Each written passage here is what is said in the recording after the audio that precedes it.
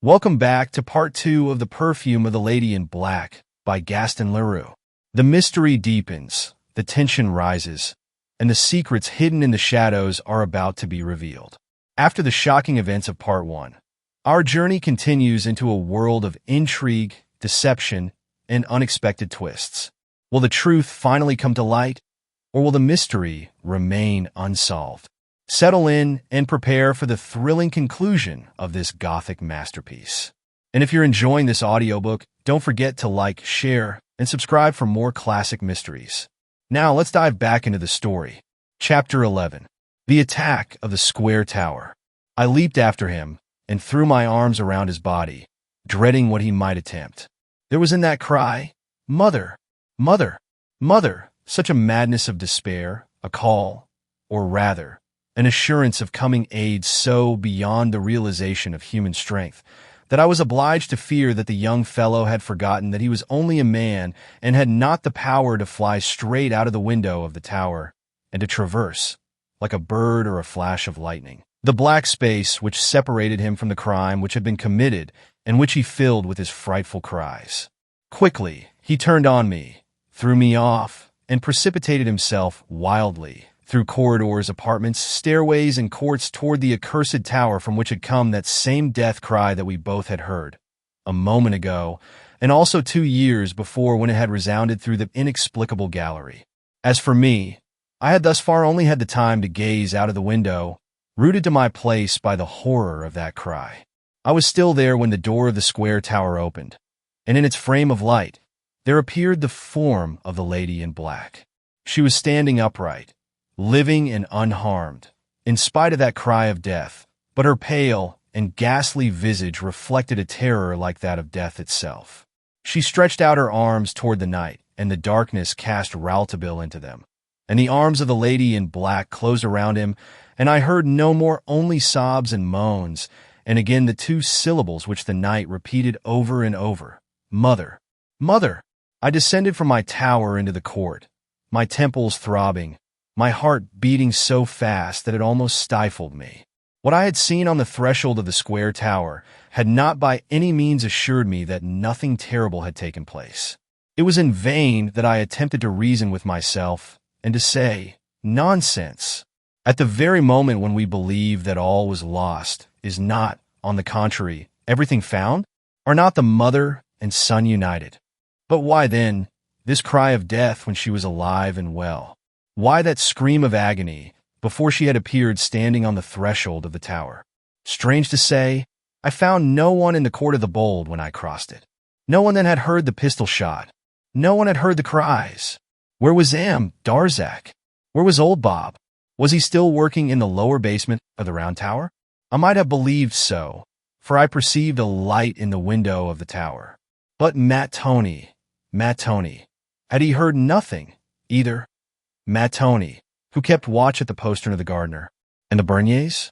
I saw neither of them, and the door of the square tower still stood open. Ah, the soft murmur, "Mother, mother, mother," and I heard her voice answer back, tenderly, though choked with sobs, "My boy, my little one." They had not even taken the precaution to close the door of old Bob's parlor. It was into that room where I had talked with her a little while before that she had led her child.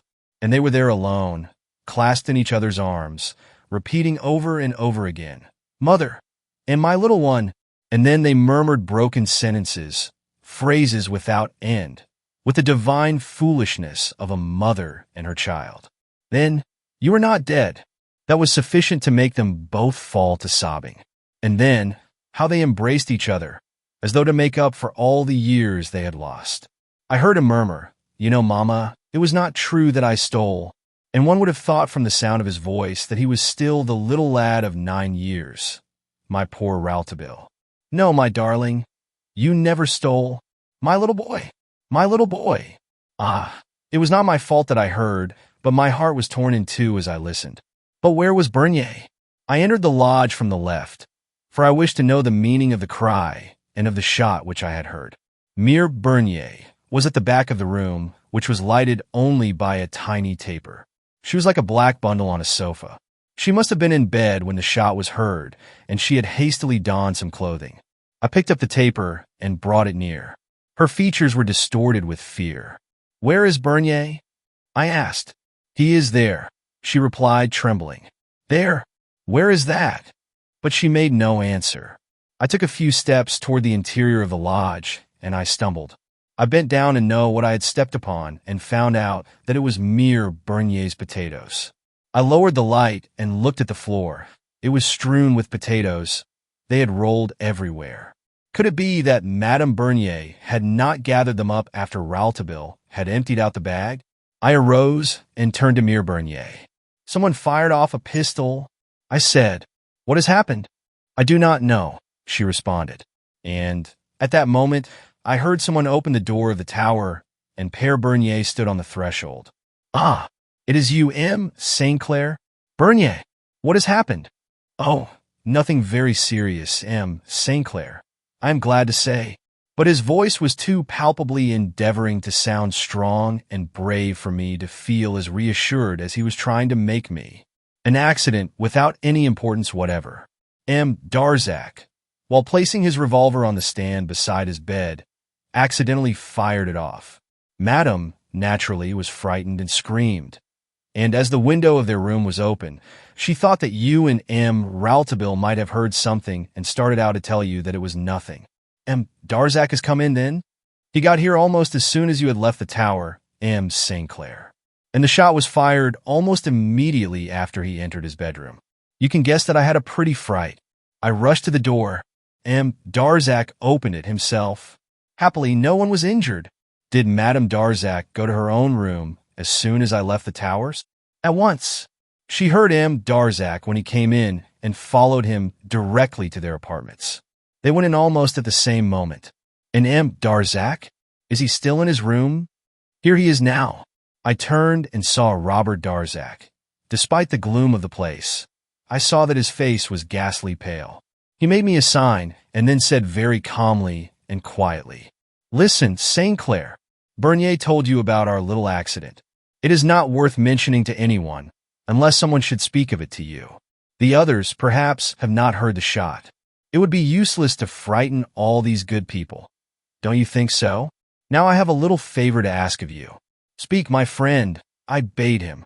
"Whatever it is, I will do it. You know that without my saying so. Make any use of me that you like. Thanks, but it is only to persuade Rouletabille to go to bed. When he is gone, my wife will calm herself and will try to get the rest that she needs. Every one of us has need of rest and of calmness, St. Clair. We all need repose and silence.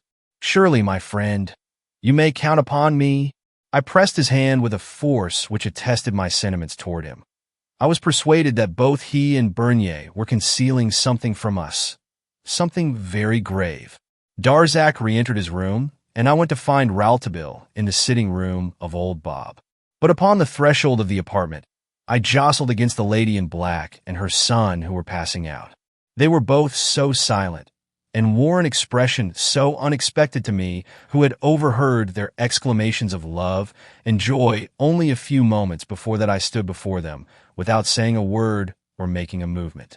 The extremity which induced Madame Darzac to leave Rouletabille so soon under such extraordinary circumstances as those which had attended their reunion puzzled me so greatly that I could not find words to say what I thought, and the submission of Rouletabille in taking leave of her so quickly amazed me. Mathilde pressed a kiss upon the lad's forehead and murmured, "Good night, my darling," in a voice so soft, so sweet, and at the same time so solemn that it seemed to me that it must resemble the leave-taking of one who was about to die. Rouletabille, without answering his mother, took my arm and led me out of the tower. He was trembling like a leaf. It was the lady in black herself who closed the door of the square tower. I was sure that something strange was passing within those walls. The account of the pistol shot which had been given me satisfied me not at all, and it is not to be doubted that Rouletabille would have agreed with me if his reasoning powers and his heart had not been giddy from the scene which had taken place between the lady in black and himself. And then, after all, how did I know that Rouletabille did not agree with me? We had scarcely gotten outside the square tower before I demanded of Rouletabille the meaning of his strange manner. I drew him into that corner of the parapet which joins the square tower to the round tower in the angle formed by the jutting out of the square tower upon the court. The reporter, who had allowed me as docilely as a little child to lead him wherever I would, spoke to me in a low tone. "St. Clair, I have sworn to my mother that I will see nothing or hear nothing of that which may pass this night in the square tower. It is the first promise that I have made to my mother, St. Clair, but I will break it for her sake, just as I would give up my hope of heaven for her. I must see, and I must hear." We were at that moment not far from a window in which a light was still burning and which opened upon the sitting room of old Bob and sloped out upon the sea. This window was not closed, and it was this, doubtless, which had permitted us to hear, so distinctly in spite of the thickness of the walls of the tower, the pistol shot and the cry of agony that had followed it. From the spot where we were now stationed, we could see nothing through this window, but was it not something to be able to hear? The storm was past, but the waters were not yet appeased, and the waves broke on the rocks of the peninsula with a violence that would have rendered the approach of any vessel impossible. The thought of a vessel crossed my mind because I believed for an instant that I could see the shadow of a vessel of some sort appearing or disappearing in the gloom. But what could it be? Evidently a delusion of my mind, which beheld hostile shades everywhere. An illusion of a mind which was assuredly more agitated than the waters themselves. We stood there, motionless, for more than 5 minutes, before we heard a sigh. Ah, how long it was, that mournful sound! A groan, deep as an expiration, like a moan of agony, a heavy sob, like the last breath of a departing soul, which reached our ears from that window, and brought the sweat of terror to our brows. And then, nothing more, nothing except the intermittent sobbings of the sea. And suddenly the light in the window went out. The outline of the square tower blended with the blackness of the night. My friend and I grasped each other's hand, as if instinctively, commanding each other, by this mute communication, to remain motionless and silent. Someone was dying there, in that tower, someone whom they had hidden. Why? And who? Someone who was neither M. Darzac, nor Madame Darzac, nor Père Bernier, nor Mere Bernier, nor almost beyond the shadow of a doubt, old Bob. Someone who could not have been in the tower. Leaning against the parapet to support ourselves, our necks stretched toward that window through which there had come to us that sigh of agony, we listened. A quarter of an hour passed thus. It might have been a century. Rouletabille pointed out to me the window of his own room in the new castle, which was still illuminated. I understood. It was necessary to extinguish this light and return. I took 1,000 precautions. 5 minutes later, I was back again with Rouletabille. There was now no other light in the court of the Bold than the feeble ray, which told of the late vigil of old Bob in the lower basement of the round tower, and the light at the gardener's postern, where Mattoni was standing sentinel. In truth, considering the positions which they occupied, one might easily understand how it was that neither old Bob nor Mattoni had heard anything that had passed in the square tower, nor even, in the heart of the storm, could the clamors of Rouletabille have reached their ears. The walls of the postern were heavy, and old Bob was entombed in a veritable subterranean cavern. I had scarcely time to steal back to Rouletabille in the corner of the parapet, the post of observation which he had not quitted, before we distinctly heard the door of the square tower moving softly upon its hinges. As I attempted to lean further out of my corner and see further down into the court, Rouletabille pushed me back and allowed only his own head to look over the wall. But as he was leaning far over, I allowed myself to violate his command and looked over his head. And this is what I saw. First, Père Bernier, perfectly recognizable, in spite of the darkness, who came out of the tower and directed his steps noiselessly to the gardener's postern. In the middle of the court, he paused, looked up at the side where our windows were, and then returned to the side of the court and made a signal which we interpreted as a sign that all was well. To whom was this signal addressed? Rouletabille leaned still further over, but he quickly retreated, pushing me back with him. When we dared to look out in the court again, no one was there. But in a few moments, we again beheld Père Bernier, or, rather, we heard him first, for there ensued between him and Mattoni a brief conversation the echoes of which were carried to us. And then we heard something which climbed under the arch of the gardener's postern, and Père Bernier reappeared with the black and softly rolling form of a carriage beside him. We could see that it was the little English cart, drawn by Toby, Arthur Rance's pony. The court of the Bold was of beaten earth, and the little equipage made no more sound than as if it were gliding over a carpet. Toby was so intelligent and so quiet that one would have said that he had received his instructions from Père Bernier. The latter, reaching, at length, the oubliette, raised again his face toward our windows, and then, still holding Toby by the bridle, came to the door of the square tower. Leaving the little equipage before the door, he entered the tower. A few moments passed by which seemed to us like hours, particularly to Rouletabille, who was seized with a fit of trembling which shook his frame like an aspen leaf. Père Bernier reappeared. He crossed the court alone and returned to the postern. It was then that we were obliged to lean further out, and, certainly, the persons who were now upon the threshold of the square tower might have perceived us if they had looked up at our side, but they were not thinking of us. The night had become clear, and a beautiful moon had arisen which threw its rays over the sea and stretched its radiance across the court of the Bold. The two persons who came out of the tower and approached the carriage appeared so surprised that they almost recoiled at what they saw. But we could hear the lady in black repeating again and again in low, firm tones, "Courage, Robert, courage! You must be brave now." And Robert Darzac replied in a voice which froze my blood, "It is not courage which I lack." He was bending over something which he dragged before him, and then raised in his arms as though it were a heavy burden, and tried to slip under the long seat of the English cart. Rouletabille had taken off his cap. His teeth were chattering. As well as we could distinguish, the thing was in a sack. To move this sack, Darzac was making the greatest efforts, and we heard him breathe a sigh of exhaustion. Leaning against the wall of the tower, the lady in black watched him without offering any assistance. And suddenly, at the moment that Darzac had succeeded in loading the sack into the cart, Mathilde pronounced these words in a voice shaken with horror. "It is moving. It is the end," said Darzac, wiping his forehead with his pocket handkerchief. Then he took Toby by the bridle and started off, making a sign to the lady in black, but she, still leaning against the wall, as though she had been placed there for some punishment, made no signal in reply. Darzac seemed to us to be quite calm. His figure straightened up. His step grew firm. One might almost say that his manner was that of an honest man who has done his duty. Still, with the greatest precaution, he disappeared with his carriage beneath the postern of the gardener, and the lady in black went back into the square tower. After this, I wished to emerge from our corner, but Rouletabille restrained me. It was well that he did so, for Bernier came up to the postern and crossed the court, directing his way again toward the square tower. When he was not more than 2 meters from the door, which was closed, Rouletabille glided softly from the corner of the parapet, stepped between the door and the figure of Bernier, who was struck with terror. He put his hands upon the shoulders of the concierge. "Come with me," he commanded. Bernier seemed absolutely powerless. I, too, came out of my hiding place. The old man looked at us both standing there in the moonlight.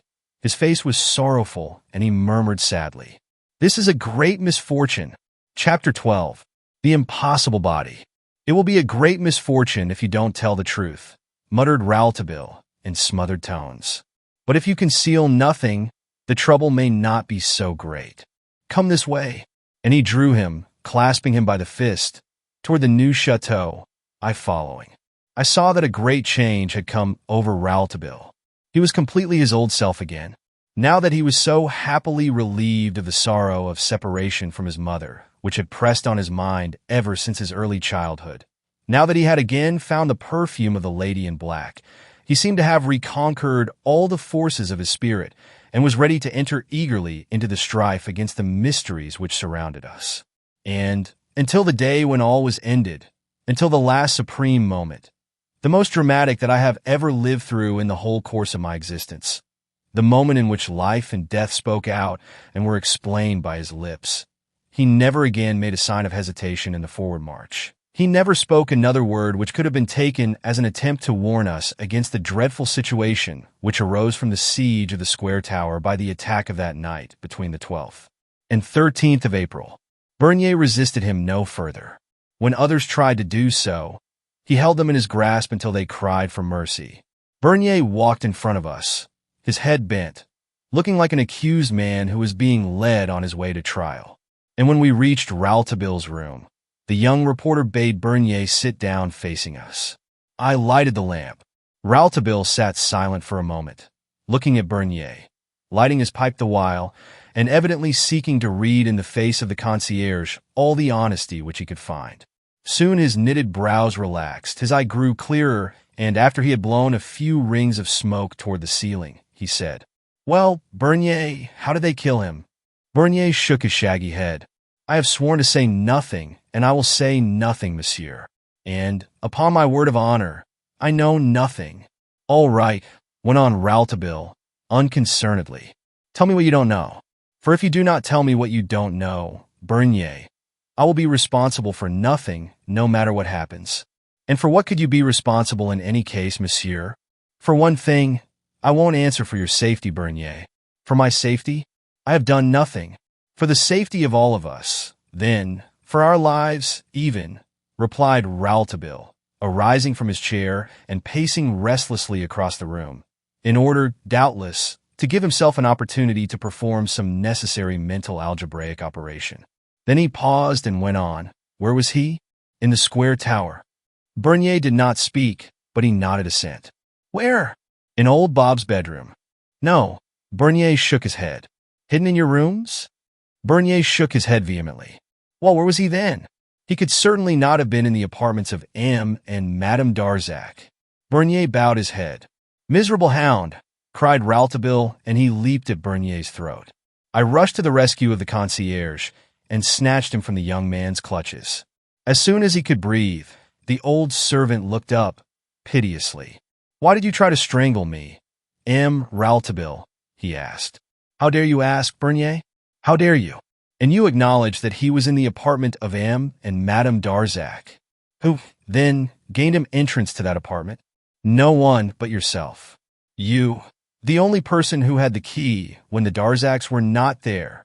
Bernier arose to his feet. He was as pale as a ghost, but his look and attitude were full of dignity. "M. Rouletabille, do you accuse me of being an accomplice of Larsan?" "I forbid you to pronounce that name," shouted the reporter. "You know very well that Larsan is dead, and has been dead for months." "For months," echoed Bernier, ironically. "Yes, that is true. I was wrong to forget it. When one devotes oneself to his masters and permits himself to be beaten and abused for them, it is necessary to ignore everything, no matter what they may do to you." "I beg your pardon, sir." "Listen to me, Bernier. I know that you are a brave man, and I respect you. It is not your good faith that I am questioning, but I am censuring your negligence." "My negligence?" Bernier, as pale as his face had been, flushed crimson. "My negligence?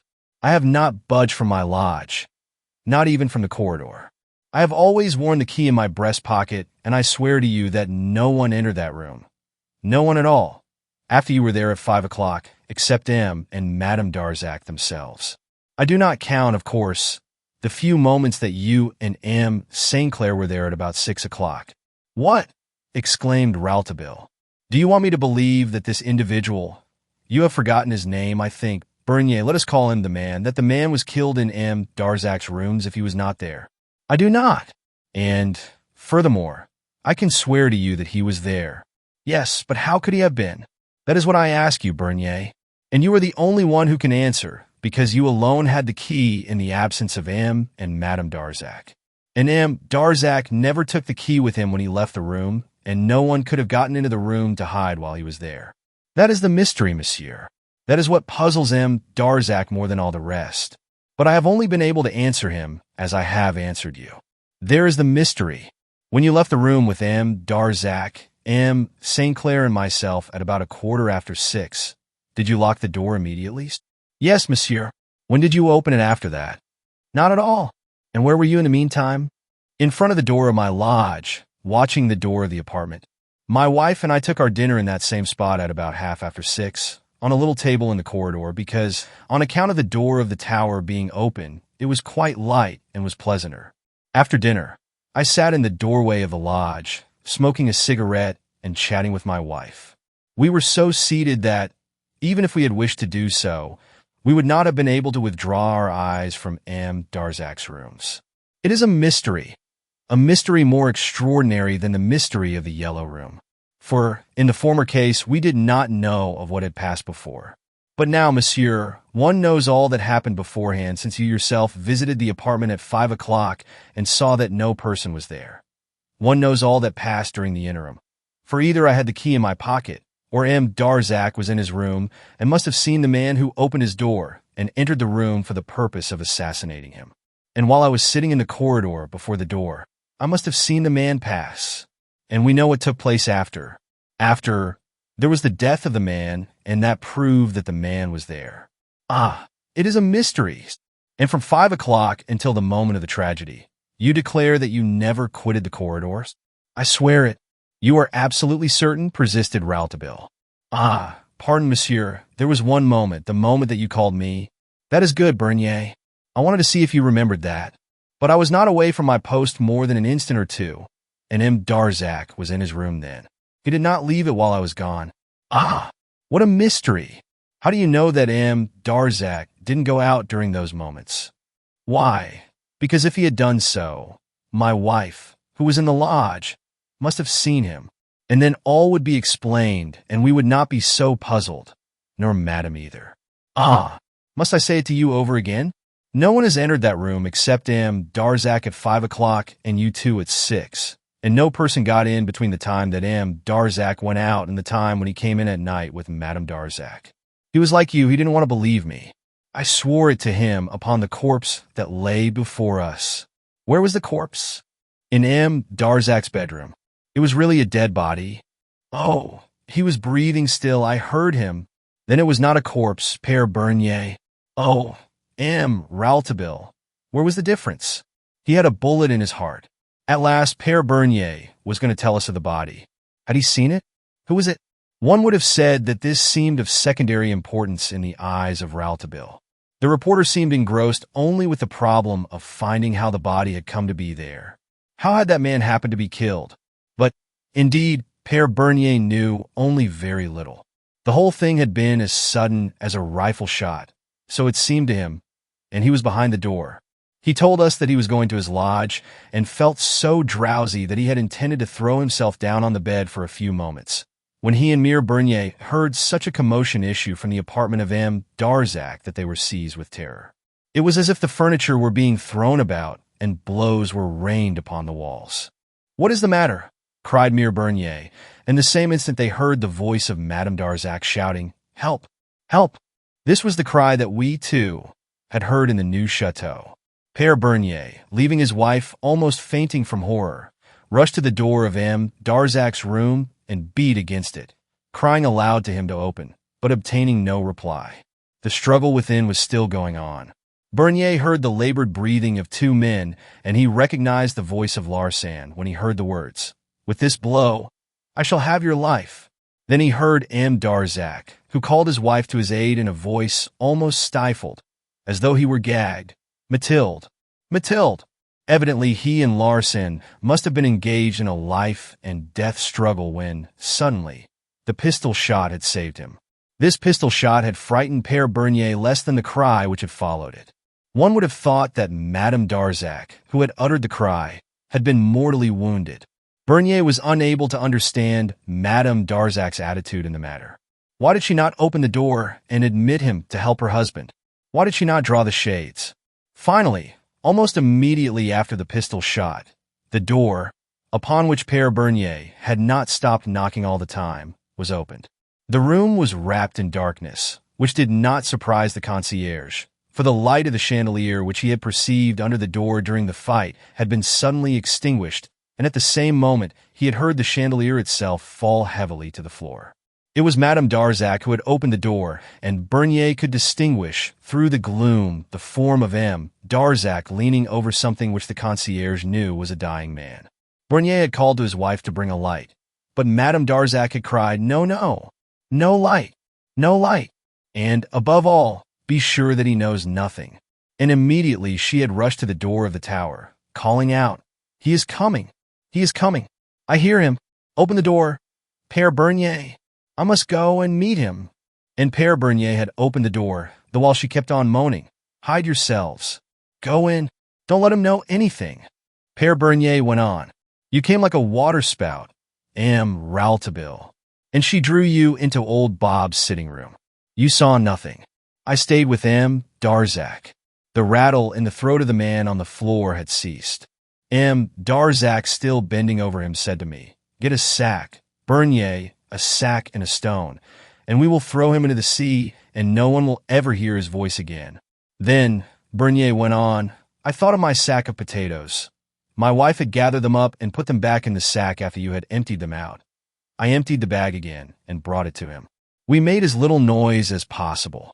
During this time, Madame was, I suppose, telling you the story in old Bob's sitting room, and we heard St. Clair questioning my wife in the lodge. Moving very quietly, we had slipped the body, which Darzac had tied up, into the sack. But I said to Darzac, 'Let me beg of you not to throw it into the water. It is not deep enough to hide it. There are days when the sea is so clear that one may look down to the bottom.' 'What shall we do then?' whispered Darzac. I answered, 'Heaven help us, I don't know, monsieur. All that I could do for you, and for Madame, and for humanity against a villain like Frederick Larsan, I have done, and willingly. But don't ask any more of me, and may God protect you.' And I went out of the room, and found you in the lodge, St. Clair. And then you went for Rouletabille at the request of Darzac, who had come out of his own apartment. As for my wife, she was almost swooning with terror when she suddenly saw that both Darzac and myself were covered with blood. See, messers, my hands are red. Pray heaven, it doesn't bring us misfortune. But we have done our duty. Oh, he was a miserable wretch. But do you want me to tell you? Well, one could never keep such a history secret. And in my opinion, it would be better to go immediately with it to the justice. I have promised to keep silence, and I did keep silence so long as I was able. But I'm glad enough to relieve myself of such a burden before you gentlemen who are the friends of Monsieur and Madame, and who may, perhaps, be able to make them listen to reason. Why should they hide the facts? Isn't it an honor to have killed Larsan? Pardon me for having spoken his name. I know well it was not right, but is it not an honor to have saved the whole world from a scoundrel in saving oneself? Ah, hold, a fortune. Madame Darzac promised me a fortune if I would keep silence. What do I care for that? Could one have a better fortune than to be of service to the poor lady who has had so many troubles? Never in the world. But how she looked? Why should she have feared? I asked her when we thought that you had gone to bed, and that we three were all alone in the square tower with our corpse. I said to her, 'Tell everyone that you have killed him. All the world will praise you.' She answered, 'There has been too much scandal already, Bernier, and as much as it depends on me to do, and as much as is possible, I will hide this new horror forever. It would kill my father.' I had nothing to say to that, but I wanted to speak. It was upon the tip of my tongue to say, 'If the business comes out later, one will believe that you did something wrong, and Monsieur, your father, will die just as surely.' But it was her idea. She wished that all should be concealed. Well, I promised her. That's all." Bernier turned toward the door, showing us his hands. "I must rid myself of the blood of the accursed pig," he said dryly. Rouletabille stopped him. "And what was Darzac saying all this time? What was his opinion?" He repeated, "What Madame Darzac says is right. She must be obeyed implicitly." His shirt was torn, and he had a slight wound in his throat, but it did not seem to bother him at all. And indeed, there was only one thing in which he seemed interested, and that was as to how the miserable wretch had gotten into his rooms. I told him what I have told you, that he could not have entered without my seeing him, and I told him just how I had passed every moment of my time. His first words on the subject had been, "But when I came in a little while ago, there was no one in my room, and I shut and bolted the door." Where did this conversation take place? In the lodge, in the presence of my wife, who was nearly frightened to death. Poor thing. And the body? Where was that? It lay in the sleeping room of Darzac. And how was it decided that it should be disposed of? I can't say as to that for certain, but their resolution was taken, for Madame Darzac said to me, "Bernier, I am going to ask of you one last service. Go and bring the English cart from the stable and harness Toby to it. Don't waken Walter, if you can help it. If you wake him and he asks for any explanations, say this to him and also to Matt Tony, who has the watch at the postern.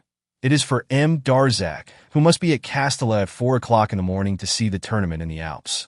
Madame Darzac said also, if you meet M. St. Clair, bring him to me, but if you meet M. Rouletabille, say nothing to him and do nothing that may attract his attention. Ah, monsieur, Madame did not let me go out until the window of your room was closed and your light extinguished. And then we were not entirely certain in regard to the body which we believed to be dead before it sighed once more. And my God, what a sigh!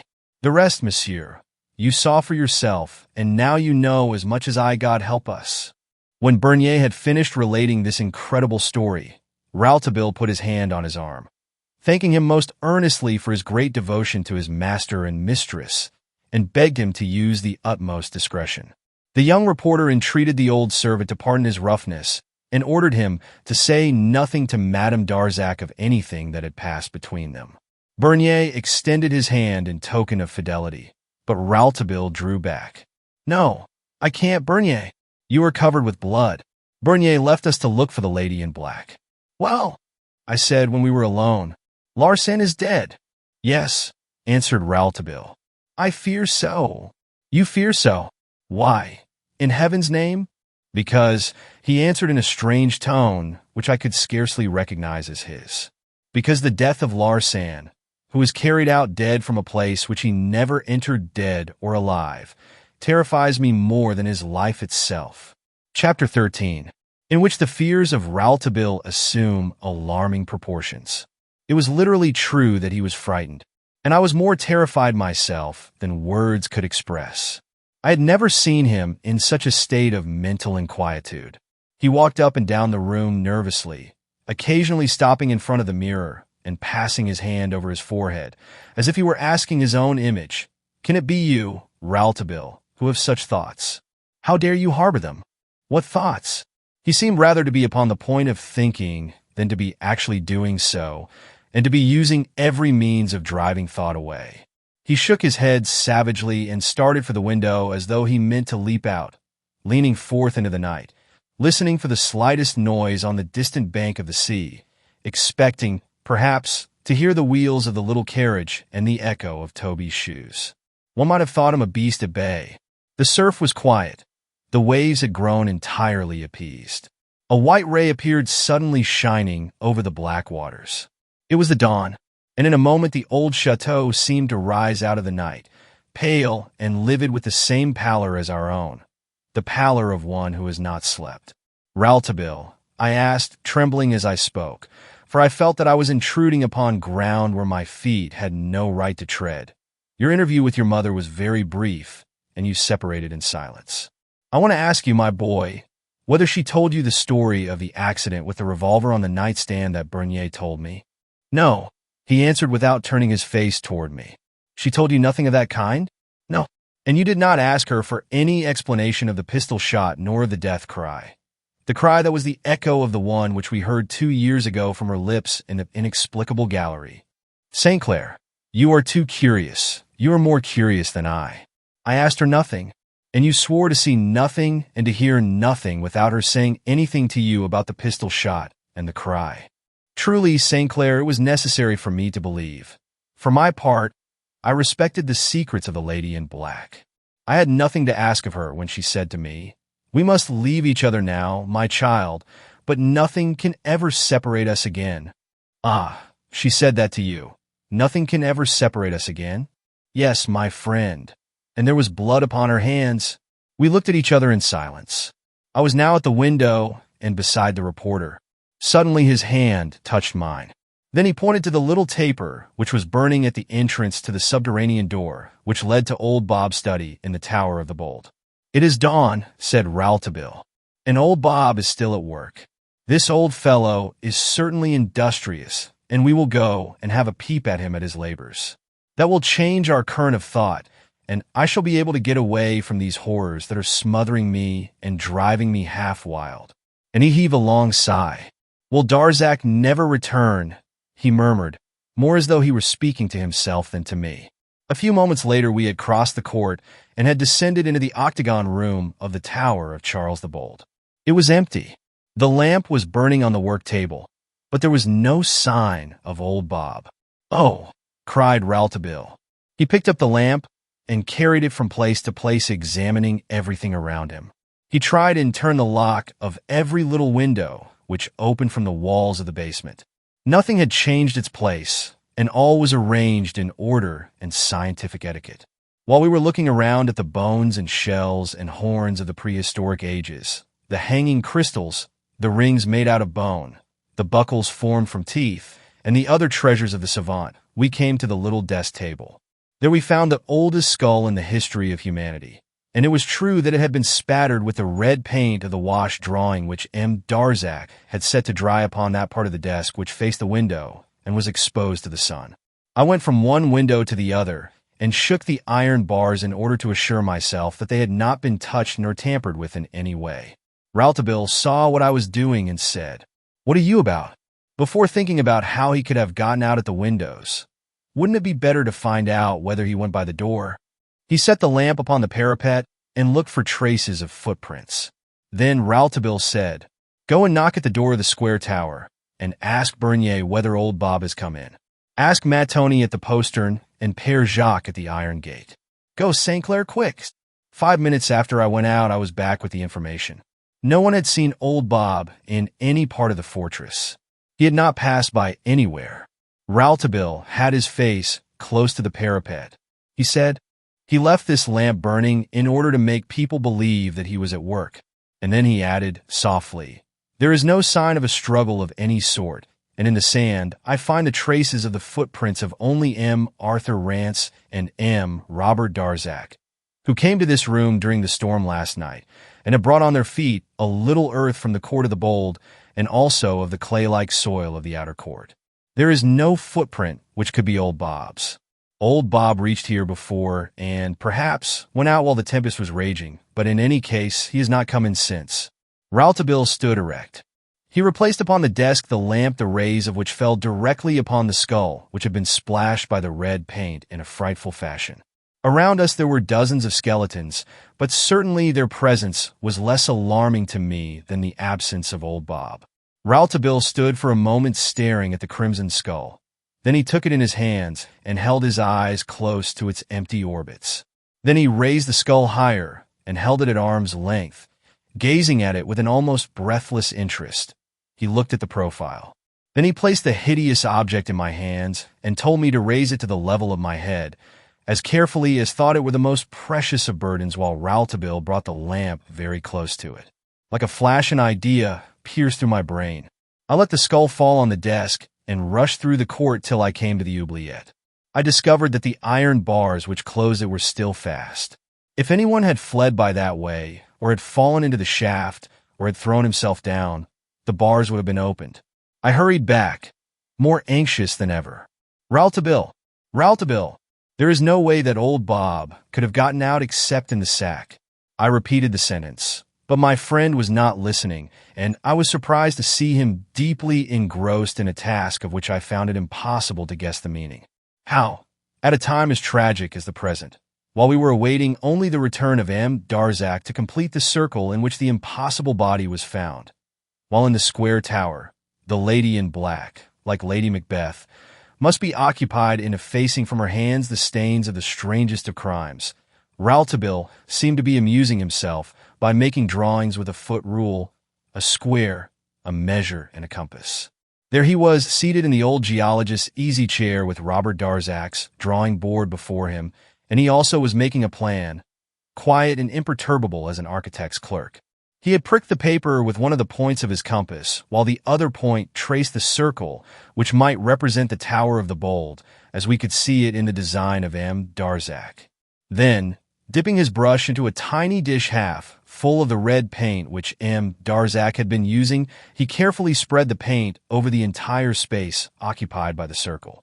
In doing this, he was extremely particular, giving the greatest attention to seeing that the paint was of the same thickness at every point, just as a student might have done in preparing a lesson. He bent his head first to the right and then to the left as though to see the effect, moistening his lips with his tongue as though he were meditating earnestly. In a moment, he gave a little start and then sat motionless. His eyes were fixed on the drawing as though they had been glued to it. They did not even move in their sockets.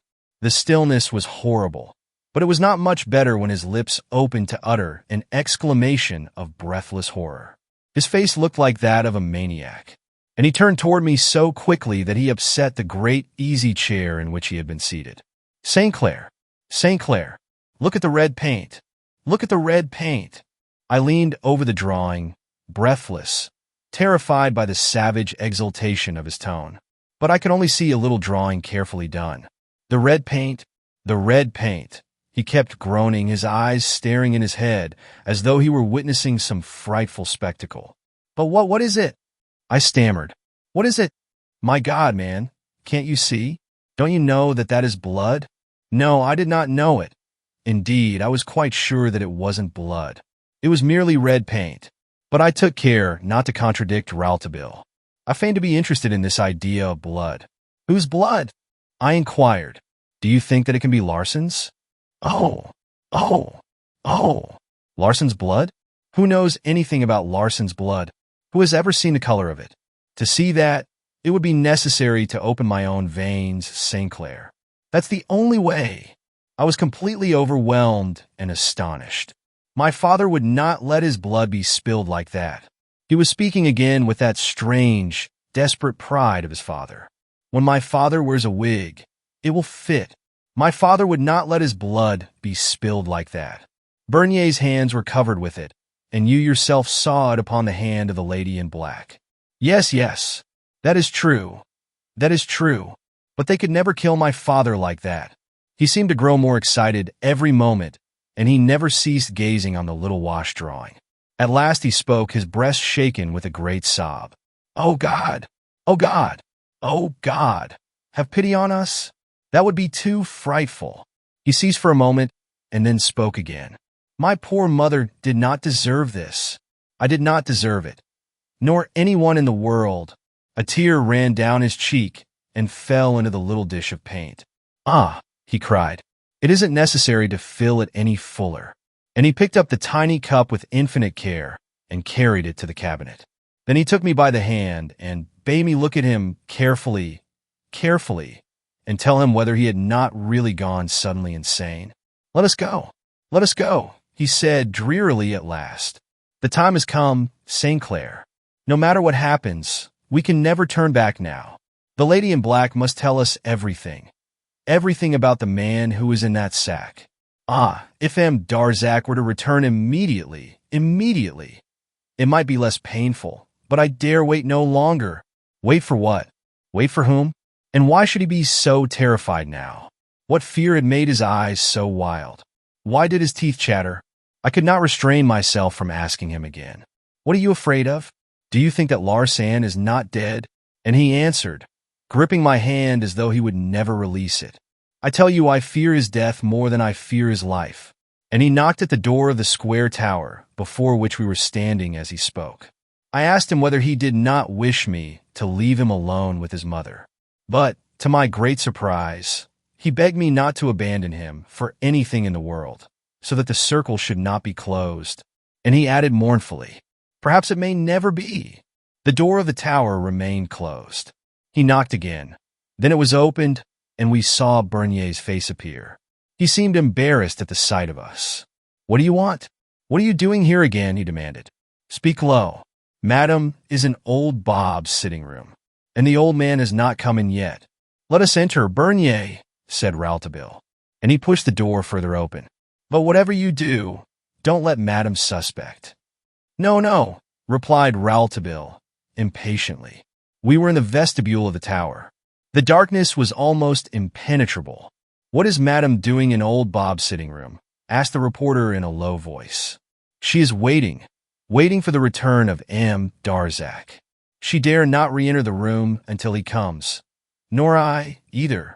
Well, go back in your lodge, Bernier, ordered Rouletabille, and wait until I call you.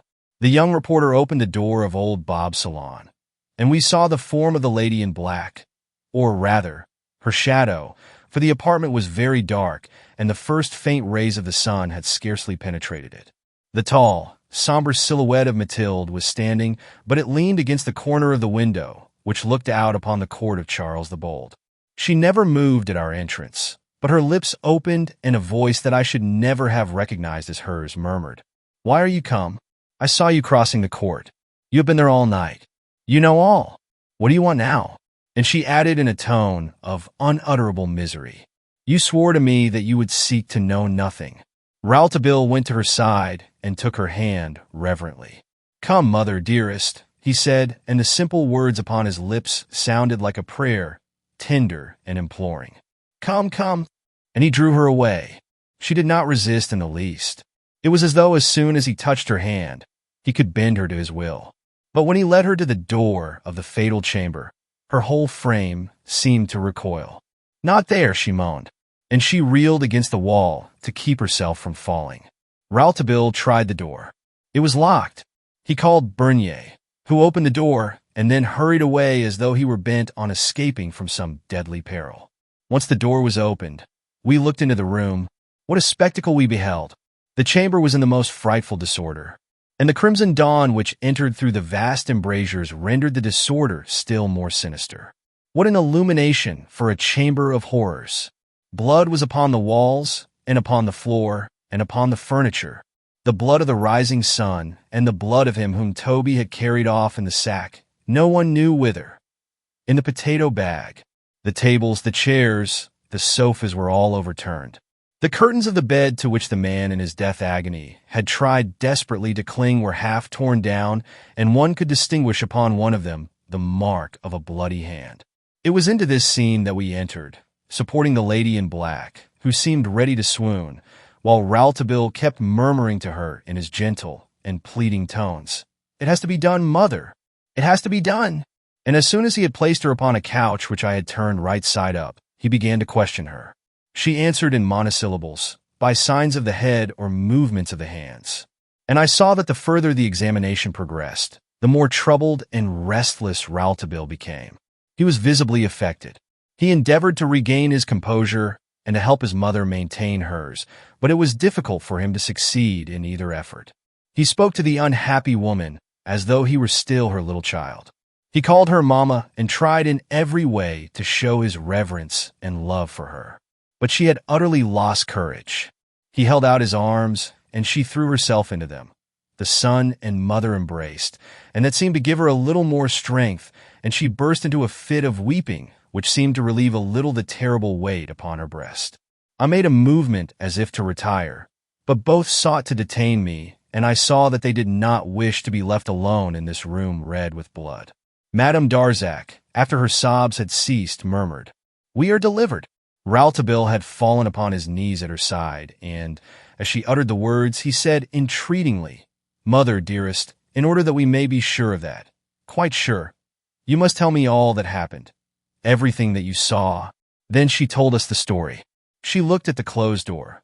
She looked with what seemed to be new horror at the overturned furniture and the blood-spattered walls and floor, and she narrated the details of the frightful scene through which she had passed in a voice so low as to be almost inaudible, and I was obliged to bring my ear close to her to hear it all. In short, halting phrases, she told us that as soon as M. Darzac had entered his room, he had drawn the bolt and had walked straight to the little table which was placed in the center of the room. The lady in black was standing a little nearer the left, ready to pass into her own sleeping room. The apartment was lighted only by a wax candle placed on the night commode, at the left, near Mathilde's door. And this is what happened. The silence of the room was suddenly broken by a loud crash, like that of a piece of furniture falling to the ground, which made both M. and Madame Darzac quickly raise their heads while their hearts were struck at the same moment by the same thrill of terror. The crash came from the little panel, and then all was silent. The pair looked at each other without daring to utter a word, perhaps without being able to do so. Darzac made a movement toward the panel which was situated at the back of the room on the right-hand side. He was nailed to the spot where he stood by a second crash, louder than the first, and this time it seemed to Mathilde that she could see the panel move. The lady in black asked herself whether she were the victim of a hallucination, or if she had really seen the panel move. But Darzac had seen the same thing, for he made a hasty step in that direction. But at that very moment, the panel swung open before them. Pushed by an invisible hand, it turned on its hinges. The lady in black tried to cry out, but her tongue clove to the roots of her mouth. But she made a gesture of terror and bewilderment, which threw the wax candle to the ground at the very moment when a shadowy form issued from the panel. Uttering a cry of rage, Robert Darzac rushed upon the figure. And that shadow had a face that you could see, interrupted Rouletabille. Mama, why did you not see the face? You have killed the shadow, but how do we know that it was Larsan if you did not see his face? Perhaps you have not even killed Larsan's shadow. Oh yes, she replied, almost listlessly. He is dead. And then for a moment she said no more. And I looked at Rouletabille, asking myself, who could have been killed if it were not Larsan? If Mathilde had not seen his face, she had certainly heard his voice. She shuddered yet at the recollection. She heard it yet. And Bernier, too, had heard the voice and recognized it. That terrible voice of Larsan's, the voice of Ballmeyer, who in that fearful conflict in the middle of the night had promised death to Robert Darzac. This blow will end your life. While Darzac could only groan in the tones of a dying man.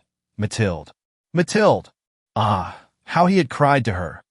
How he had called with the rattle in his throat as he lay already vanquished and in the shadow of death. And she had only to throw her own shadow, swooning with terror, into the midst of those two other shadows, while the man she loved called upon her for the aid she could not give and which could not come from elsewhere. And then, suddenly, there had come the pistol shot, and she had uttered that terrible shriek, as though she had been wounded herself. Who was dead? Who was living? Who was speaking? Whose voice would she hear? And then it was Robert who spoke.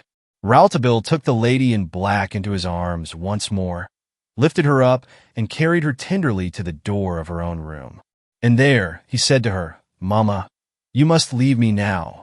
I have work to do for you, for M. Darzac, and for myself. Don't leave me.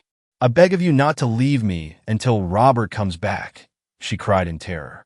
Rouletabille begged her to try and take some rest, and promised to remain near her if she would close her door, when someone knocked at the door of the corridor. Rouletabille asked who was there, and the voice of Darzac answered. At last, cried Rouletabille, and he threw the door open. The man who entered looked like a corpse. Never was human face so pallid, so bloodless, so devoid of all semblance of life. So many emotions had ravaged his visage that it expressed not a single one. Ah, you were there, he said. Well, it is over. And he fell into the chair from which Rouletabille had just raised the lady in black. He looked up at her. Your wish is realized, he said. It is where you wished it to be.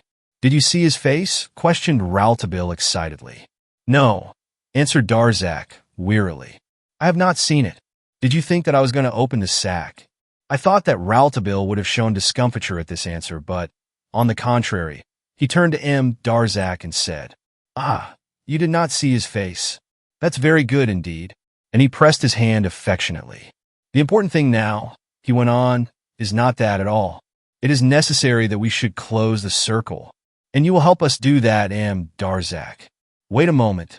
And almost joyously, he threw himself down on all fours and crawled around among the furniture and under the bed, as I had seen him do in the yellow room.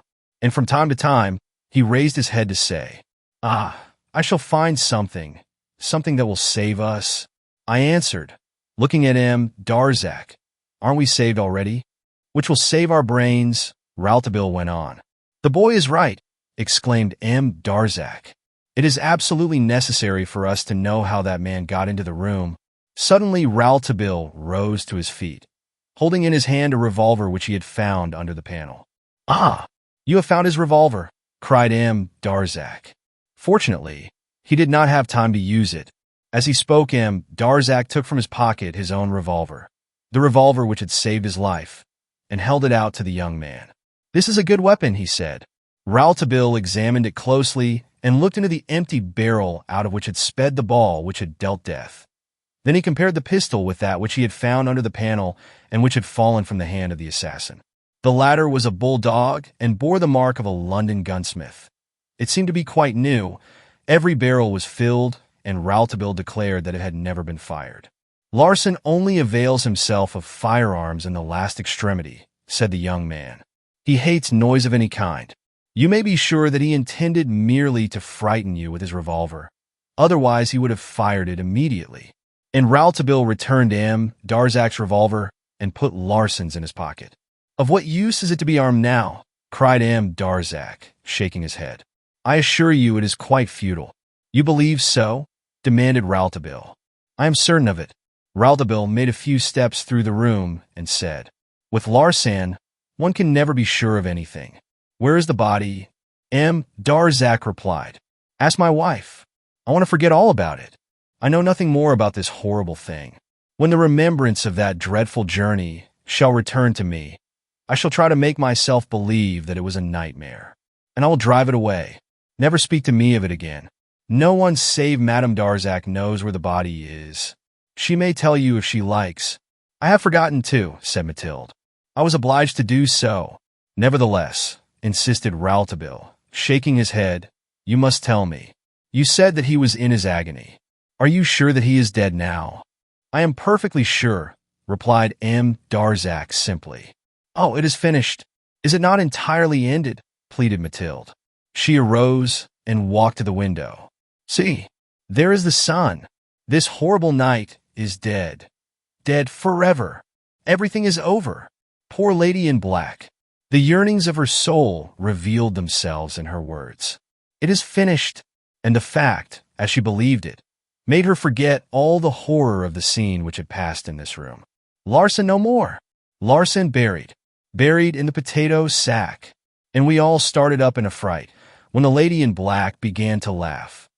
The frantic laugh of a madwoman. She ceased as suddenly as she had begun, and a horrible stillness followed. We dared look neither at her nor at each other. She was the first to speak. "It is all over," she said. "Forgive me. I won't laugh again." And then Rouletabille said, speaking in a very low tone, "It will be over when we know how he got in." "What good would it do?" replied the lady in black. "It is a question to which he alone knows the answer. He is the only one who could tell us, and he is dead. He will not be truly dead for us until we know that," responded Rouletabille. "Evidently," said M. Darzak, "so long as we do not know that, we shall be uneasy, and he will be there in our minds. He must be driven away. He must be." "Let us try to drive him away, then," said Rouletabille. And he went to the lady in black and gently took her hand in his and attempted to draw her into the next room, begging her to lie down and rest. But Mathilde declared that she would not go. She said, "What? You would drive Larson away, and I not here?" And her voice sounded as though she were about to laugh again. I made a sign to Rouletabille not to insist upon her absence. Rouletabille opened the door leading into the corridor and called Bernier and his wife. They did not wish to enter, but we insisted on their doing so, and a general consultation took place from which we deduced the following facts. 1. Rouletabille had visited the apartment at 5 o'clock and searched behind the panel, and at that time there was no one in the room. 2. After 5 o'clock, the door of the apartment had been twice opened by Père Bernier, who alone had the right to open it in the absence of M. and Madame Darzak. The first time was at 5 o'clock to permit M. Darzak to enter, the next at 11 o'clock to admit M. and Madame Darzak. 3. Bernier had locked the door of the apartment when M. Darzak went out with us between 6:15 and 6:30. 4. The door of the apartment had been locked and bolted by M. Darzak as soon as he entered his room, both in the afternoon and in the evening. 5. Bernier had stood guard before the door of the apartment from 5 o'clock till 11 o'clock with a brief interruption of not more than 2 minutes at 6 o'clock. When we had discussed and fully established these facts, Rouletabille, who was sitting at M. Darzak's desk taking notes, arose and said, "So far it is very simple. We have only one hope. It is in the few moments that Bernier was off guard about 6 o'clock. At least, at that time, no one was in front of the door. But there was someone behind it. It was you, M. Darzak. Can you reiterate, after having thoroughly searched your memory, that when you went into your room, you instantly closed the door and drew the bolt?" "I can," replied M. Darzak solemnly, and he added, and I opened that door only when you and St. Clair knocked upon it. I swear it. And in saying this, as later events proved, the man spoke the truth. Rouletabille thanked the Berniers and dismissed them to get some rest. Then, his voice trembling, the lad said, "It is well. Darzac, you have closed the circle. The apartment in the square tower is now closed as firmly as was the yellow room, which was like a strong box, or as the inexplicable gallery. One would guess immediately that Larsan was mixed up in the affair." I exclaimed. "It is the same mode of procedure." "Yes," observed Madame Darzac. "Yes, St. Clair, it is the same mode of procedure." And she unfastened her husband's collar to show the wounds hidden beneath it. "See," she said, "they are the same nail prints. I know them well." There was a sorrowful silence. Darzac, caring only to solve this strange problem, reviewed the crime of the Glandier, and he repeated what he had said in the yellow room. "There must be a passage in the floor, in the ceiling, or in the walls." "There is not," replied Rouletabille. "Then he must have found some way to make one," persisted Darzac. "Why?" asked Rouletabille. "Did he do anything of the sort in the yellow room?" "Oh, this isn't the same thing at all," I exclaimed. "This apartment is more firmly closed than the yellow room, since no one could have gotten into it before nor after." "No, it is not the same thing," pronounced Rouletabille. "It is just the opposite. In the yellow room, there was a body missing. In the room in the round tower, there is a body too many," and he tottered out, leaning on my arm so as not to fall. The lady in black rushed toward him. He had strength enough left to stop her with a gesture. "Oh, this is nothing," he said. "I'm a little tired. That's all." Chapter 14. The Sack of Potatoes. While Darzac, with the assistance of Bernier, busied himself, as Rouletabille advised, with obliterating all signs of the tragedy, the lady in black, who had hastily changed her dress, hurried to her father's rooms in order not to run the risk of encountering any of the other members of the party. Her last word was to counsel us to prudence and silence. Rouletabille also took leave of us. It was now about 7 o'clock in the morning, and things began to stir in and about the chateau. We could hear the fishermen singing in their boats. I threw myself upon my bed, and in a few moments I was sleeping profoundly, vanquished by the physical weariness which was stronger than my powers of resistance. When I awakened, I lay for a few moments on my couch in a pleasant bewilderment, but as the events of the night dawned on my remembrance, I started up in terror. "Ah!" I cried out. "A body too many! No, it can't be. It's impossible."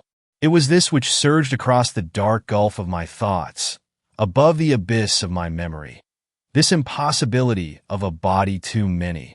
And the horror which I found in my heart at my awakening was not confined to myself. Far from it.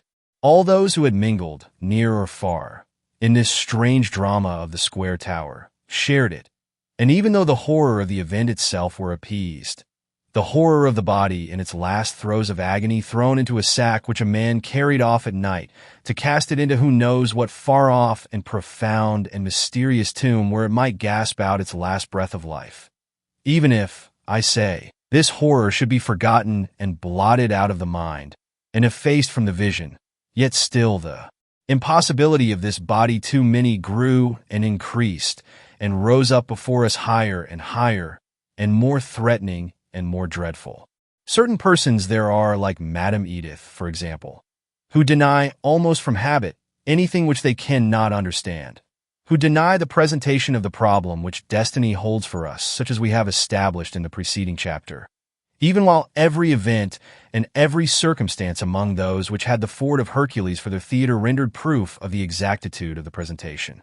First of all, the attack. How had the attack been made? At what moment? By what means of approach?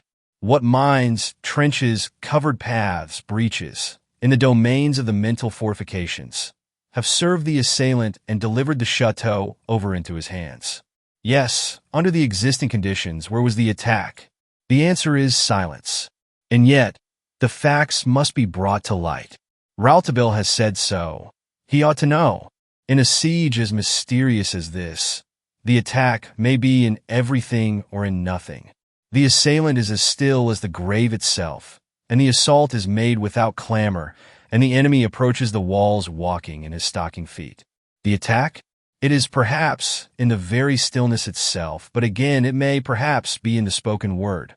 It is in a tone, in a sigh, in a breath. It is in a gesture, but if perhaps it may be in all which is hidden, it may be also in all that is revealed, in everything which one sees and which one does not see. 11 o'clock. Where was Rouletabille? His bed had not been disturbed. I dressed myself hurriedly and went to look for my friend, whom I found in the outer court. He took me by the arm and led me into the vast drawing room of La Louvre. There I was surprised to find, although it was not yet time for luncheon, everybody assembled. M. and Madame Darzac were there.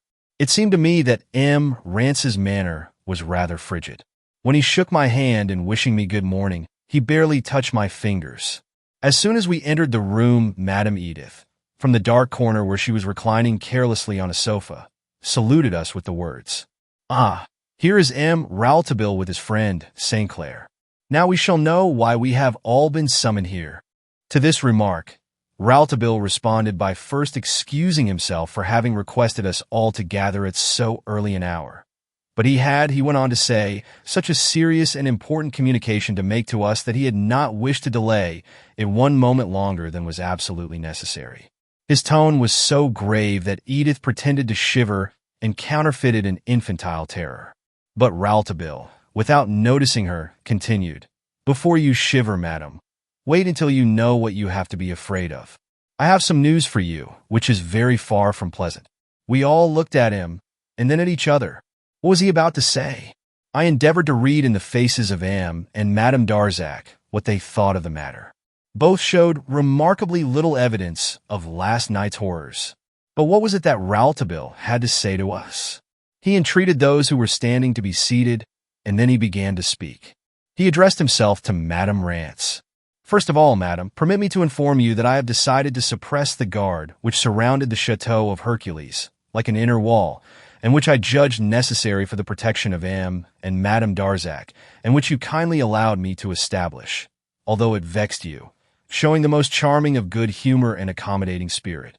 This direct allusion to the mocking remarks and innuendos of Madame Edith at the time when we mounted guard made Mr. Rance and his wife both smile. But no smile arose to the lips of M. or Madame Darzac nor myself, for we had begun to ask ourselves anxiously what the boy was preparing to say. "Ah, really? Are you going to withdraw the guard from the chateau, M. Rouletabille? Well, I am very glad to hear it, although I assure you that it did not vex me in the least," exclaimed Madame Edith with an affectation of gaiety. "On the contrary, it has interested me very much because, I am of a very romantic nature, and if I rejoice at the change, it is because the fact proves to me that M. and Madame Darzac are no longer in any danger." "This is true, madam," replied Rouletabille, "since last night. Madame Darzac could not refrain from a hasty movement, which no one save myself perceived." "So much the better," cried Madame Edith. "May heaven be praised. But how is it that my husband and I are the last to hear the news? Interesting things must have been happening last night. The nocturnal trip of M. Darzac to Castello was one of them, without doubt." As she spoke, I could see the embarrassment of M. and Madame Darzac. The former, after a glance at his wife, started to speak, but Rouletabille would not permit him to do so. "Madam, I do not know where M. Darzac went last night, but it is necessary that you should know one thing, and that is the reason why M. and Madame Darzac have ceased to run any danger. Your husband, madam, has told you of the frightful tragedy of the Glandier 2 years ago and of the villainous part played in it by Frederick Larsan. Yes, monsieur, I know all that. You know also, of course, that the reason why we have placed such a strong guard here around M. Darzac and his wife was because we had seen this man again." "I do." "Well, M. and Madame Darzac are no longer in danger because this man cannot appear again ever." "What has become of him?" "He is dead." "When did he die?" "Last night." "And how did he die last night?" "He was killed, madam." "And where was he killed?" "In the square tower." We all sprang to our feet at this declaration in the greatest agitation. M and Madame Rance seemed completely stupefied by the words which they had heard, and M and Madame Darzac and myself were plunged into the most profound agitation by the fact that Rouletabille had not hesitated to reveal the secret. "In the square tower?" cried Madame Edith. "And who, then, has killed him?" "Robert Darzac," replied Rouletabille. "And he entreats everyone to sit down." It was astonishing how we seated ourselves with one accord, as though, at such a moment, we had nothing to do except to obey this youngster.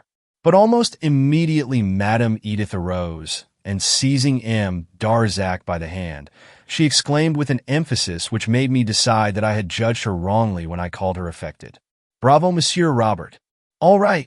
You are a gentleman." Then she paid some exaggerated compliments, for after all, it was her nature to exaggerate things, to Madame Darzac. She swore eternal friendship for her. She declared that she and her husband were ready, under all circumstances, to stand by the Darzacs, and that the latter might count upon their zeal and their devotion, and that they would swear whatever one liked before all the judges in the tribunal. "Gently, dear madam," interrupted Rouletabille. "There is no question of judges, and we hope that there may not be. There's no need of it. Larsan was a dead man in the eyes of the whole world long before he was killed last night. He will continue to be dead. That is all. We have decided that it would be useless to reopen a scandal of which and Madame Darzac have already been made the innocent victims, and we have counted upon your assistance. The affair has happened in so mysterious a fashion that even you, if we had not informed you in regard to it, would never have suspected. But and Madame Darzac are endowed with sentiments too noble to permit them to forget what they owe to their hosts. The most simple rules of hospitality ordered them to tell you that they killed a man in your house last night. How foolish it would be to lay bare this unfortunate story to some Italian police officer and subject you to the inconvenience of having your names coupled with a miserable business. And it might easily be to have a search made of your house and hired servants of the law under your roof. And Madame Darzac, for your sakes alone, are anxious that you should not run the risk of being the object of idle gossip, or perhaps of having the police descend upon your home. Arthur Rance, who up to this time had remained speechless, arose and said, his face as pallid as though he had seen a ghost, "Frederick Larsan is dead." "Well, so far so good, and no one is more rejoiced than myself to know it. And if he has received the punishment due to his crimes from the hand of Darzac, no one is more to be congratulated than Darzac. But I consider that it would be wrong for Darzac to make any attempt to conceal an act which is an honor to himself. It would be better to inform the authorities, and without delay, if they should come to learn of this affair from others, rather than by our means. Think of what the situation would be. If we give out the information ourselves, we shall show that an act of justice has been committed. If we conceal anything, we shall place ourselves in the category of malefactors. People might even suppose..."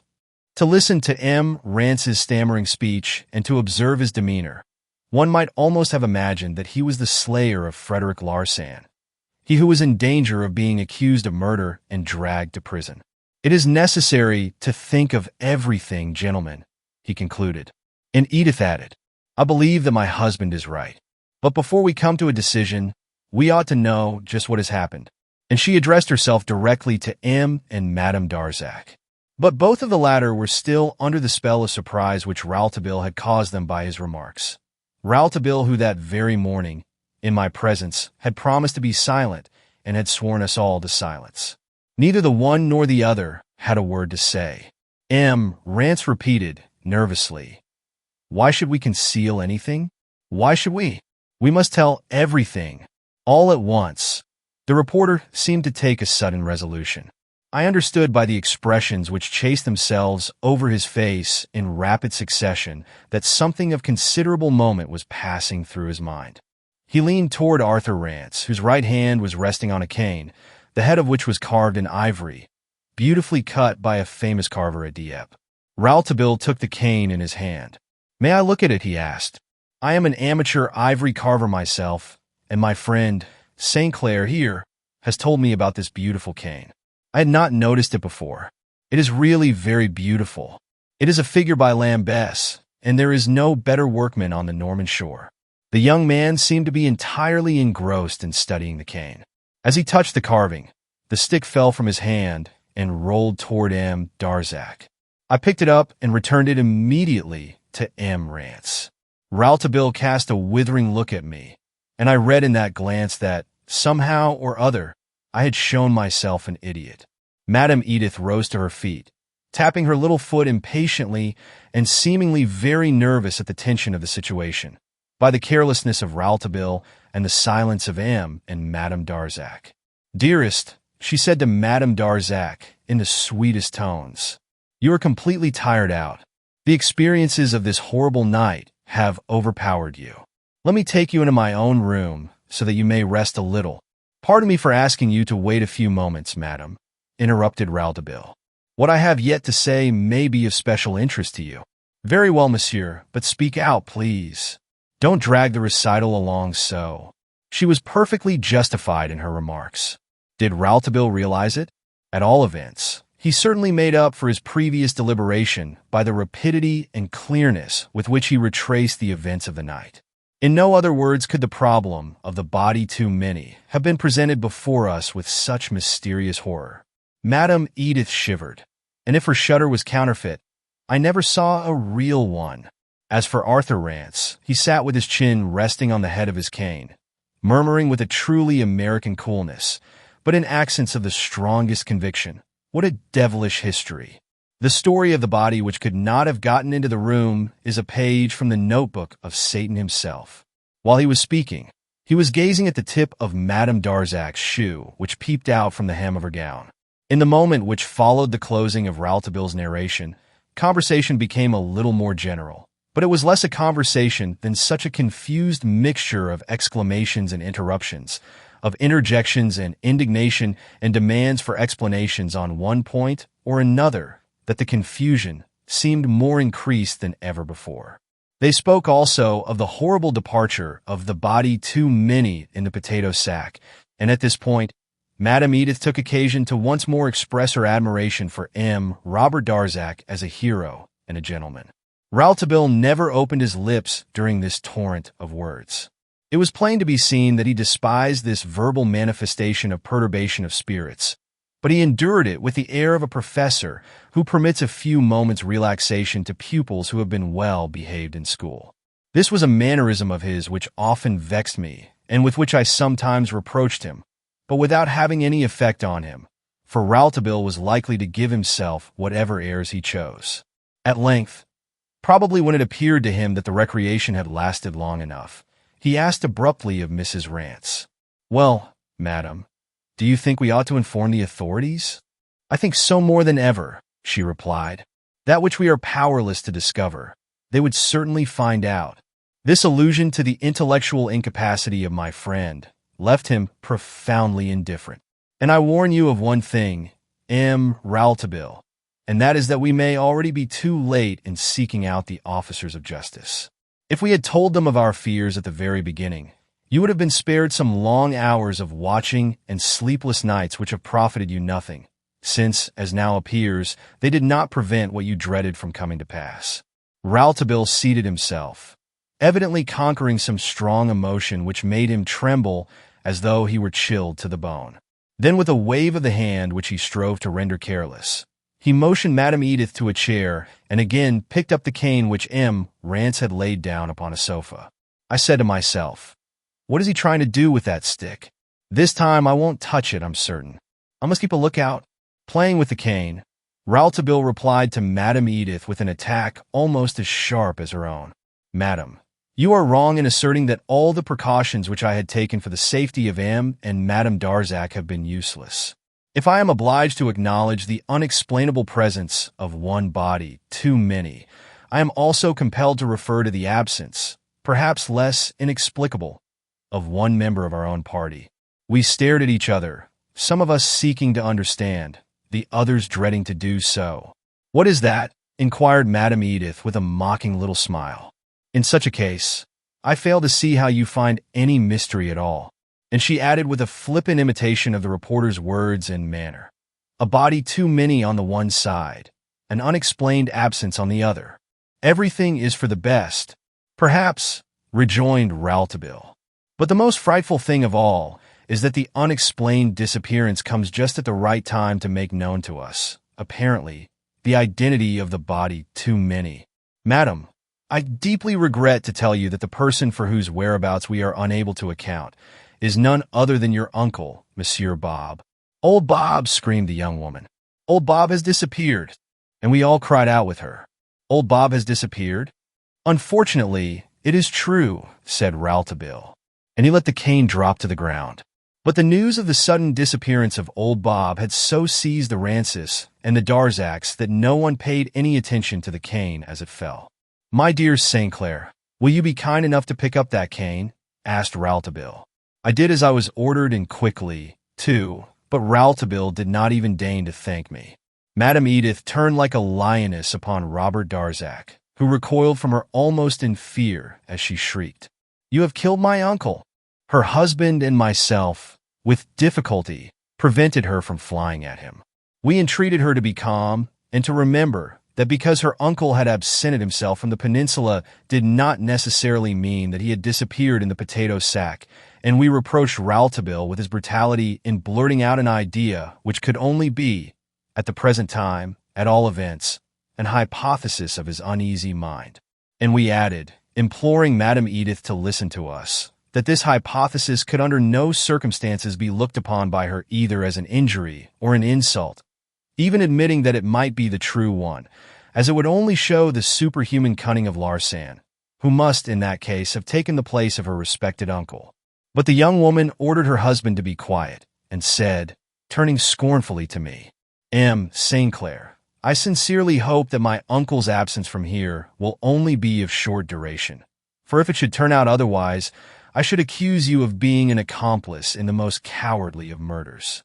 As to you, monsieur, and she turned to Rouletabille, the mere idea that you have ever dared to compare a man like Larsan with my uncle, the gentlest, kindliest soul, and the greatest scholar of his time, forbids me to ever again consider you in the light of a friend, and I hope that you will have the courtesy to relieve me of your presence as soon as possible. Madam, replied Rouletabille, bowing very low, I was just about to ask your permission to take leave of you. I have a short journey of 24 hours to take. At the expiration of that time, I shall return, ready to be of any possible assistance to you in whatever difficulties may arise in accounting for the disappearance of your uncle. If my uncle has not returned within 24 hours, I shall lodge a complaint in the hands of the police, monsieur. It is a good plan, madam. But before having recourse to it, I advise you to question all the servants in whom you have confidence, particularly Mattoni. You trust Mattoni, do you not?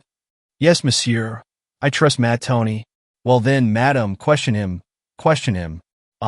Before I take my departure, allow me to leave with you this excellent and historical book. And Rouletabille drew a small volume from his pocket. What foolery is this? Demanded Madame Edith, superbly disdainful. This, madam, is a work of M. Albert Butterley, a copy of his civil and criminal cases, in which I advise you to read the adventures, disguises, travesties, and deceptions wrought by an illustrious swindler whose true name was Ballmeyer. Rouletabille entirely ignored the fact that he had only the day before spent 2 hours in recounting to Madame Edith the exploits of Ballmeyer. After having read this, he went on, Ask yourself carefully whether the cleverness of such an individual would have found very great difficulty in presenting himself before your eyes under the guise of an uncle whom you had not seen in 4 years. For it was 4 years, madam, since you had seen old Bob, until that time that you started out to the heart of the Pampas to look for him. As to the memory of M. Arthur Rance, who started out with you on that journey, it would be even less distinct than your own, and he would be more capable of being deceived than yourself with your intuition of kinship added to your recollections of your relative. I implore you on my knees, madam, do not lose patience with us. The situation, heaven knows, is grave enough for each and every one of us. Let us remain united. You tell me to rid you of my presence. I am going, but I shall return, for if it is necessary, taking everything into consideration, to arrive at the intolerable conclusion that Larsan has assumed the name and likeness of Monsieur Bob, it will remain for us only to seek Monsieur Bob himself. In which case, madam, I shall be at your disposal, and your most humble and obedient servant." Madame Edith assumed the attitude of an outraged tragedy queen, and Rouletabille, turning to Arthur Rance, continued, "For all that has happened, M. Rance, I make you my humblest excuses, and also to your wife. And I count upon you, as the loyal gentleman that you are, and always have been, to persuade her to have patience a little longer. I realize that you feel that you have reason to reproach me with having stated my hypothesis too quickly and too abruptly, but please remember, it is only a few moments since Madame reproached me with being too slow." But Arthur Rance seemed to have ceased to listen. He took his wife's arm, and both moved toward the door and were about to leave the room when the portals flew open, and the stable boy, Walter, old Bob's faithful servant, rushed into our midst. His clothing was torn, muddy and covered with burrs and thistles. Perspiration was streaming down his forehead and cheeks. His hair was in disorder, and his face wore an expression of rage mingled with terror, which made us fear some new misfortune. He carried in his hand a dirty rag which he threw upon the table. This repulsive object, stained with great blotches of reddish-brown, was, as we divined immediately, recoiling from it in horror, nothing other than the sack which had served to carry off the mysterious body. With a harsh voice and savage gestures, Walter howled forth 1,000 incomprehensible things in his broken jumble of French and English, and all of us, with the exception of Arthur Rance and Madame Edith, asked each other, "What is he saying? What is he saying?" Arthur Rance interrupted him from time to time, while Walter shook his fists menacingly at the rest of us and cast fiery glances at Robert Darzac. Once, for a moment, it seemed as though he intended to seize Darzac by the throat, but a gesture from Madame Edith restrained him. When he finished speaking, Arthur Rance translated his words for us. He says that this morning he noticed bloodstains on the English cart and saw that Toby seemed very greatly fatigued. This puzzled him so much that he decided to speak of it at once to old Bob, but he sought his master in vain. Then, seized by a dark foreboding, he followed the prints of the horse's feet and the wheels of the vehicle, which he could easily do because the road was muddy and the wheels had sunk deep. Finally, he reached the old Castillon and noticed that the wheels led up to a deep chasm into which he descended, believing that he should find the body of his master. But he saw merely this empty sack which may have contained the corpse of old Bob, and now, having caught a ride in a peasant's wagon, he has returned to ask for his master, to learn whether anyone has seen him, and if he is not found, to accuse Robert Darzac of having caused his death. We stood confounded. But, to our great astonishment, Madame Edith was the first to recover her self-possession. She spoke a few words to Walter which appeared to quiet him, promising him that she would soon bring him face to face with old Bob, who was perfectly safe and well. And she said to Rouletabille, "You have 24 hours, monsieur. Make the best use of it." "Thanks, madame," said Rouletabille. "But if your uncle should not return in that time, it will be because my idea was correct." "But where can he be?" she cried. "I cannot tell you, madame. He is not in the sack now, at all events." Madame Edith cast a withering glance at him and left the room, followed by her husband. The sight of the sack seemed to have stricken Robert Darzac speechless. He had thrown the bag into an abyss, and it was brought back empty. After a moment's pause, Rouletabille spoke. "Larsan is not dead, be sure of that. Never has the situation been so frightful as it is today, and I must hurry away at once. I have not a minute to lose. 24 hours. In 24 hours, I shall be back. But promise me, swear to me, both of you, that you will not quit the chateau.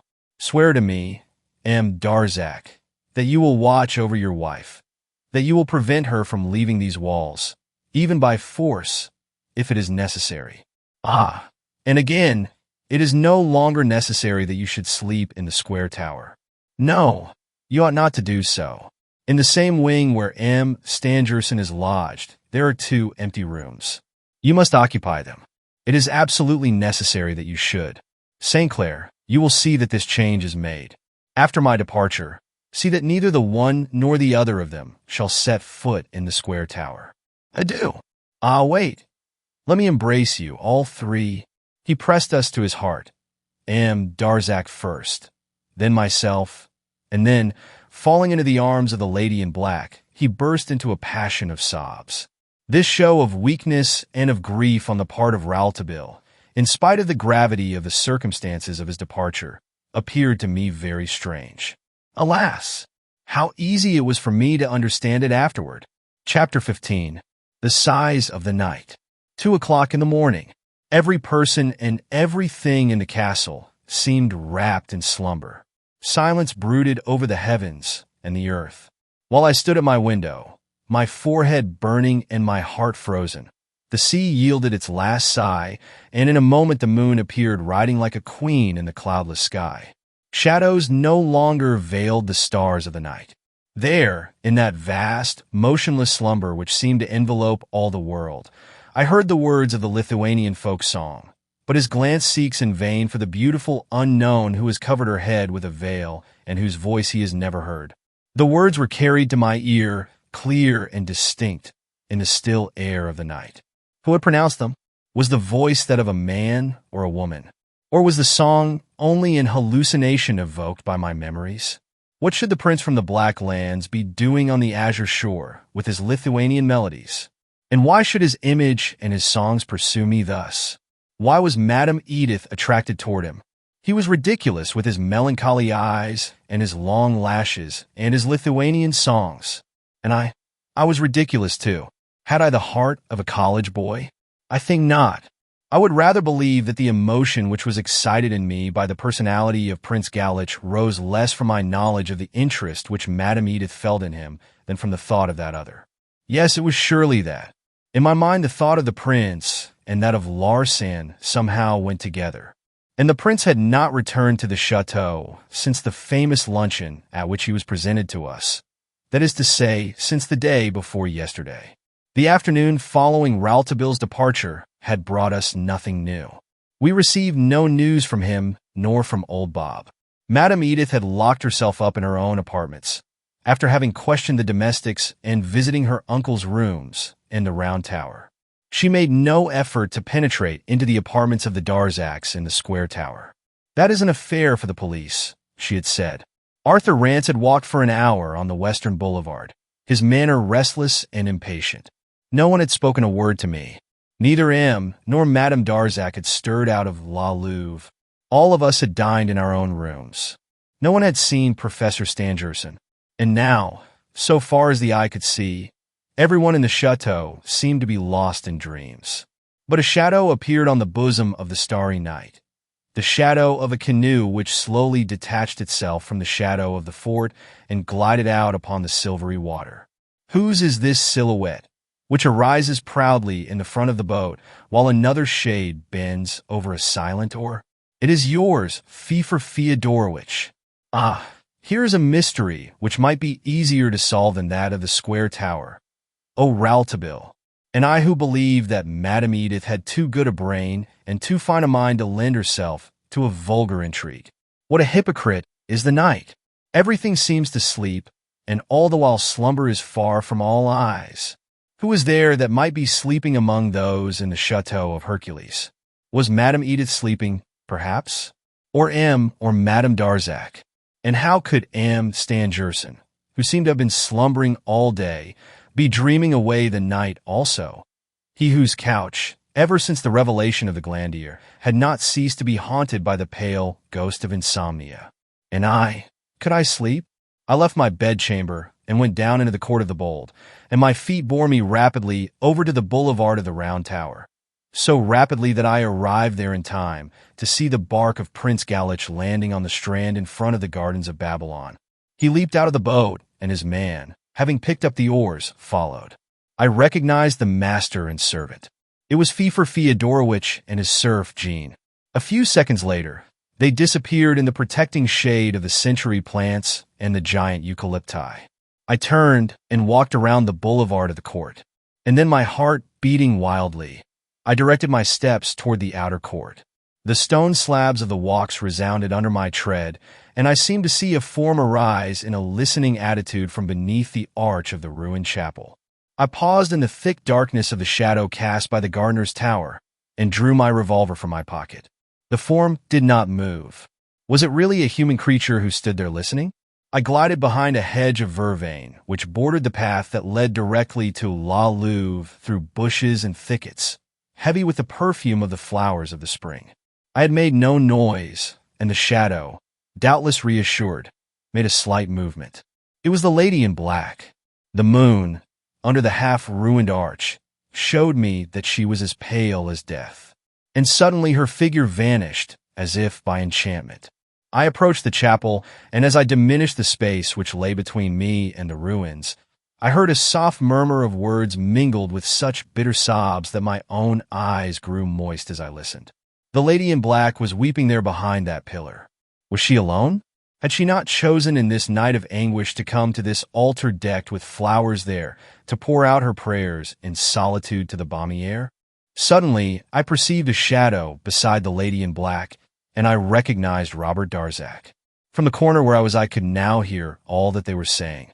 I knew that my behavior in listening was degraded and shameless, but, curiously enough, it was borne upon me that it was my duty to listen. Now I thought no longer of Edith and her Prince Galich. I thought only of Larsan. Why? Why was it on account of Larsan that I bent my ears so anxiously to hear all that went on between those two? I learned from their words that Mathilde had descended stealthily from La Louve to be alone in the garden with her agony, and that her husband had followed her. The lady in black was weeping, and she took Robert Darzac's hands and said to him, "I know, dear, I know all your grief. You need not speak of it to me when I see you so changed, so wretched. I accuse myself of being the cause of your sorrow. But do not tell me that I no longer love you. Oh, I will love you dearly, Robert, just as I have always done. I promise you." And she seemed to sink into a deep fit of thought, while he, almost as though incredulous, still stood as though he were listening to her. In a moment, she looked up again and repeated in a tone of firm conviction, "Yes, I promise you." She pressed his hand and turned away, casting upon him a smile so sweet and yet so sorrowful that I wondered how this woman could speak to a man of future happiness. She brushed past me without seeing me. She passed with her perfume, and I no longer smelled the laurel bushes behind which I was hidden. Darzac remained standing in the same spot, looking after her. Suddenly, he said aloud with a violence which startled me, "Yes, happiness must come. It must."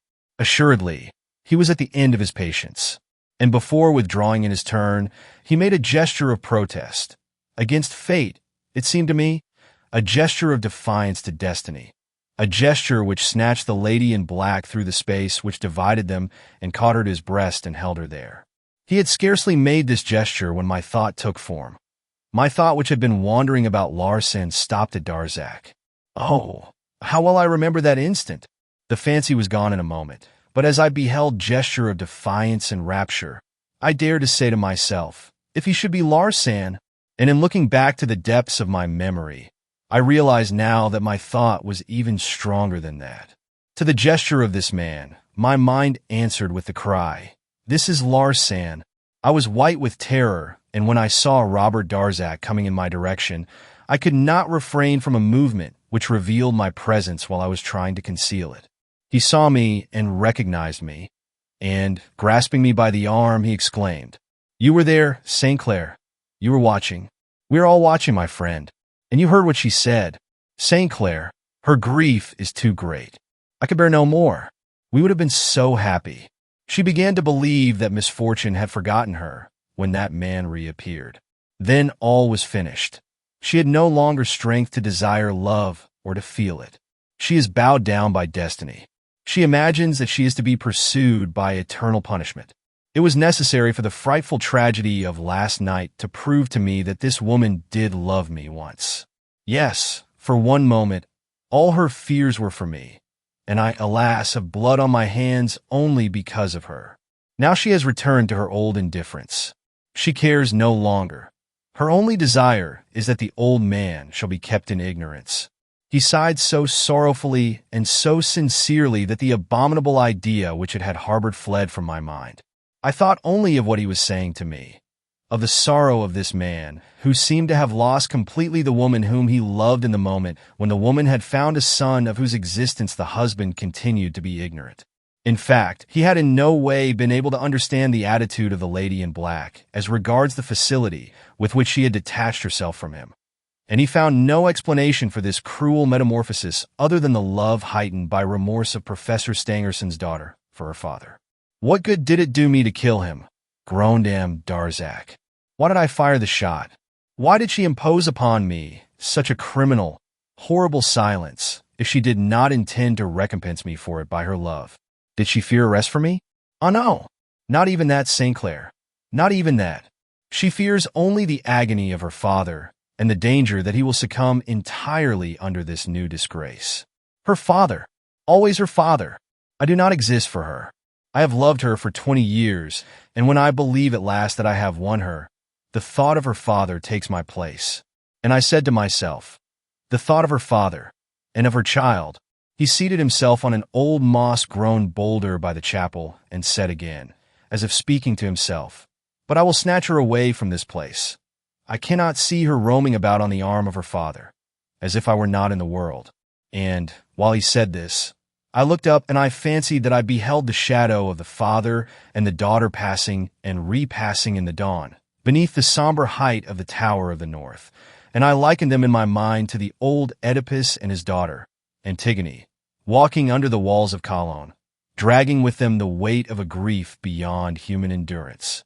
And then suddenly, without my being able to recall myself to reason, perhaps because Darzac made again the gesture which had startled me before, the same frightful fancy assailed me, and I demanded, "How did it happen that the sack was empty?"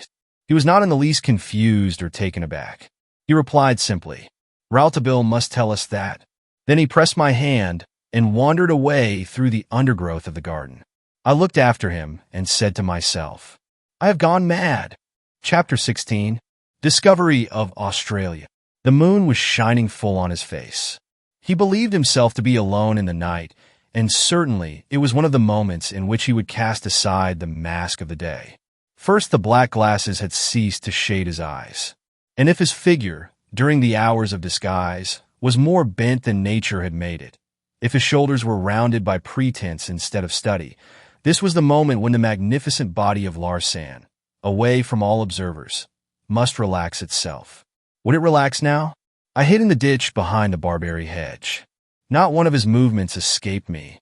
Now he was standing erect upon the western boulevard, which looked like a pedestal beneath his feet. The rays of the moon enveloped him with a cold and mournful light. "Is it you, Darzac? Or your spectre? Or the ghost of Larsan, come back from the house of the dead?" I felt that I had gone mad. What a piteous state was ours, all of us madmen. We saw Larsan everywhere, and perhaps Darzac himself might more than once have gazed at me, St. Clair saying to himself, "Suppose that he were Larsan." More than once. I speak as though it were years since we had been locked up in the chateau, and it was now just 4 days. We came here on the 8th of April in the evening. It is true that my heart had never beaten so wildly when I had asked myself the same terrible question about the others. Perhaps because it was less terrible when there was question of any of the others. And then, how strange that such a thought should have come to me. Instead of my spirit recoiling in affright before the black abyss of such an incredible hypothesis, it was, on the contrary, attracted, enchained, horribly bewitched by it. It was as though struck with vertigo, which it could do nothing to evade. It glued my eyes to that figure standing upon the western boulevard, making me find the attitudes, the gestures a strong resemblance from the rear, and then the profile, and even the face. Yes, all. He did look like Larsan. Yes, but just as strongly did the face and figure resemble Darzac. How was it that this idea had come to me that night for the first time? Now that I thought of it, it should have been our first hypothesis of all.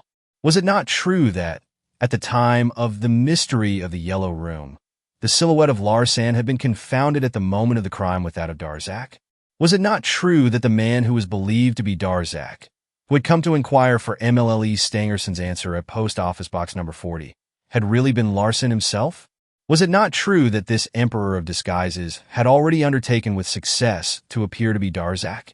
And to such good purpose that MLLE Stangerson's fiancée had been accused of being the perpetrator of the crimes committed by the other? It was true, all true, And yet when I ordered my restless heart to be quiet and listen to reason, I knew that my hypothesis was absurd. Absurd? Why? Look at him there. The ghost of Larsan, which strides along with long paces like those of the monster. Yes, but the shoulders are those of Darzac. I say absurd because anyone who was not Darzac might have passed for him in the shade and the mystery that surrounded the drama of the Glandier. But here we have lived with the man. We have talked with him, touched him. We have lived with him? No. To begin with, he was rarely there among us. Always locked in his own room, or bending over that useless work in the Tower of the Bold. A fine pretext, that of drawing, to prevent anyone seeing your face, and to make it appear natural to answer questions without turning the head. But he was not drawing all the time. Yes, but at other times, always, except tonight, he wore his dark glasses. Ah, that accident in the laboratory had been well contrived. That little lamp which exploded knew. I have always thought so. It seems to me the service which it was going to do for Larsan when Larsan should have taken the place of Darzac. It permitted him to evade always and everywhere the full light of day, because of the weakness of his eyes. How then? Was it not always MLLE Stangerson or Rouletabille who had managed to find dark corners where Darzac's eyes could not be exposed to the sun? But lately he himself, more than anyone else now that I reflected upon it, had been careful to keep in the shadow. We have seen him seldom and always in the shadow.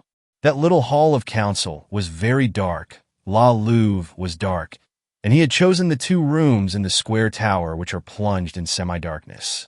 But still, Rouletabille could not be deceived like that, even for 3 days. But, as the lad himself said, Larsan was born before Rouletabille and was his father. And suddenly there recurred to my mind the first act of Darzac when he came to meet us at Cannes and entered our compartment with us. He drew the curtain. The shadow. Always the shadow. The figure on the Western Boulevard is still standing there. I can look him full in the face. No spectacles now. He was not moving. He stood as if he were posing for a photograph. Do not stir. There. That is he. Yes, it is Robert Darzac. Only Robert Darzac.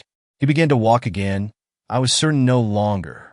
There is something in his walk which is not Darzac's. Something in which I seem to recognize Larsan. But what? Yes, Rouletabille must have seen. And yet, Rouletabille reasons more often than he looks. And has he ever had a chance to look at him like this? No. We must not forget that Darzac went to spend 3 months in the Midi. That is true. What might not have happened in that time? 3 months during which none of us saw him. He went away ill. He returned almost well. There could be nothing astonishing in the fact that a man's appearance should be changed when he went away with the look of a dead man and returned with the look of one living and strong. And the wedding had taken place immediately after that. How little any of us had seen of him before the ceremony. And besides, a week had not yet elapsed since the marriage. A Larsan could easily wear his mask for so short a time. The man, was it Darzac or was it Larsan? Descended from his pedestal and came straight toward me.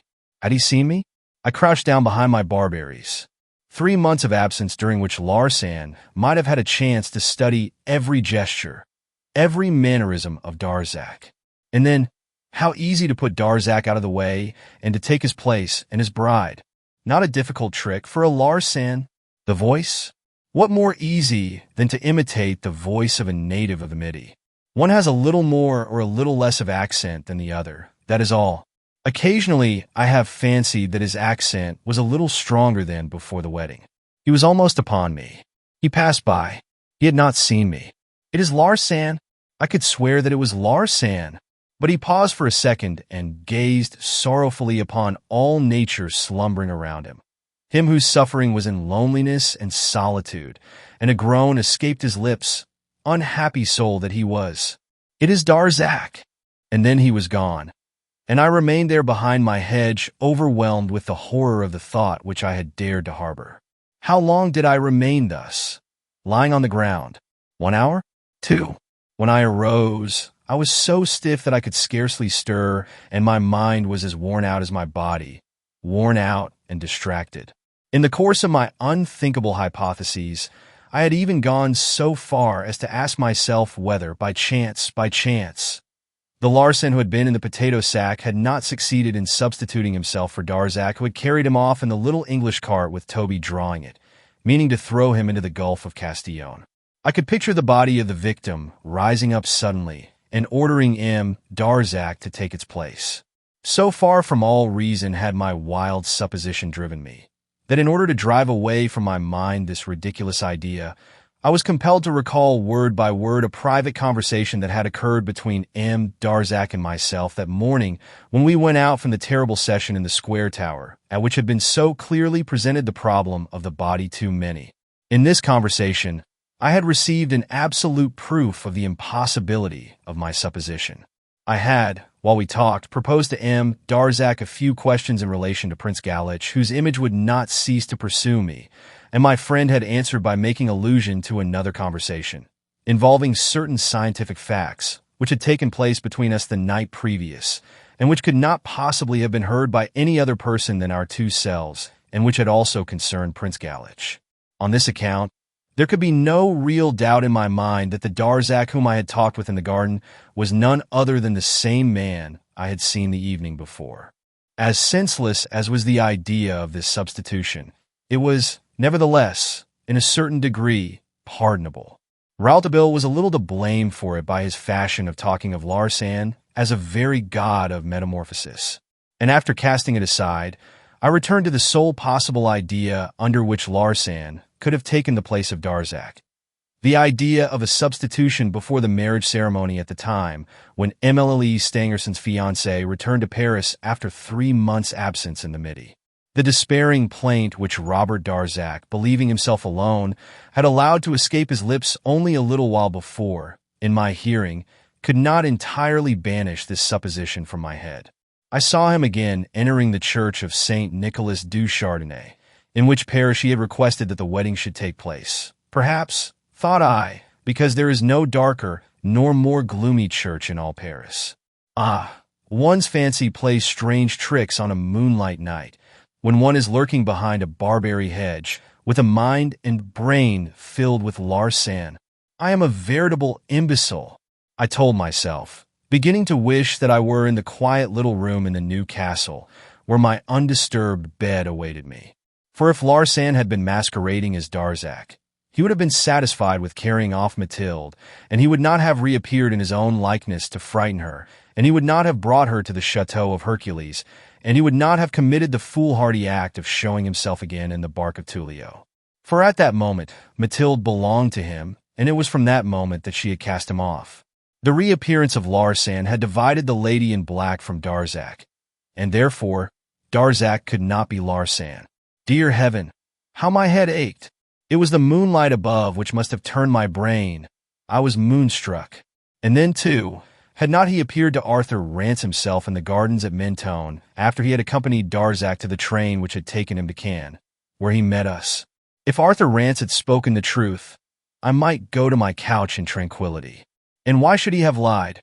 Arthur Rance, who had been in love with the lady in black, and who had not ceased to love her. Madame Edith was not a fool. She knew that Madame Darzac still held the heart of the young American. Well, it was time for me to go to bed. I was still beneath the arch of the gardener's postern, and I was just about to enter the court of the bold, when it seemed to me that I heard something moving. It sounded as though a door might have been closed. Then there was a sound as of wood striking on iron. I thrust my head out from under the arch, and I believed that I could see the shadow of a person near the door of the new castle. A shadow which somehow seemed to mingle with that of the castle itself. I snatched my revolver from my pocket, and, with 3 steps, was at the place where I believed I had seen the shape. But it was there no longer. I could see nothing but darkness. The door of the castle was closed, and I was certain that I had left it open. I was disturbed and anxious. I felt that I was not alone. Who, then, could be near me? Evidently, if that shadow had existed elsewhere than in my imagination, it could have vanished only within the new castle, or must still be in the court. And the court was deserted. I listened attentively for more than 5 minutes without making the slightest sound. Nothing. I must have been mistaken. But, nevertheless, I did not even strike a match, and as silently as I could, I ascended the staircase which led to my chamber. When I reached it, I locked myself in and only then began to breathe freely. This vision, or whatever it had been, continued to disturb me more than I was willing to confess to myself. And even after I had gotten into bed, I could not sleep. Without my being able to account for it at all, this vision and the thought of Darza Clarkson began to mingle strangely in my restless spirit. The effect on my mind was so strong that, at last, I said to myself, I shall never know peace again until I am certain that M. Darzac is not Larsan. And I shall take means to make myself certain, one way or the other, on the first occasion. Yes, but how? Pull his beard off? If my suspicion was baseless, he would take me for a madman, or else he would guess what I was thinking of, and such a knowledge would add yet another to the load of misfortunes, already too heavy for him to bear. Only this misery was lacking to him still, to know that he was suspected of being Larsan. Suddenly, I threw off the bedclothes, jumped up, and cried almost aloud. Australia! An episode had returned to my mind of which I have spoken at the beginning of this story. The reader may remember that at the time of the accident in the laboratory, I had accompanied M. Robert Darzac to a druggist. While his injuries were being attended to, he had been obliged to remove his study coat, and the sleeve of his shirt had fallen back, leaving his arm bare through the entire session with the druggist, and placing in full view, just above the right elbow, a large birthmark, the shape of which resembled that of Australia as it appears on the maps and the geographies.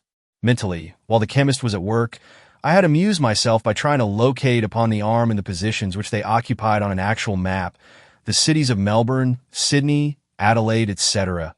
And directly beneath this large mark, there was another smaller one which was situated like the country known as Tasmania. And when, by any chance, the thought of that accident had happened to recur to my mind, I had always thought of the half hour at the chemist's and the birthmark shaped like the outlines of Australia. And in this sleepless night, it was the thought of Australia that came to me.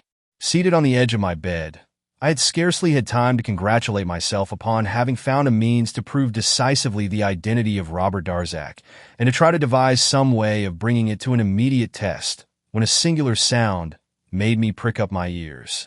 The sound was repeated. One would have said that gravel was cracking beneath slow and cautious footsteps.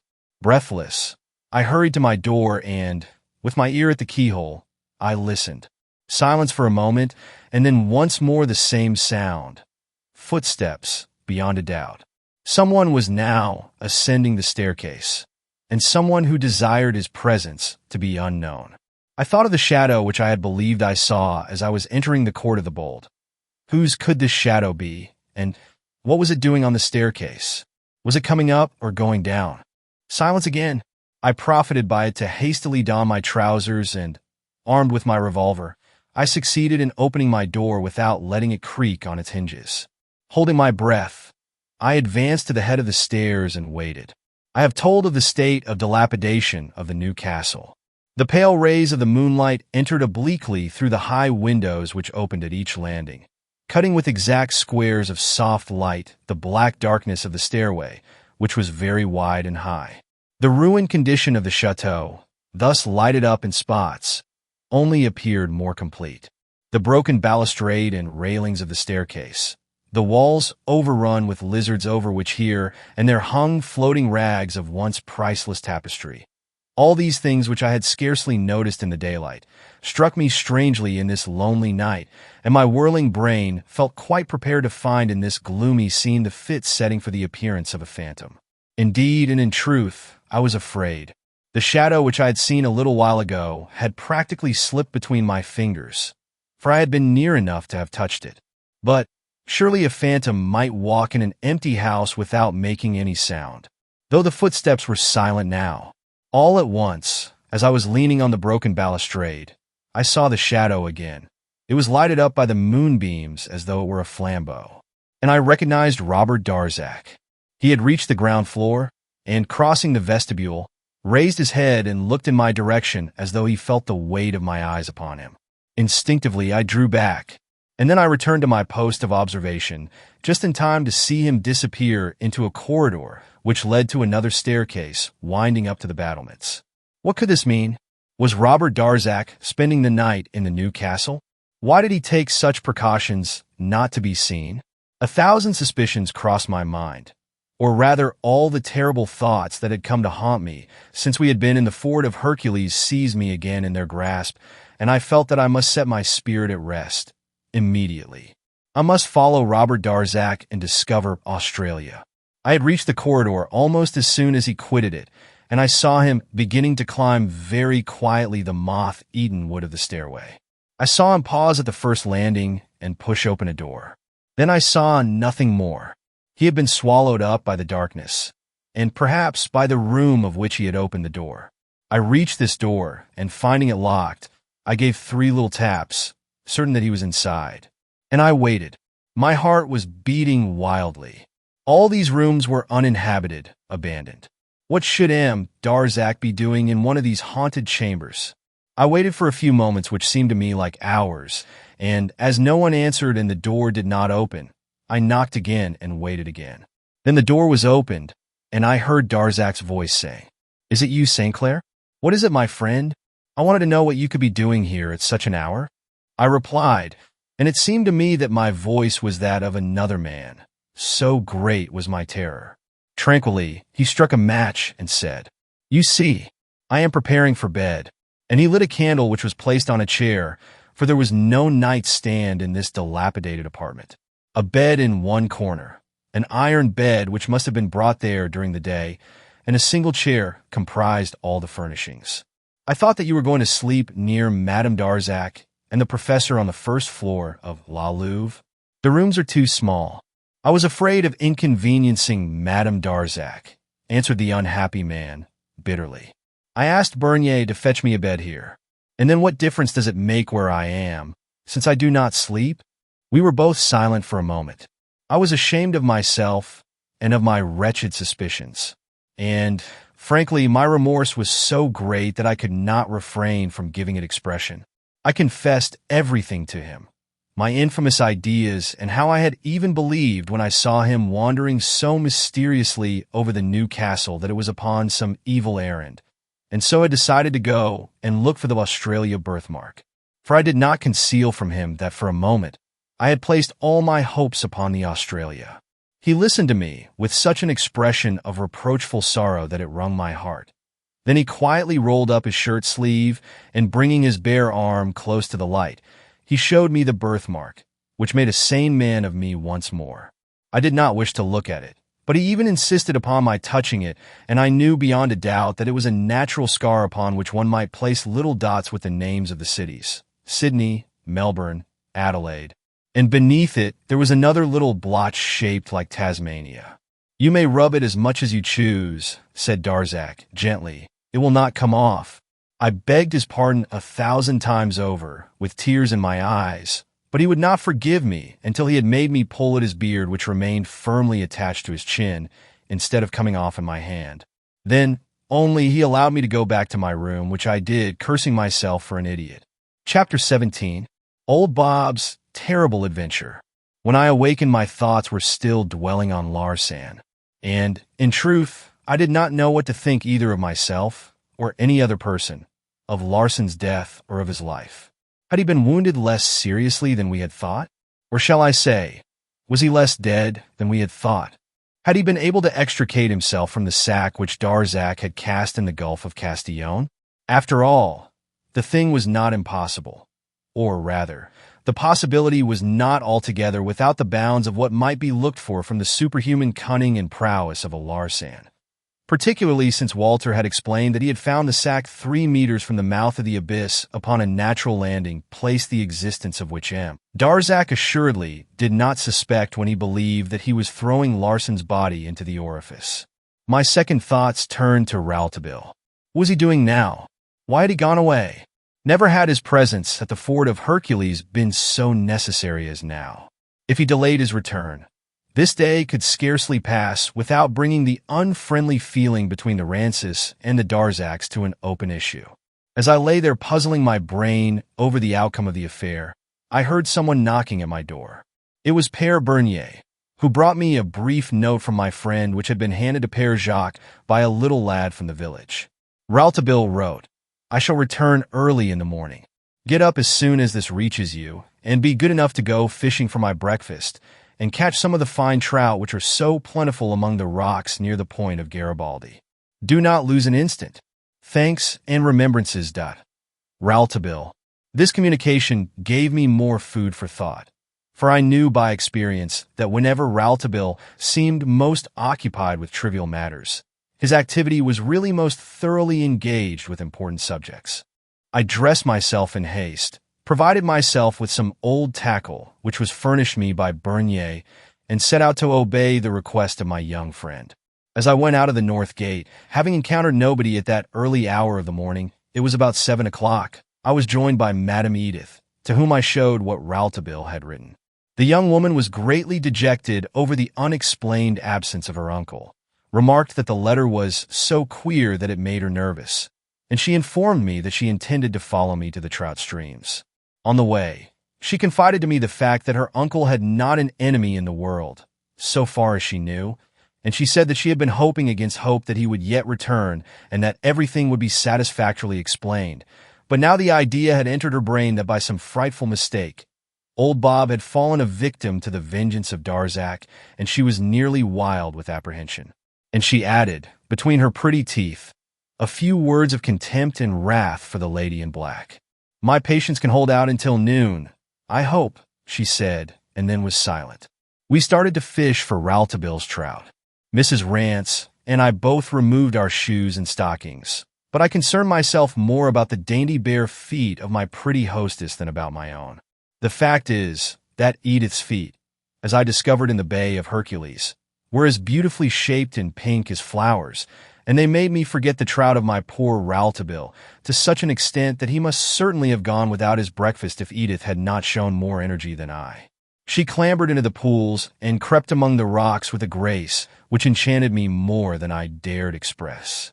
Suddenly we both desisted from our task and pricked up our ears at the same moment. We heard cries from the shore where the grottos are. Upon the very threshold of the grotto of Romeo and Juliet, we distinguished a little group, the persons in which were making gestures of appeal. Urged on by the same presentiment, we hastily rushed to the beach, and in a few seconds we learned that, attracted by moans, 2 fishermen had just discovered in a cave in the grotto of Romeo and Juliet an unfortunate human being who had fallen into the chasm, and who must have been there helpless for several hours.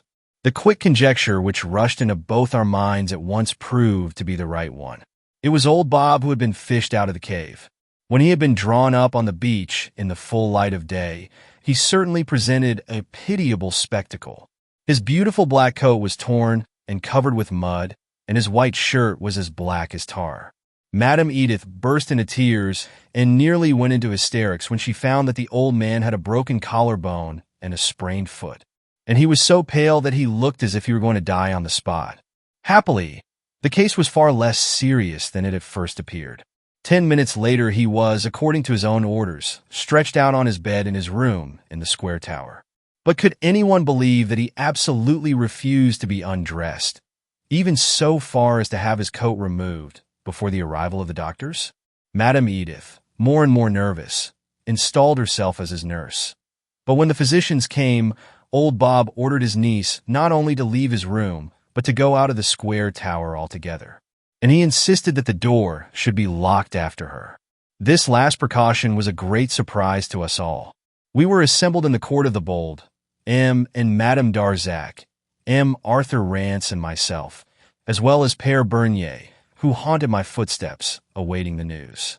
When Madame Edith quitted the tower after the arrival of the medical men, she came to us and said, "Let us hope that his injuries won't be serious. Old Bob is solid as a rock. What did I tell you about him?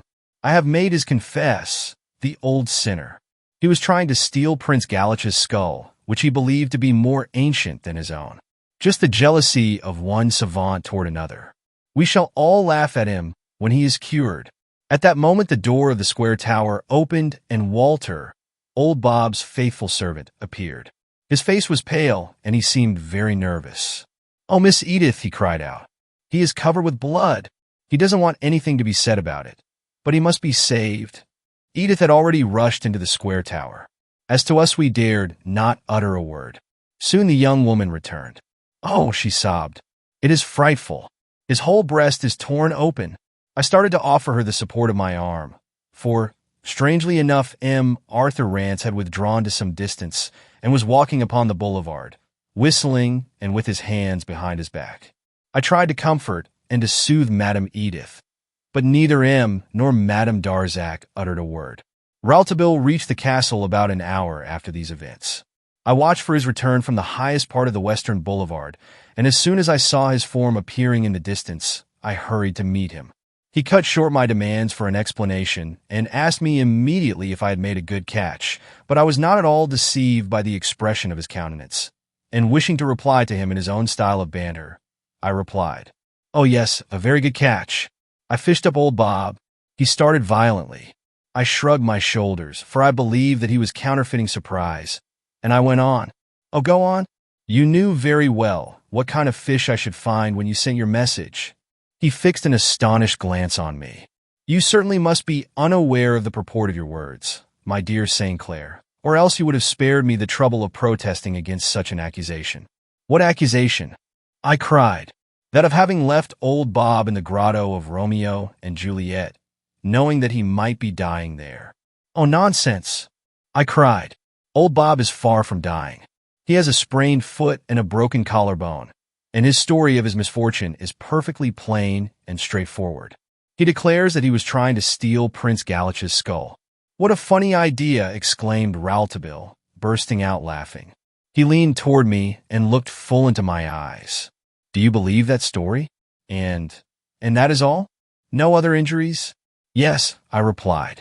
"There is another injury, but the doctors declare that it is not at all serious. He has a wound in the breast." "A wound in the breast," repeated Rouletabille, touching my hand nervously. "And how is this wound made?" "We do not know. None of us have seen it. Old Bob is strangely modest. He would not even permit his coat to be taken off in our presence. And the coat hid the wound so well that we should never have suspected it was there if Walter had not come to tell us, frightened at the sight of the blood. As soon as we came to the chateau, we encountered Madame Edith, who appeared to have been watching for us. "My uncle won't have me near him," she said, regarding Rouletabille with an air of anxiety different from anything I had ever noticed in her before. "It's incomprehensible." "Ah, madam," replied the reporter, making a low bow to his hostess. "I assure you that nothing in the world is incomprehensible when one is willing to take a little trouble to understand it." And he offered her his congratulations upon having had her uncle restored to her at the moment when she was ready to despair of ever seeing him again. Madame Edith seemed about to inquire into the purport of the enigmatical words at the beginning of my friend's remarks when we were joined by Prince Galitch. He had come to ask for news of his old friend, Bob, of whose misfortune he had learned. Madame Edith reassured him as to her uncle's condition and entreated the prince to pardon her relative for his too excessive devotion to the oldest skulls in the history of humanity. The prince smiled graciously and with the utmost kindliness when he was told that old Bob had been attempting to steal his skull. "You will find your skull," Mrs. Rance told him, "in the bottom of the cave in the grotto where it rolled down with him. Your collection will be unimpaired, Prince." The prince asked for the details. He seemed very curious about the affair, and Madame Edith told how her uncle had acknowledged to her that he had quitted the fort of Hercules by way of the air shaft which communicated with the sea. As soon as she said this, I recalled the experience of Rouletabille with the flask of water and also the close iron bars, and the falsehoods which old Bob had uttered assumed gigantic proportions in my mind, and I was sure that the rest of the party must hold the same opinion as myself. Madame Edith told us that Tullio had been waiting with his boat at the opening of the gallery abutting on the shaft to row the old savant to the bank in front of the grotto of Romeo and Juliet. Why so many twists and turnings when it was so simple to go out by the gate? I could not restrain myself from exclaiming. Madame Edith looked at me reproachfully, and I regretted having even seemed to have taken part against her in any way. "And this is stranger yet," said the prince. "Day before yesterday, the hangman of the sea came to bid me adieu, saying that he was going to leave the country, and I am sure that he took the train for Venice, his native city, at 5 o'clock in the afternoon. How then could he have conveyed your uncle in his boat late that night? In the first place, he was not in this part of the world. In the second, he had sold his boat. He told me so, adding that he would never return to this country. There was a dead silence, and Prince Galich continued. All this is of little importance, provided that your uncle, madam, recovers speedily from his injuries, and again, he added with another smile, more charming than those which had preceded it. If you will aid me in regaining a poor piece of flint which has disappeared from the grotto, and of which I will give you the description. It is a sharp piece of flint, 25 centimeters long and shaped at one end to the form of a dagger. In brief, the oldest dagger of the human race. I value it greatly, and perhaps you may be able to learn, madam, through your uncle, Bob, what has become of it. Madam Edith at once gave her promise to the prince, with a certain air of haughtiness which pleased me greatly, that she would do everything possible to obtain for him news of so precious an object. The prince bowed low and left us. When we had finished returning his parting salutes, we saw Arthur Rance before us. He must have heard the conversation, for he seemed very thoughtful. He had his ivory-headed cane in his hand, and was whistling according to his habit. And he looked at Madame Edith with an expression so strange that she appeared somewhat exasperated. "I know exactly what you are thinking, sir," she said. "It does not astonish me in the least. And you may keep on thinking so, if it amuses you, for aught I care." And she stepped nearer Rouletabille, smiling nervously. "At all events," she exclaimed, "you can never explain to me how, when he was outside the square tower, he could have hidden behind that panel." "Madam," said Rouletabille, slowly and impressively, looking at the young woman as though he were trying to hypnotize her, "have patience and have courage. If God is with me, before night I shall explain to you all that you wish to know." Chapter 18. How Death Stalked Abroad at Noonday. A little later, I found myself in the lower parlor of La Louve, tête-à-tête with Madame Edith. I attempted to reassure her, seeing how restless and nervous she was, but she buried her pale face in her hands, and her trembling lips allowed the confession of her fears to escape them. "I am frightened," she murmured. I asked her what frightened her, and she looked at me wildly and said, "And aren't you afraid, too?" I kept silence, for I was afraid myself. She said again, "You know something of what is going on, here, or there, or all around us." "Ah, I am all alone, and I am so frightened." She turned toward the door. "Where are you going?" I asked. "I'm going to look for someone. I won't stay here alone." "For whom are you going to look?" "For Prince Galich." "Your Feofor Feodorowitch," I cried. "What do you want with him? Am I not here?" Her nervousness, unfortunately, seemed to increase in proportion to my efforts to drive it away, and I began to realize that a fearful doubt as to the personality of her uncle, old Bob, had entered her mind. "Let us go out into the air," she said impatiently. "I can't breathe in this place." We left La Louve and entered the garden. It was approaching the hour of noontide, and the court was a dream of perfumed beauty. As we had not donned our smoked spectacles, we were obliged to put our hands before our eyes in order to shield them from the glaring rays of the sun and the two glowing hues of the flowers. The giant geraniums struck on our eyeballs like bleeding wounds. When we had grown a little more used to the dazzling sight, we advanced over the shining sands, Edith clinging to my hand like a little child.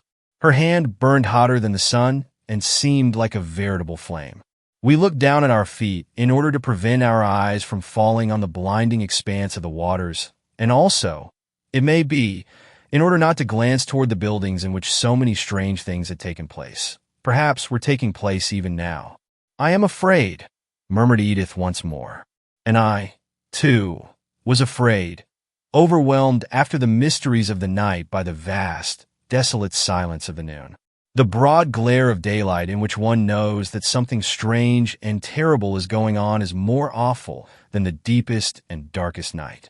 Everything sleeps, and yet everything wakes. Everything is dead, and everything is living. Everything is wrapped in silence, and still there are sounds everywhere. Listen to your own ear. It sounds as loud as a conch shell filled with the most mysterious sounds of the sea. Close your lids and look into your own eyes. You will find there a throng of crowding visions more mysterious than the phantoms of the night. I looked at Madame Edith. Beads of perspiration stood out on her forehead, and her face was pale as death. I was trembling and chilled, for alas, I could do nothing to help her, and destiny was weaving its inexorable web all around us, and that nothing which we could say or do would hinder in the slightest degree its slow, undeviating march. Edith led the way toward the postern gate which opens upon the court of the bold. The vault of this postern formed a black arch in the light, and at the extremity of this tunnel, we perceived, facing us, Rouletabille and M. Darzac, who were standing at the edge of the inner court, like two white statues. Rouletabille was holding in his hand Arthur Rance's ivory-headed cane. Why this latter fact should have disturbed me, I do not know, but so it was. Motioning with the cane, he showed Robert Darzac something on the summit of the vault which we could not see, and then he pointed us out in the same way. We could not hear what he said. The two talked together for a few moments with their lips scarcely moving, like two accomplices in some dark secret. Madame Edith paused, but Rouletabille beckoned to her, repeating the signal with his cane. "Oh, what does he want with me now?" she cried like a frightened child. "Oh, M. St. Clair, I am so miserable. I'm going to tell my uncle everything, and we shall see what will happen then." We went on until we reached the vault, and the others watched us without making a movement to meet us. They stood like two statues, and I said aloud in a voice which sounded strangely in my own ears, "What are you two doing here?" We had come up close to them by this time upon the threshold of the Court of the Bold, and they bade us turn around with our backs toward the court so that we could see what they were looking at. There was on top of the arch an escutcheon, the shield of the Mortola, barred with the mark of the cadet branch. This escutcheon had been carved in a stone now loose, which seemed in imminent danger of falling and crushing the heads of the passers-by. Rouletabille had without doubt noticed this danger, and he asked Madame Edith if she had any objections to its being pulled down until it could be replaced more solidly. "I am sure that it will fall before long, and it might do serious damage," he said, touching it with the end of his cane, and then passing the stick to Madame Edith. "You are taller than I," he went on.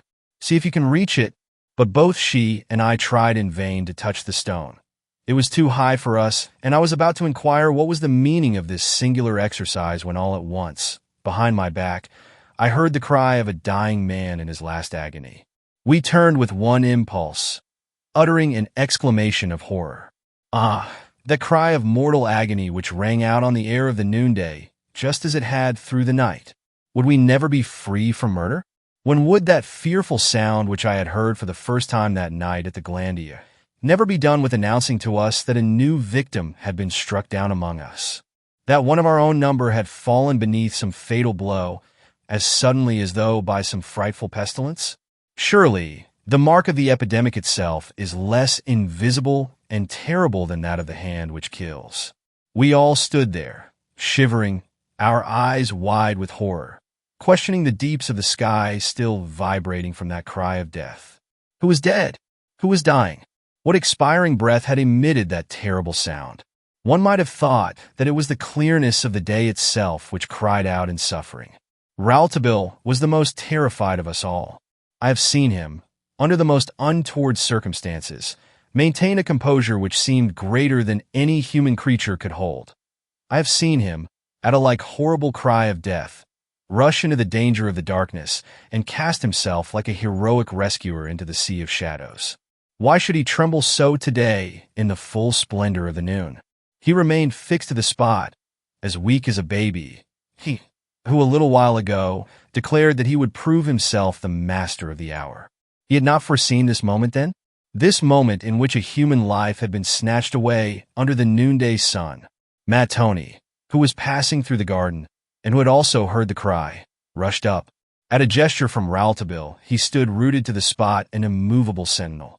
And now the young man had gained sufficient power to advance toward the cry, or at least toward the center of the cry, for it seemed still to echo everywhere around us and to circle about in the all-embracing space. And we hurried behind him, our breath coming fast, our arms stretched out, as one holds them when one is groping in the dark and fears to stumble against something which one does not see. We approached the place from which the shriek had come, and when we had passed the shade of the eucalyptus, we found the cause. The cry had come, indeed, from a soul passing into the unknown. It was Bernier in whose throat sounded the death rattle, who was trying in vain to rise and who was at the last gasp of his life. It was Bernier from whose breast flowed a stream of blood. Bernier, over whom we leaned, and who, with one last, fearful struggle, summoned strength enough to utter the two words, "Frederick Larsan." Then his head fell back, and he was dead. Frederick Larsan! Frederick Larsan! He who was everywhere and nowhere. He always and forever. Here, yet again, was his mark, a dead body, and no one anywhere near who could have committed the murder by any possibility of human reason. For the only means of egress from the spot on which the crime had occurred was by this postern where we four had been standing. And we had turned, with one impulse and one movement, at the very instant that the cry rang out, so quickly that we had almost seen the stroke of death given. And when we looked, there had not even been a shadow before our eyes. Nothing but the light.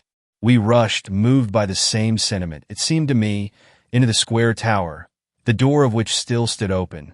We entered in a body the bedroom of old Bob, passing through the empty sitting room.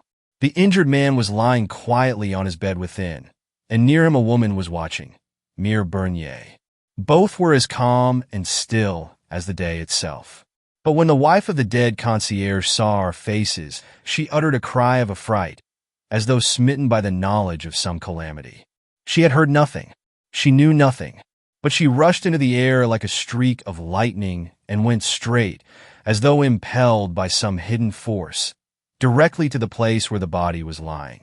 And now it was her groans that sounded on the air, under the terrible sun of the midi, over the bleeding corpse. We tore the shirt from the dead man's breast and found a gaping wound just above the heart. Rouletabille looked up with the same expression which I had seen at the Glandier when he came to examine the wound of the inexplicable body. "One would say that it was the same stroke of the knife," he said. "It is the same measurement. But where is the knife?"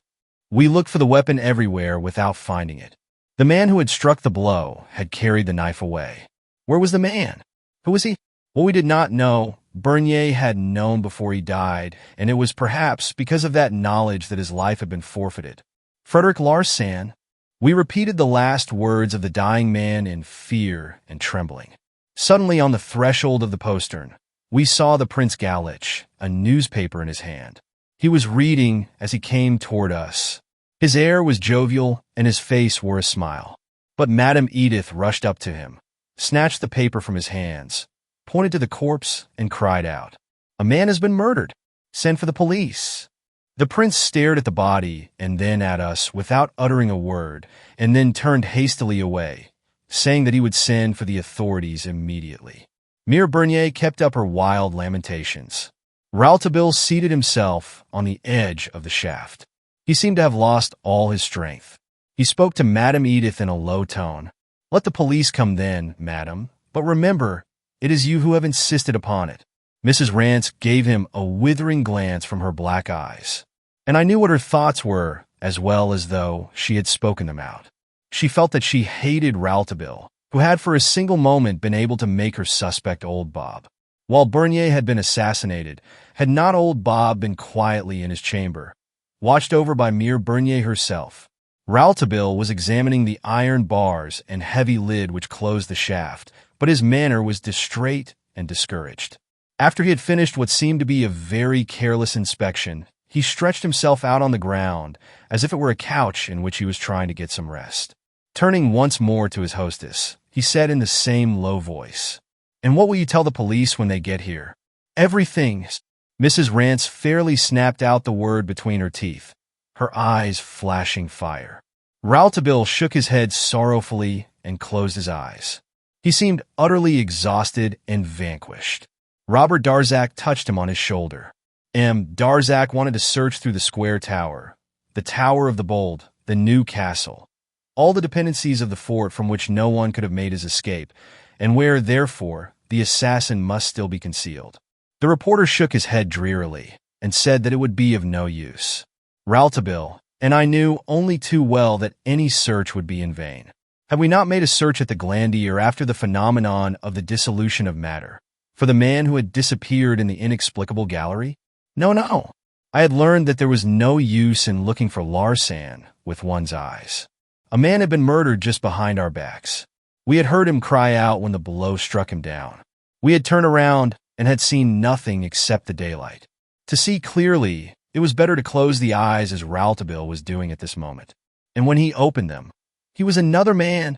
A new energy animated his features. He stood erect as though he had thrown off a weight. He clenched his fist and raised it toward the heavens. "That is not possible," he cried, "or there is no more good in reasoning." And he threw himself on the ground, creeping on his hands and knees, his nose to the earth, like a hound following the scent, going round the body of poor Bernier and around Mere Bernier, who had blankly refused to leave her husband, around the shaft, around each of us. He moved about like a pig, nosing its nourishment out of the mire, and we all stood still, looking at him curiously and half in alarm. Suddenly he started to his feet, almost white with dust, and uttered a shout of triumph, as though he had found Larsan himself in the gravel. What new victory did the boy feel that he had achieved over the mystery? What had given this new firmness to his step and steadiness to his glance? What had given back to him the strength of his voice?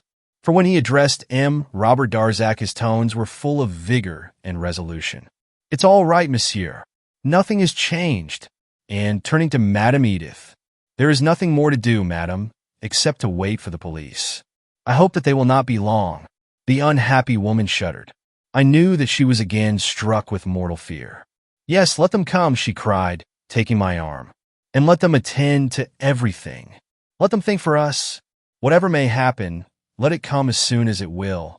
Attracted by the sound of voices, we looked around and saw Père Jacques approaching, followed by two gendarmes. It was the brigadier of La Mortola, who, summoned by Prince Galich, had hurried to the scene of the crime. "The gendarmes! The gendarmes! They say that murder has been done," exclaimed Père Jacques, who as yet knew nothing of what had happened. "Be calm, Père Jacques," exhorted Rouletabille, and when the old man, panting and breathless, drew near to the reporter, the latter said to him in low tones, "Nothing has changed, Père Jacques." But Père Jacques was gazing at Bernier's body. "Only one more dead man," he sighed. "This is Larsan's work again." "It is the work of destiny," answered Rouletabille.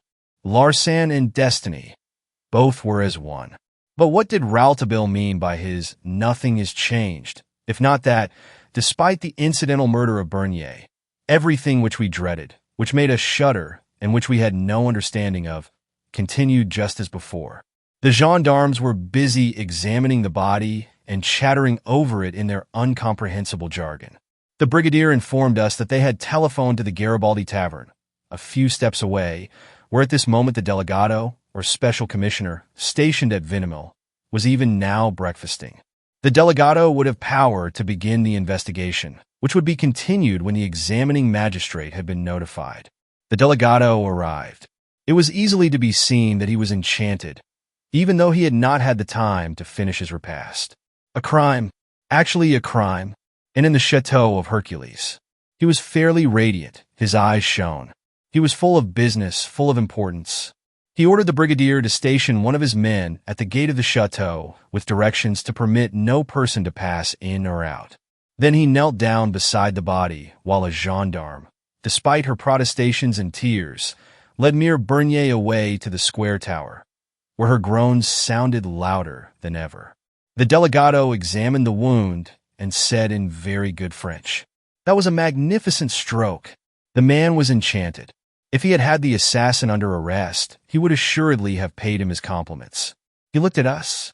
Then he looked at us again. Perhaps he was seeking among us for the criminal to tell him of his admiration. At last he rose from his knees. "And now how did all this happen?" he asked encouragingly, smacking his lips as though in the anticipation of hearing a story of thrilling interest. "It is terrible," he added, "terrible. In the 5 years that I have been delegado, we have never had a murder. Monsieur the examining magistrate." Here he checked himself, but we knew well what he had been on the point of saying. "Monsieur the examining magistrate will be very much pleased." He brushed away the white dust which covered his knees, wiped the perspiration from his forehead, and repeated, "It is terrible," his southern accent seeming to grow stronger. And at that moment, he noticed in a new arrival who entered the court, a doctor from Mentone who had come to continue his treatment of old Bob. "Ah, doctor, I'm glad that you are here. Just look at this wound, and tell me what you think of such a knife stroke. But be as careful as possible about changing the position of the corpse before the arrival of the examining magistrate." The doctor sounded the depth of the wound and gave us all the technical details which we could desire. There was no doubt about it at all. It was a truly magnificent stroke of the knife which had penetrated from high to low in the cardiac region, and the point of the knife had certainly opened a ventricle. During the colloquy between the delegado and the doctor, Rouletabille never took his eyes off Madame Edith, who was still clinging to my arm as though she knew that I was her only refuge. Her eyes fell before the eyes of Rouletabille, which seemed to hypnotize her and to command her to be silent. But I knew that she was trembling with the desire to speak. At the request of the delegado, we all entered the square tower. We took our places in old Bob's sitting room, where the inquest was to be held and where each of us in turn recounted what we had seen and heard. Mere Bernier was first questioned, but little or nothing could be gained from her testimony. She declared that she knew nothing about anything. She had been in old Bob's bedroom, attending to the needs of the injured man, when we had rushed madly into the room. She had been with old Bob for an hour, having left her husband in the lodge of the square tower, ready to work at making a rope. It was a curious fact, but I was less interested at that moment in what was going on under my eyes than in what I could not see and yet knew that I expected. Would Edith speak? She was looking out of the open window, her lips compressed, her brows drawn. A gendarme was standing near the corpse over the face of which a handkerchief had been laid. Edith, like myself, was paying very little heed to what was going on inside the room. Her eyes were fixed upon Bernier's body. An exclamation from the delegado struck upon our ears. The further the evidence of the witnesses progressed, the greater became the amazement of the commissioner, and the more and more inexplicable he found the crime. He was on the point of finding it impossible that it should have been committed at all, when it came Madame Edith's turn to be interrogated. They questioned her. Her lips were already open to answer the first question when Rouletabille's quiet voice was heard. "Look at the end of the shadow of the eucalyptus." "What is there at the end of the shadow of the eucalyptus?" demanded the delegado. "The weapon with which the crime was committed," replied the reporter. He jumped out of the window to the court and picked up from the bloody stones a sharp, shining piece of flint. He brandished it in our eyes. We all recognized it. It was the oldest dagger of the human race. Chapter 19, in which Rouletabille orders the iron doors to be closed.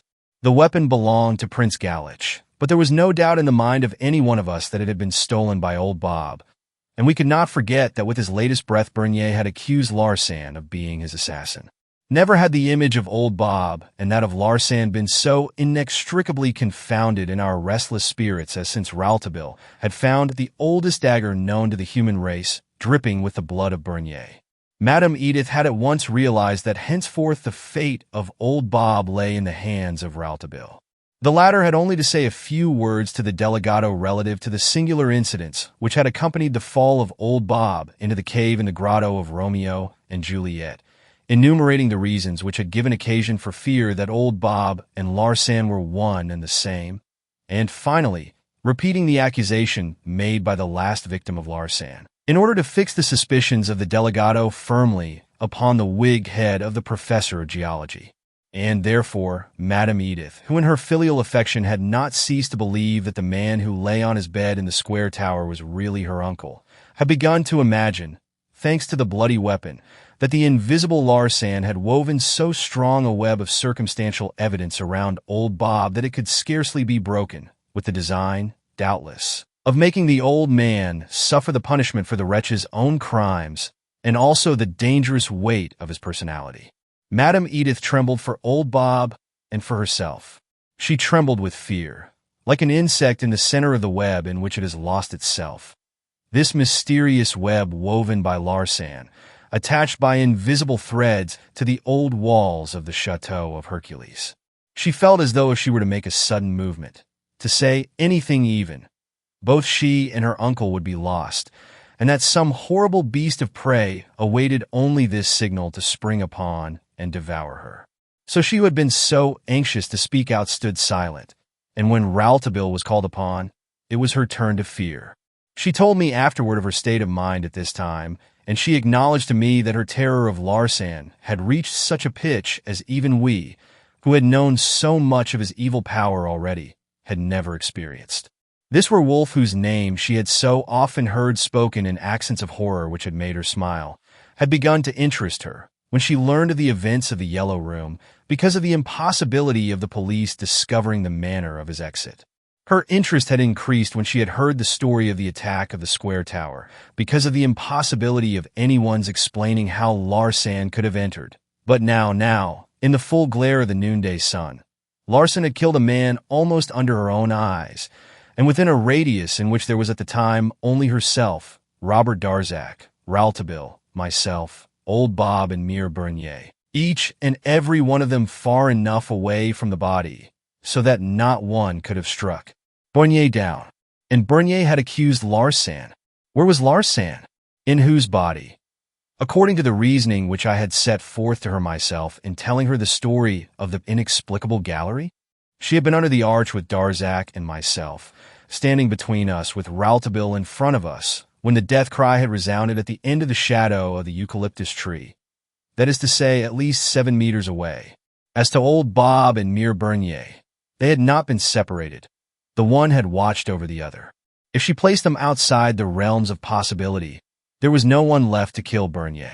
Not alone this time was everyone ignorant how he had departed, but also of how he had been present. She understood now that when one thought of Larsan, there were moments in which one shivered to the marrow of one's bones. Nothing anywhere around the corpse but the stone knife which Old Bob had stolen. It was frightful. It was reason enough for us to think of everything, to imagine everything. She read the certainty of this conviction in the eyes and in the manner of Rouletabille and of Robert Darzac. But she understood as soon as the young man began speaking that he seemed to have no other end in view than to save Old Bob from the suspicions of the authorities. Rouletabille was given a seat between the delegado and the examining magistrate who had arrived while Madame Edith had been testifying, and he gave his evidence, or rather, reasoned the matter out, holding the oldest knife known to the human race in his hand. It seemed definitely established that the guilty person could have been no other than one of the living men and women who were near the dead man, and whom I have enumerated above, when Rouletabille proved with a logical accuracy that overwhelmed the examining magistrate and plunged the delegado into despair that the deed could only have been committed by the dead man himself. The 4 persons at the postern gate and the 2 persons in Old Bob's room had each been looking at the others and had not lost sight of each other while someone was killing Bernier a few steps away, so it was impossible to believe that the killing could have been done by any other than the victim. To this the examining magistrate, greatly interested, replied by inquiring whether any of us had reason to suspect any motive for suicide on the part of Bernier, to which Rouletabille answered that the supposition of suicide might easily be laid aside and that of accident substituted for it. The weapon of the crime, as he called ironically the oldest knife known to the human race, testified to the truth of this theory by its presence. Rouletabille declared that there would be no chance of an assassin meditating the commission of a murder with an old piece of stone as an instrument. And still less could one believe that Bernier, if he had resolved upon suicide, would not have found another means toward his end than the one which had been used. But if, on the contrary, that stone, which might have attracted his attention by its strange form, had been picked up by Père Bernier, and if he had happened to slip and fall while holding it in his hand, everything would be explained and very simply. Père Bernier, undoubtedly, must have thus unfortunately fallen upon this triangular flint which had pierced his heart. After Rouletabille had stated this hypothesis, the physician was recalled, the wound examined once more, and confronted with the fatal object from which the scientific conclusion was reached that the wound was made by the object. From this to the theory of accident, as stated by Rouletabille, there was only a step. The judges spent 6 hours in clearing up the matter, 6 hours during which they questioned us without weariness but without result. As to Madame Edith and your humble servant, after some futile and useless questions, asked while the doctors were at the bedside of Old Bob, we were allowed to leave the room, and we went to sit in the little parlor just outside the bedroom, and were there when the magistrates were ready to depart. The door of this parlor, which opened upon the corridor of the Square Tower, had not been closed. We could hear the sobs and groans of Mere Bernier, who was watching beside the body of her husband which had been carried into the lodge. Between this body and the wounded man, the injury to one is inexplicable as the death of the other. The situation of both Mrs. Rance and myself had become extremely painful, in spite of Rouletabille's efforts, and all the terrors which we had experienced before grew pale and simple before the thought of what might be yet to come. Edith suddenly seized me by the hand and cried out, "Do not leave me. I beg of you. Don't leave me. I have only you left. I do not know where Prince Galich is. I do not know anything about my husband. That is what makes this so horrible. Arthur sent me a message, saying that he was going in search of Tullio. He does not know even yet that Bernier has been murdered. Has he found the hangman of the sea? It is from this man, from Tullio now that I expect the truth. And not a word has come. It is horrible." As she took my hand so confidingly and held it for a moment in her own, I felt that I was for Madame Edith with all my heart and soul, and I assured her that she might rely upon my devotion.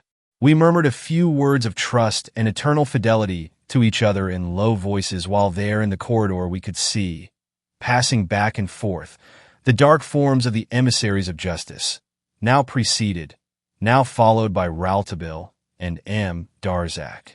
Rouletabille never failed to cast a glance in our direction every time he had the opportunity. The window remained open. "Ah, he is watching us," exclaimed Madame Edith. "Why is that, I wonder? Probably we are in his way and M. Darzac's when we remain here. But whatever may happen, we shall not stir. Shall we, M. St. Clair? You ought to be grateful to Rouletabille," I ventured to remind her, "for his intervention and his silence relative to the oldest knife known to the human race. If the officers had learned that this stone dagger belonged to your uncle, Bob, what could have hindered them from placing him under arrest? Or if they knew that Bernier, in dying, had accused Larsan of his murder, the story of the accident would have found very little credence."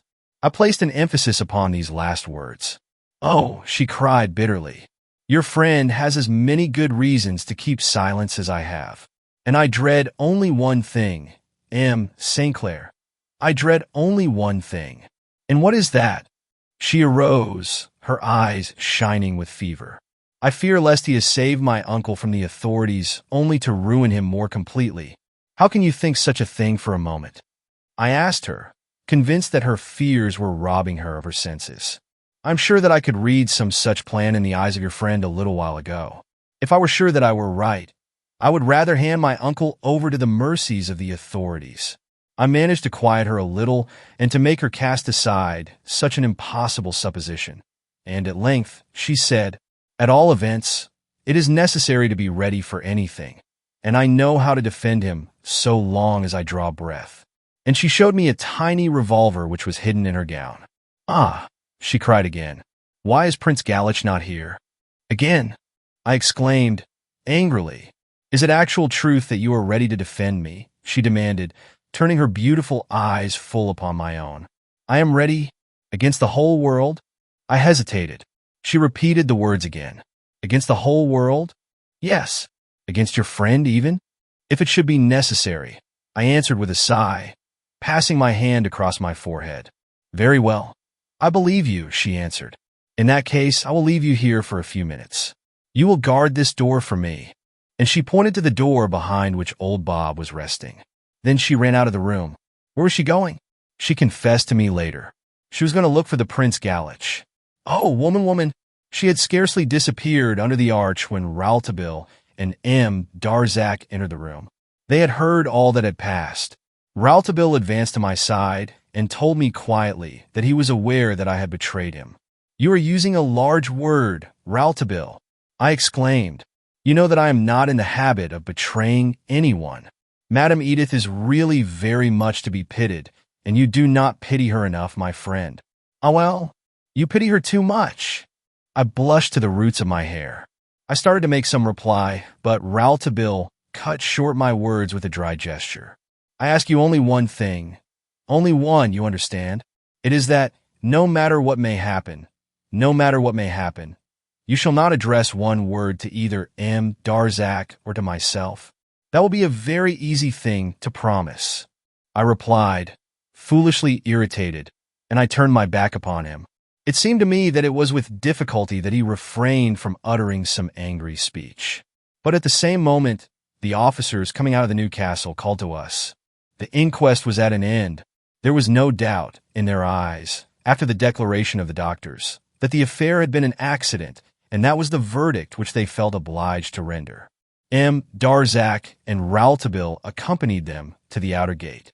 And as I stood leaning on my elbows at the window which opens upon the Court of the Bold, assailed by 1,000 sinister presentiments, and awaiting with an increasing anxiety for the return of Madame Edith, while a few steps away in the lodge, where the candles had been lighted around Bernier's bier, Mere Bernier kept on sobbing and praying beside the corpse of her husband, I suddenly heard a sound which fell upon the evening air like the blow of an immense gong, and I knew that it was Rouletabille, who had ordered the iron gates to be closed. Not a single minute passed after that when I saw Madame Edith rush into the room and hurry to me as though I were her only refuge. Then I saw M. Darzac appear, then Rouletabille, and leaning on his arm was the lady in black. Chapter 20, in which Rouletabille gives a corporeal demonstration of the possibility of the body too many. Through the window, I could see Rouletabille and the lady in black entering the square tower. Never had the young reporter walked with such solemn stateliness. His demeanor might have made one smile, if instead, at this tragic moment, it had not added to our apprehensions.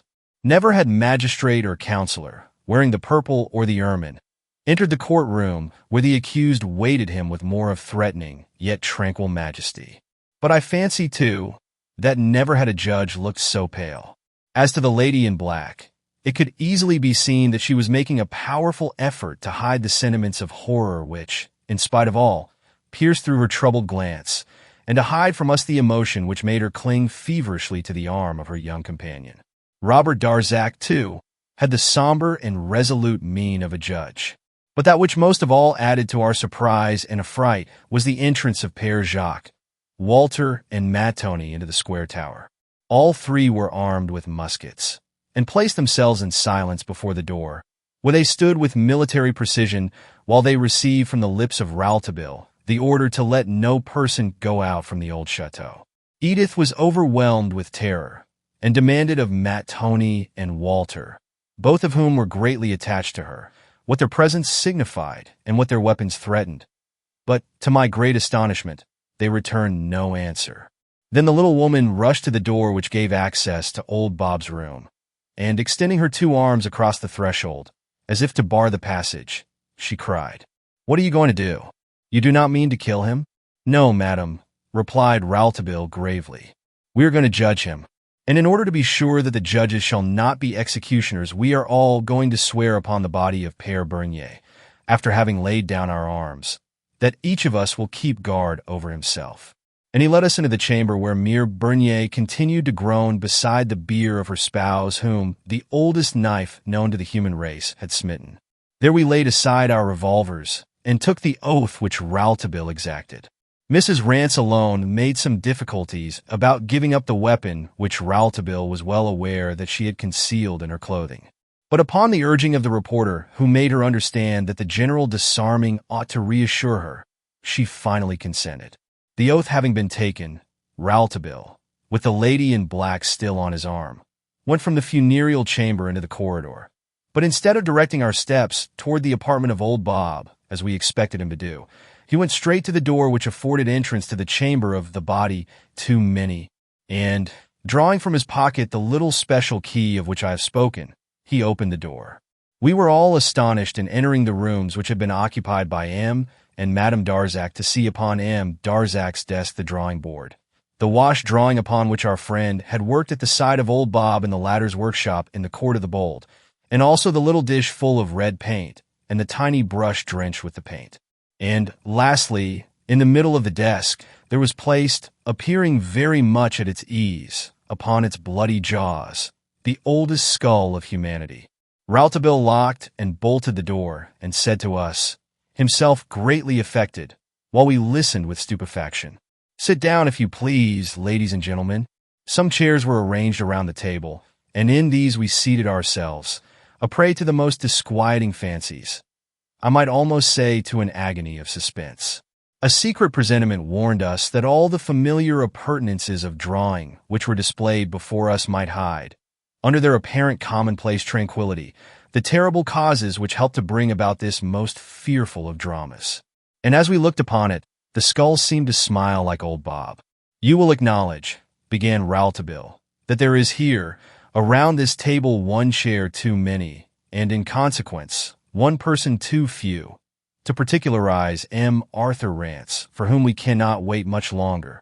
Perhaps at this very moment my husband possesses the proofs of old Bob's innocence," observed Madame Edith, whom all these preparations had disturbed more than anyone else. "I entreat Madame Darzac to join me in imploring these gentlemen to do nothing until Arthur's return."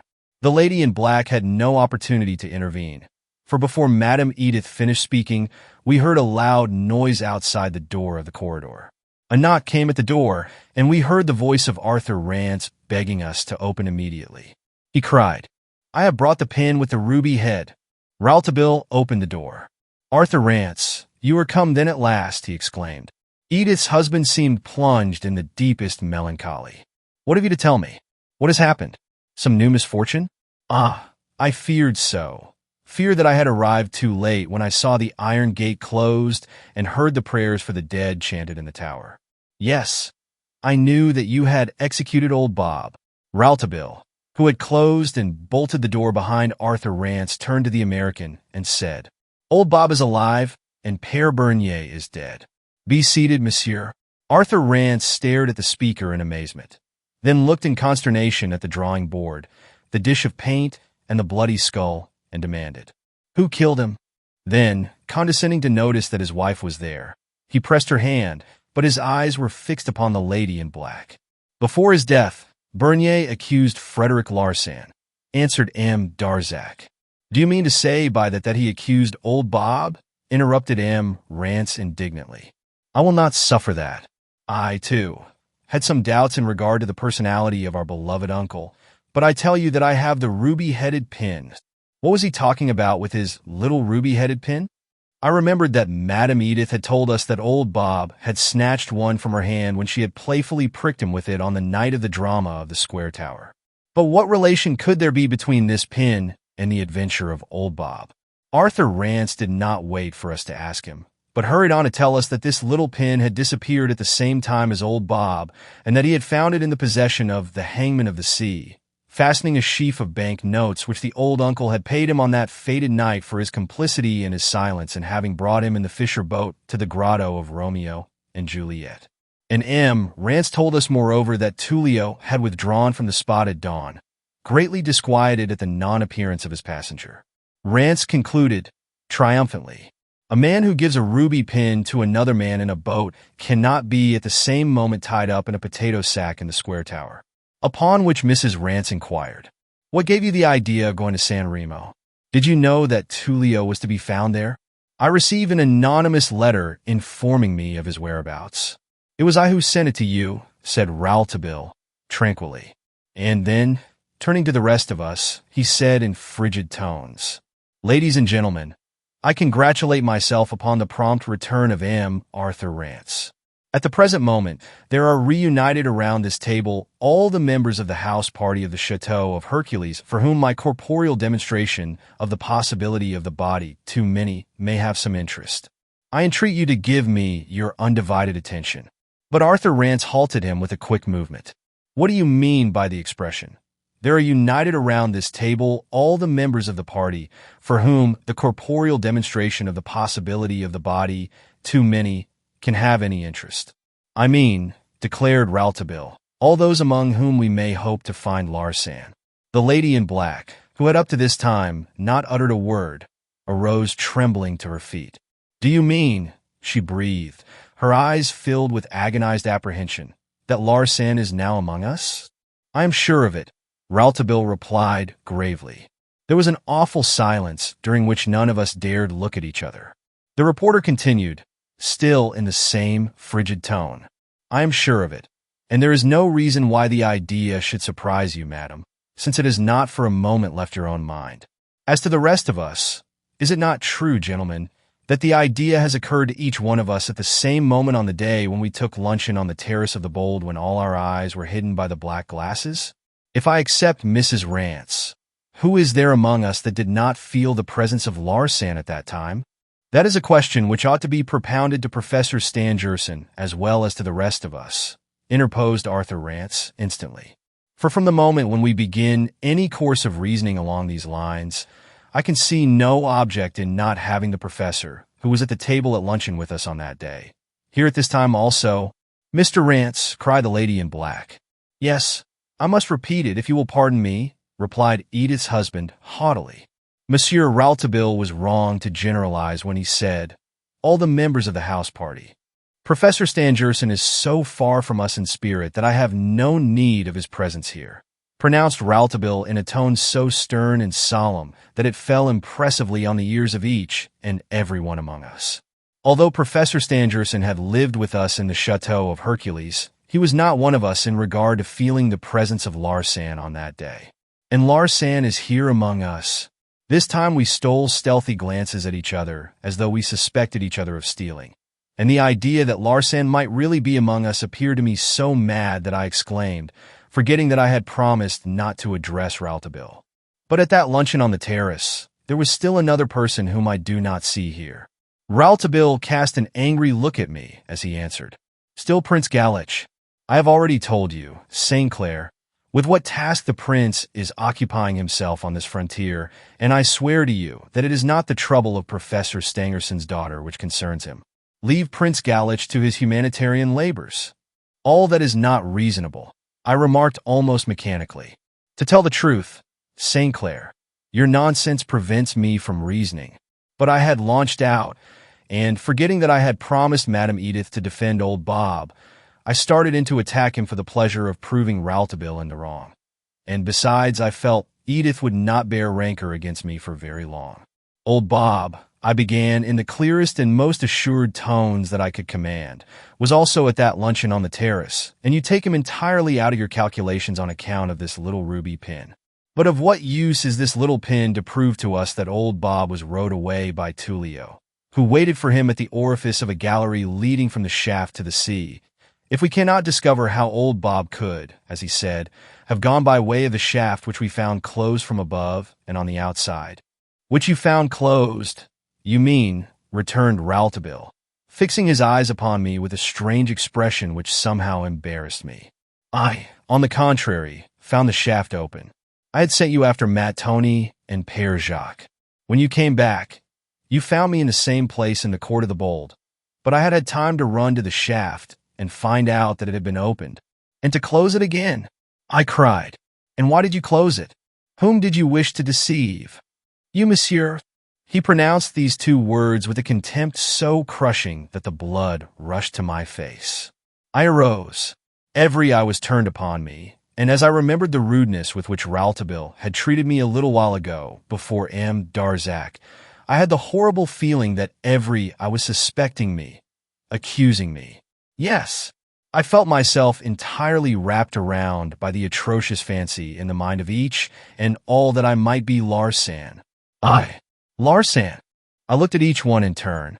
Rouletabille did not lower his eyes while my own were seeking to make him feel the fierce protestation of my whole being and my indignation against such a monstrous supposition.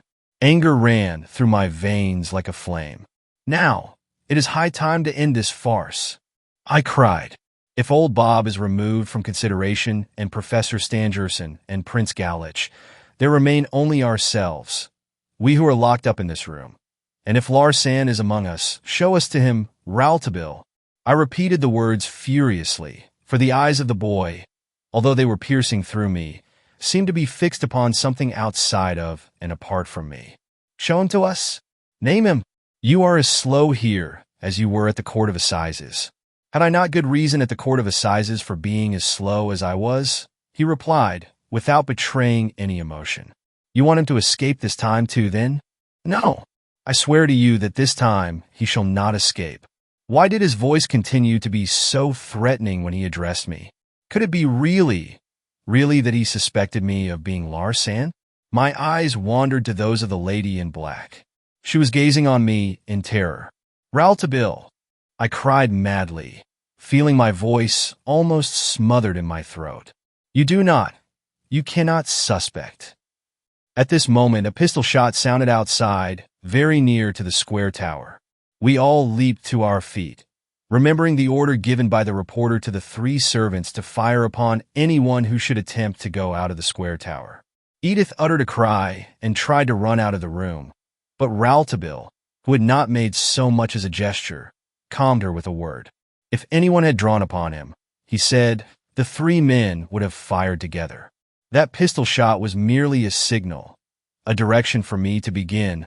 Turning to me, he continued, M. St. Clair, you ought to know that I never suspect any person or anything without previously having satisfied myself upon the ground of pure reason. That is a solid staff which has never yet failed me on the road, and on which I invite you all to lean with me. Larsan is here among us, and the power of pure reason is going to show him to you. So be seated again, if you please, and do not take your eyes from me, for I am going to begin on this paper the corporeal demonstration of the possibility of the body too many. First of all, he investigated to make sure that the bolts of the door behind him were closely drawn. Then, returning to the table, he took up a compass. I have the intention of making my demonstration, he said, along the same lines on which the body too many has produced itself. It will be, thereby, only the more irrefutable. And, with his compass, he took, upon M. Darzac's drawing, the measure of the radius of the circle which represented the space occupied by the Tower of the Bolt, so that he was immediately afterward able to trace the same circle upon an immaculate piece of white paper which he had fastened with copper-headed nails to another drawing board. When the circle was traced, Rouletabille, putting down his compass, picked up the tiny dish of red paint and asked M. Darzac whether he recognized it as the coloring matter he had used. M. Darzac, who, from all appearances, understood the significance of the young man's words and actions no better than the rest of us, replied that, to the best of his belief, it was the same paint which he had mixed for his wash drawing. A good half of the paint had dried up in the bottom of the dish, but according to the opinion expressed by M. Darzac, the part which remained would, upon paper, give nearly the same tint with which he had washed the drawing of the Peninsula of Hercules. No one has touched it, said Rouletabille very gravely, and nothing has been added to it, save a single tear. Besides, you will see that a tear more or less in the paint cup would detract nothing from the value of my demonstration. Thus saying, he dipped the brush in the paint and began carefully to wash all the space occupied by the circle which he had previously traced. He did this with the care and exactitude which had already astonished me in the Tower of the Bold, when I had been nearly stupefied in seeing him absorbed in a drawing, when we knew that someone had been assassinated.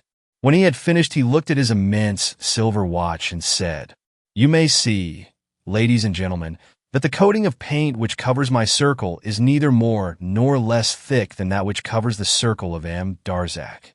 It is almost the same thing, the same tint." "Undoubtedly," rejoined M. Darzac. "But what does all this signify?"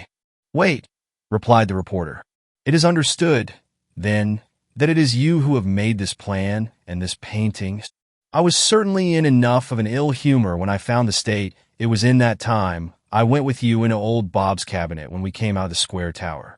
Old Bob had ruined my drawing by letting his skull roll over it. "We are there," spoke up Rouletabille, quick as a flash. And he lifted from the bureau the oldest skull of the human race.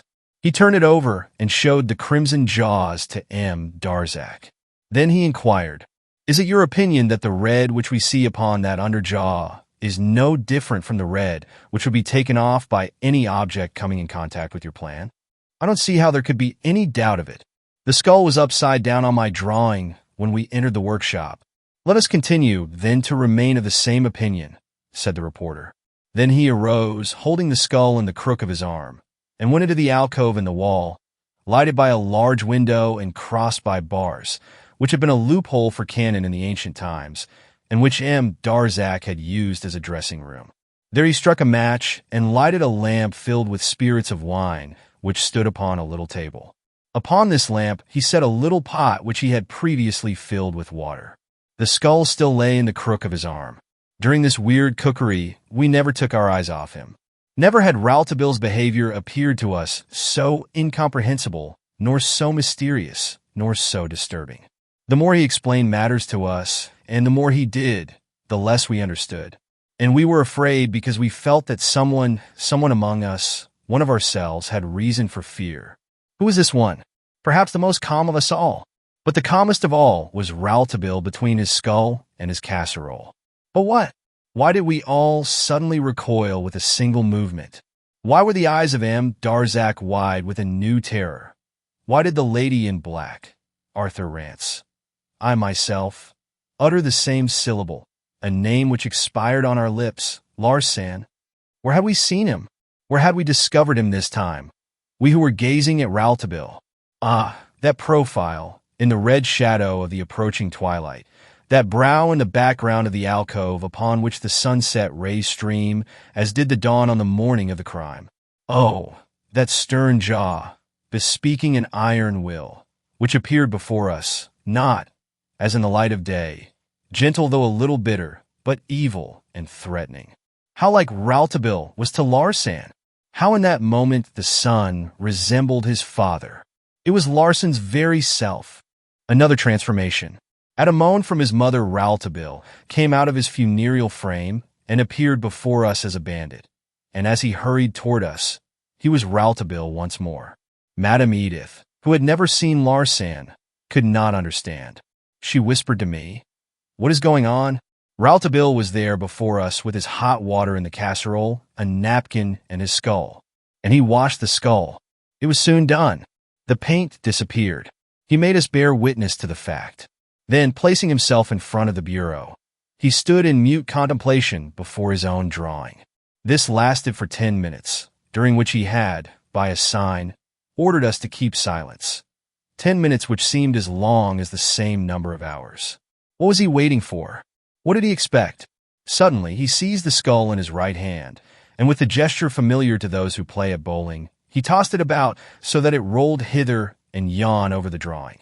Then he showed us the skull and bade us notice that it bore no trace of red paint. Rouletabille drew out his watch again. "The paint has dried upon the plan," he said. "It has taken a quarter of an hour to dry." Upon the 11th of April we saw, at 5 o'clock in the afternoon, M. Darzac entering the square tower and coming from out of doors. But M. Darzac, after having entered the square tower, and after having fastened behind him the bolts of his door, as he tells us, has not gone out again until we came to fetch him after 6 o'clock. As to old Bob, we had seen him enter the square tower at 6 o'clock, and there was no paint on this skull then. How was this paint, which has taken only a quarter of an hour to dry upon this plan, fresh enough still, more than an hour after M. Darzac had left it, to stain old Bob's skull when the savant, with a movement of anger, threw it down on the plan as he entered the round tower? There is only one explanation of this, and I defy you to find another. And that is that the robber Darzac, who entered the square tower at 5 o'clock, and whom no one has seen going out again, was not the same as the one who came to paint in the round tower before the arrival of old Bob at 6 o'clock, and whom we found in the room in the square tower without having seen him enter there, and with whom we went out. In one word, he was not the same man as the M. Darzac here present before us. The testimony of pure reason shows that there are two personalities appearing in the guise of Robert Darzac. And Rouletabille turned his eyes full upon the man whose name he had uttered. Darzac, like all the rest of us, was under the spell of the luminous demonstration of the young reporter. We were all divided between a new horror and a boundless admiration. How clear was every word that Rouletabille had uttered! How clear, and how terrible! Here again we found the mark of his prodigious and logical mathematical intelligence. M. Darzac cried out. It was thus, then, that he was able to enter the square tower under a disguise which made him, without doubt, my very image. It was thus that he was able to hide behind the panel in such a way that I did not see him myself when I came here to write my letters after quitting the Tower of the Bold, where I left my drawing. But how could Père Bernier have opened to him? Doubtless, replied Rouletabille, who had taken the hand of the lady in black in both his own, as though he wished to give her courage. He must have believed that it was yourself. That then explains the fact that when I reached my door, I had only to push it open. Père Bernier believed that I was within? Exactly. That is good reasoning, declared Rouletabille. And Père Bernier, who had opened to Darzac number 1, had not troubled himself about number 2, since he did not see him any more than yourself. You certainly reached the square tower at the moment that St. Clair and myself called Bernier to the parapet to see whether he could help us in understanding the strange gesticulations of old Bob, talking at the threshold of the Barma Grande to Mrs. Rance and Prince Galich. But Mere Bernier, cried M. Darzac. She had gone into her lodge. Was she not astonished to see M. Darzac come in a second time, when she had not seen him go out? Let us suppose, replied the young reporter with a sad smile, let us suppose, M. Darzac, that Mere Bernier at that moment, the moment when you passed into your apartments, that is to say, when the second apparition of Darzac passed in, was occupied in picking up the potatoes and putting them back into the sack which I had emptied upon her floor. And we shall suppose the truth. Well then, I can congratulate myself on the fact that I am still upon earth. Congratulate yourself, M. Darzac? Congratulate yourself. When I remember that as soon as I entered my room, I drew the bolts as I have told you that I did, that I began to work, and that this wretch was hidden behind my back. Why, he might have killed me without hindrance. Rouletabille stepped close to M. Darzac and fixed his eyes upon him with a look that seemed to read his soul. Why did he not kill you then? He asked. You know very well that he was waiting for someone else, replied M. Darzac, turning his face sorrowfully toward the lady in black. Rouletabille was now so close to M. Darzac that their shadows on the floor looked like that of one strangely formed being. The lad put his 2 hands on the older man's shoulders. M. Darzac, he said, his voice again clear and strong, I have a confession to make to you. When I began to understand how the body too many had effected an entrance, and when I had discovered that you did nothing to undeceive us in regard to the hour of 5 o'clock at which we had believed, at which everyone, rather, except myself, believed, that you had entered the square tower, I felt that I had the right to suspect that the murderer was not the man who at 5 o'clock entered the square tower under the form of Darzac. I thought, on the contrary, that Darzac might be the true Darzac and you might be the false one. Ah, my dear M. Darzac, how I have suspected you! That was madness, cried M. Darzac. If I did not tell you the exact hour at which I entered the square tower, it was because the time was somewhat vague in my own mind, and I did not attach any importance to it.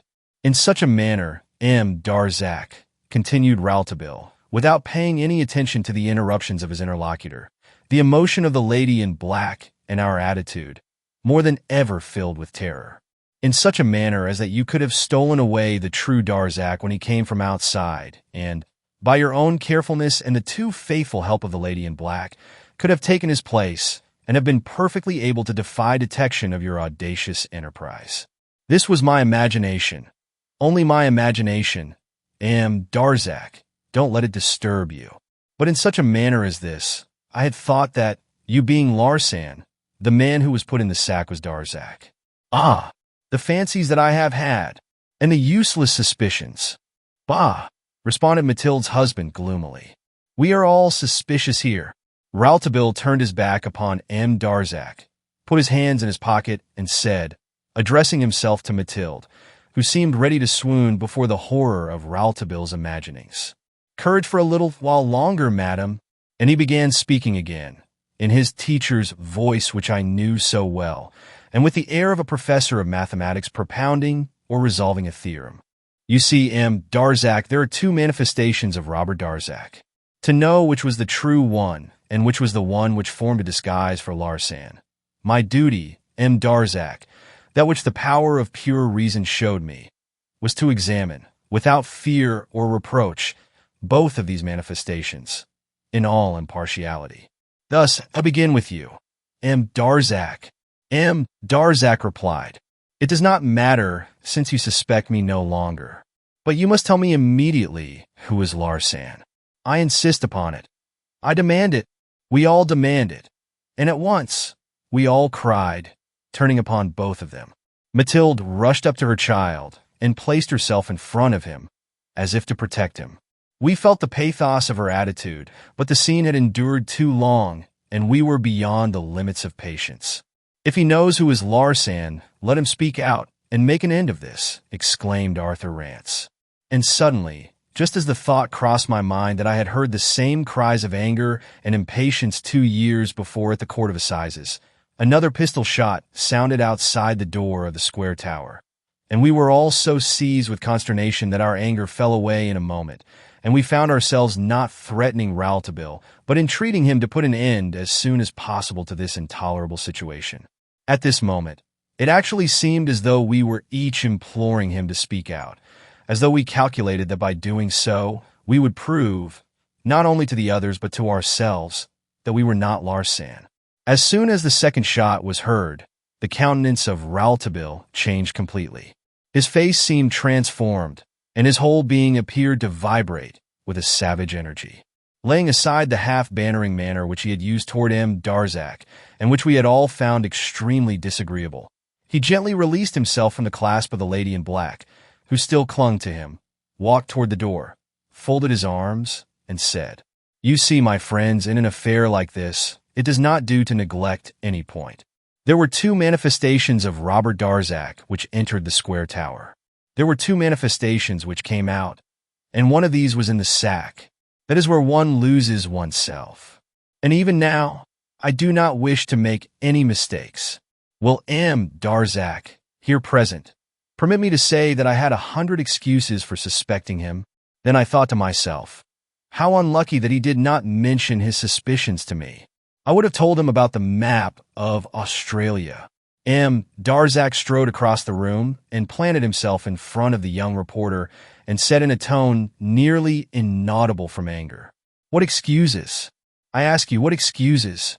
"You will soon understand, my friend," said the reporter with the utmost calmness. "The first thing that I said to myself while I was examining the conditions surrounding your manifestation of Larsan was this: nonsense. If he were Larsan, would not Professor Stangerson's daughter have perceived it? That is self-evident, the common sense of that thought, is it not? But when I tried to look into the mind of the lady who has become Madame Darzac, I discovered beyond a doubt, monsieur, that all the while she could not free herself from just this fear. The fear that you might be Larsan." Mathilde, who had fallen half fainting into a chair, gathered strength enough to start up and to protest against the words with a frightened, despairing gesture. As for M. Darzac, his face was a picture of hopeless anguish. He sank upon a couch and said in a voice so low that it was scarcely audible and so full of wretchedness that it pierced our hearts, "And could you have thought that, Mathilde?" His wife dropped her eyes and spoke not a word.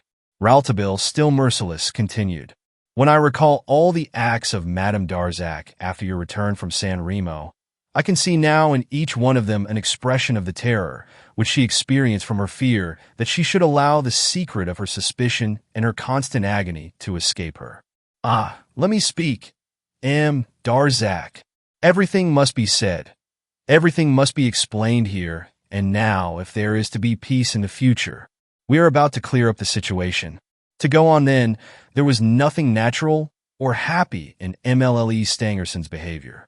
The very eagerness with which she assented to your desire to hasten the marriage ceremony proved the longing which she felt to definitely banish the torment of her soul. Her eyes, I remember it now, used to say at that time, how often and how clearly, is it possible that I continue to see Larsan everywhere, even in the face of the man who is at my side, who is going to lead me to the altar and to take me away with him? From the moment of your return from the south until the apparition at the railroad station, monsieur, she lived in the most utter misery. She was already crying for help against herself, against her thoughts, and perhaps even against you. But she dared not reveal her thought to any person because she dreaded that any confidant might say to her. And Rouletabille leaned over and said in M. Darzac's ear, not so low that I could not hear, but so softly that the words did not reach Mathilde, "Are you going mad again?" Then, lifting his head again, he continued, "You ought to understand everything better now, my dear M. Darzac. Both the strange coldness with which you were treated occasionally, and also the fits of remorseful tenderness which, in the doubt which filled her brain, would impel Madame Darzac to surround you with every evidence of attention and affection. And, furthermore, allow me to tell you that I myself have sometimes found you so gloomy and distrait that I have fancied that you must have discovered that whenever Madame Darzac looked at you, she could not, in spite of herself, chased from her mind the image of Larsan.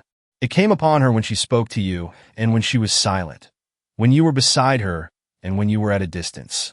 And, consequently, let us understand each other completely. It was not the belief that Professor Stangerson's daughter would have known it, which removed my suspicions, since in spite of herself, she entertained the fear all the while that you and Larsan were one. No, no. My suspicions were removed by another cause. They might have been removed, exclaimed M. Darzac, at once ironically and despairingly. They might have been removed, it would seem, by the simple course of reasoning that if I had been Larsan, wedded to Emily Stangerson, having her for my wife, I would have had every cause for making her believe in Larsan's death. And I would have never resuscitated myself. Was it not upon the day that Larsan returned to earth that I lost Mathilde? Pardon, monsieur, pardon, replied Rouletabille, whose face had grown as white as a sheet. You are abandoning now, if I may say so, the directions of pure reason.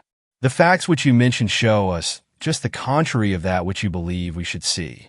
For my part, it seems to me that when one has a wife who believes, or who comes very near to believing, that one is Larsan, one has every interest in showing her that Larsan exists outside of oneself. As Rouletabille uttered these words, the lady in black, supporting herself by groping with her hands against the wall as she walked, came stumblingly to the side of Rouletabille, and devoured with her eyes the face of M. Darzac, which had grown frightfully harsh and strained. As to the rest of us, we were so struck by the novelty and the irrefutability of Rouletabille's reasoning, that we experienced no other emotion than an ardent desire to know what was to follow, and we took care not to interrupt, asking ourselves to what such a formidable hypothesis might not lead. The young man imperturbably went on, and if you had an interest in showing her that Larsan existed elsewhere than in your body, there arose an exigency in which that interest was transformed into an immediate necessity. Imagine, I say imagine, M. Darzac, that you had really brought Larsan to life once only, in spite of yourself, in your own rooms, before the eyes of Professor Stangerson's daughter. And you will be, I repeat, under the necessity of bringing him to life again and yet again, outside of yourself, in order to prove to your wife that the Larsan whom she has seen returned to life is not you. Ah, calm yourself, my dear M. Darzac. I entreat you. Have I not told you that my suspicion has been banished? Completely banished? But it is as well that we should divert ourselves for a few moments in reasoning the matter out a little, after these long hours of anguish when it seemed as though there would never be any place for reasoning again. See, then, where I am obliged to come in considering this hypothesis as realized. These are the procedures of mathematics which you know better than I, you who are a scholar. In considering, as I said, as realized the hypothesis that you are the counterfeit Darzac, the one which hides Larsan.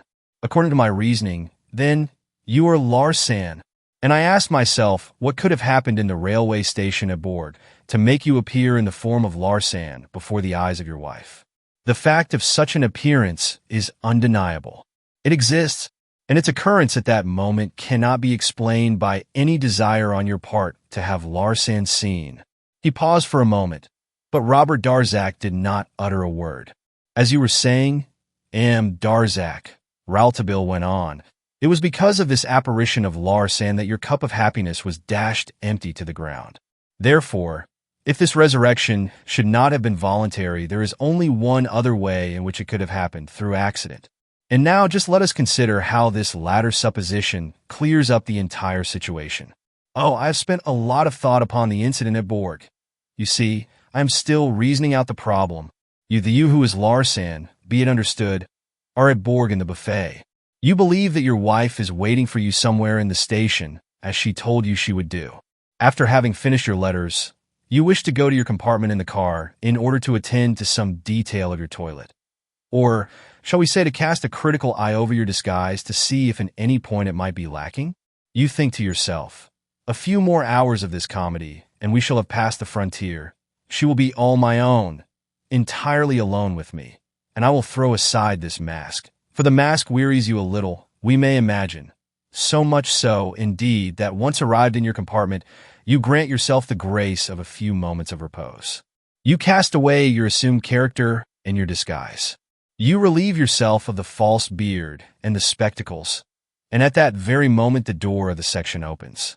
Your wife, thrown into a spasm of terror at the sight of Larson's smooth, beardless face in the glass, does not wait to make any further investigation and rushes out into the night, her screams drowned by the noise of another train. You comprehend the danger at once.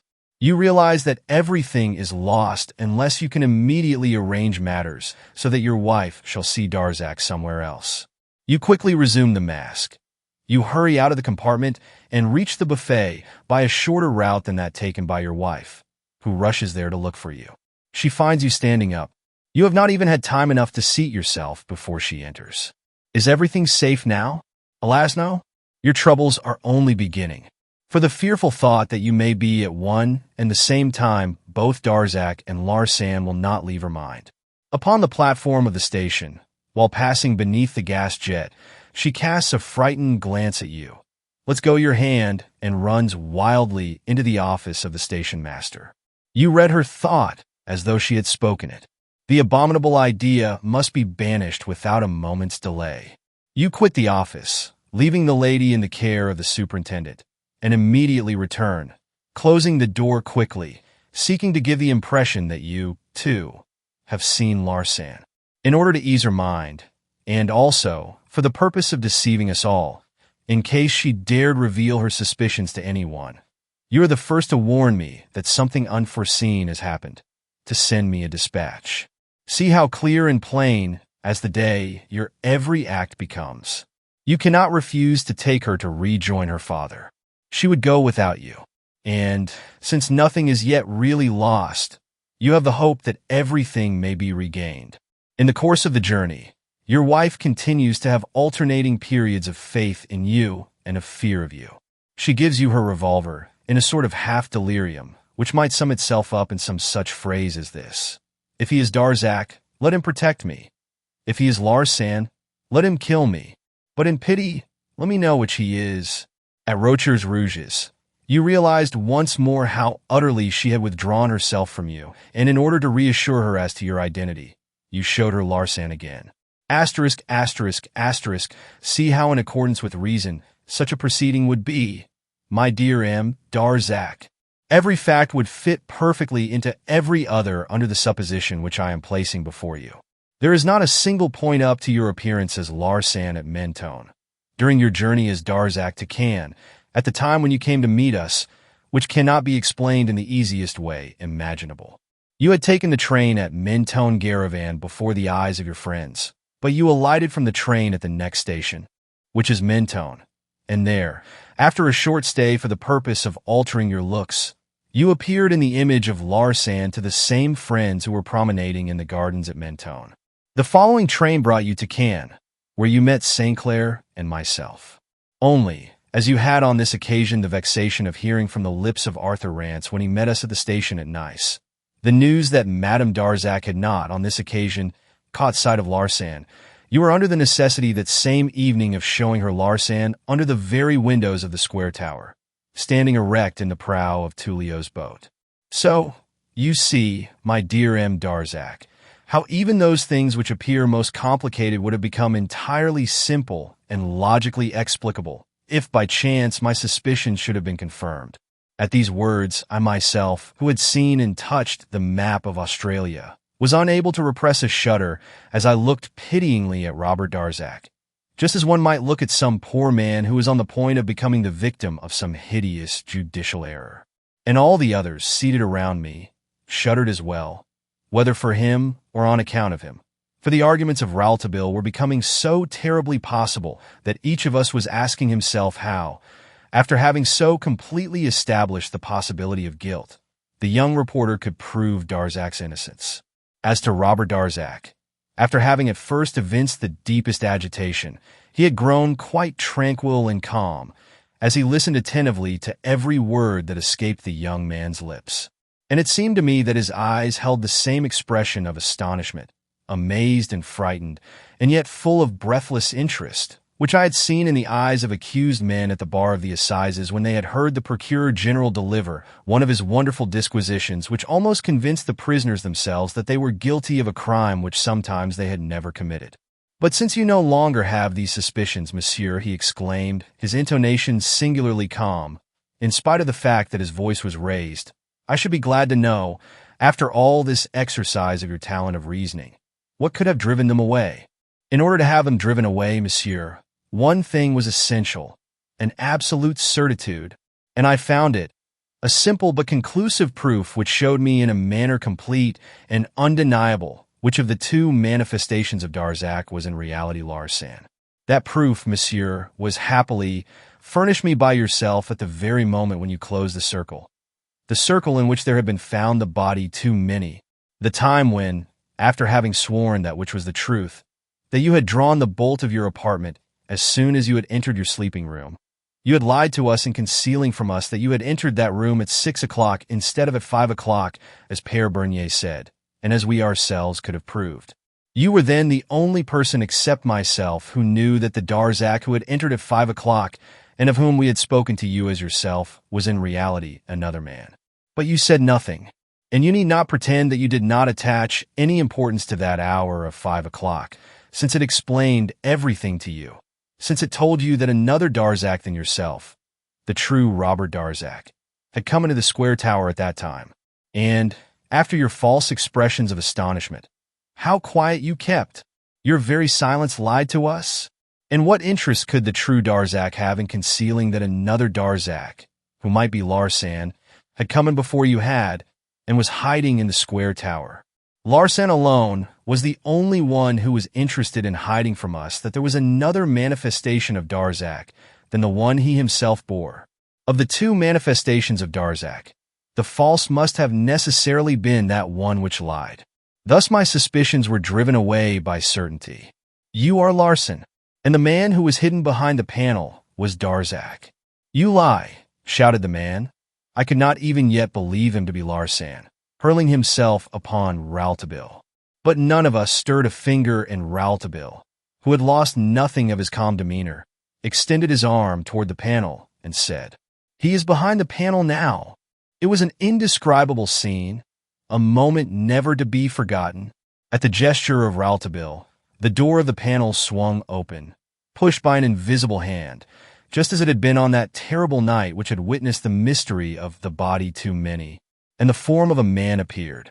Clamors of surprise, of joy, and of terror filled the square tower. The lady in black uttered a heart-rending cry, "Robert! Robert! Robert!" And it was a cry of joy. Two Darzacs before us, so exactly similar that every one of us save the lady in black might have been deceived. But her heart told her the truth, even admitting that her reason, notwithstanding the triumphant conclusion of Rouletabille, might have hesitated. Her arms outstretched, her eyes alight with love and joy, she rushed toward the second manifestation of Darzac, the one which had descended from the panel.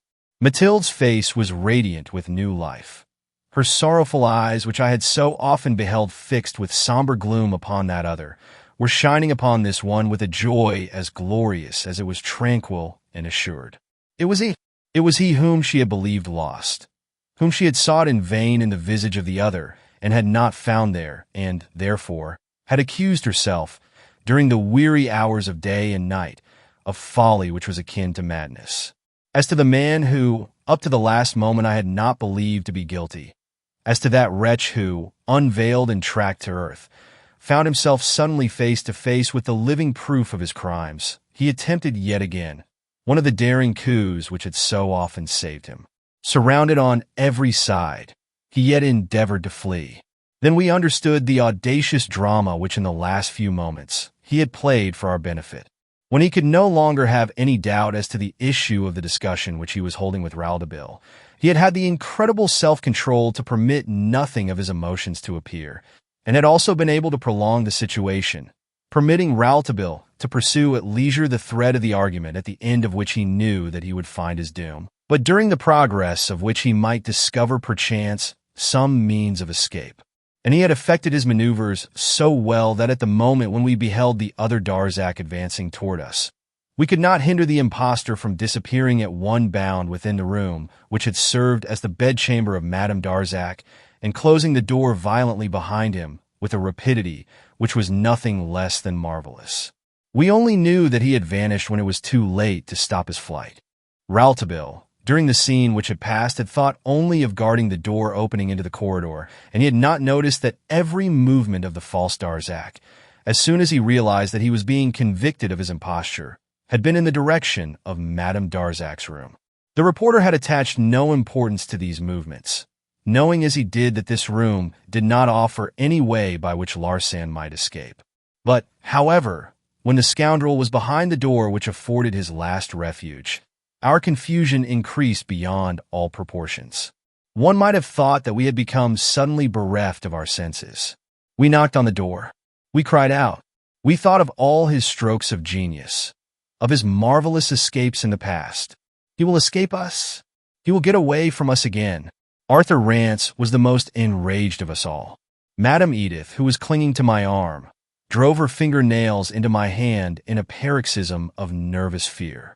None of us paid any heed to the lady in black and Robert Darzac, who, in the midst of this tempest, seemed to have forgotten everything, even the clamor and confusion around them.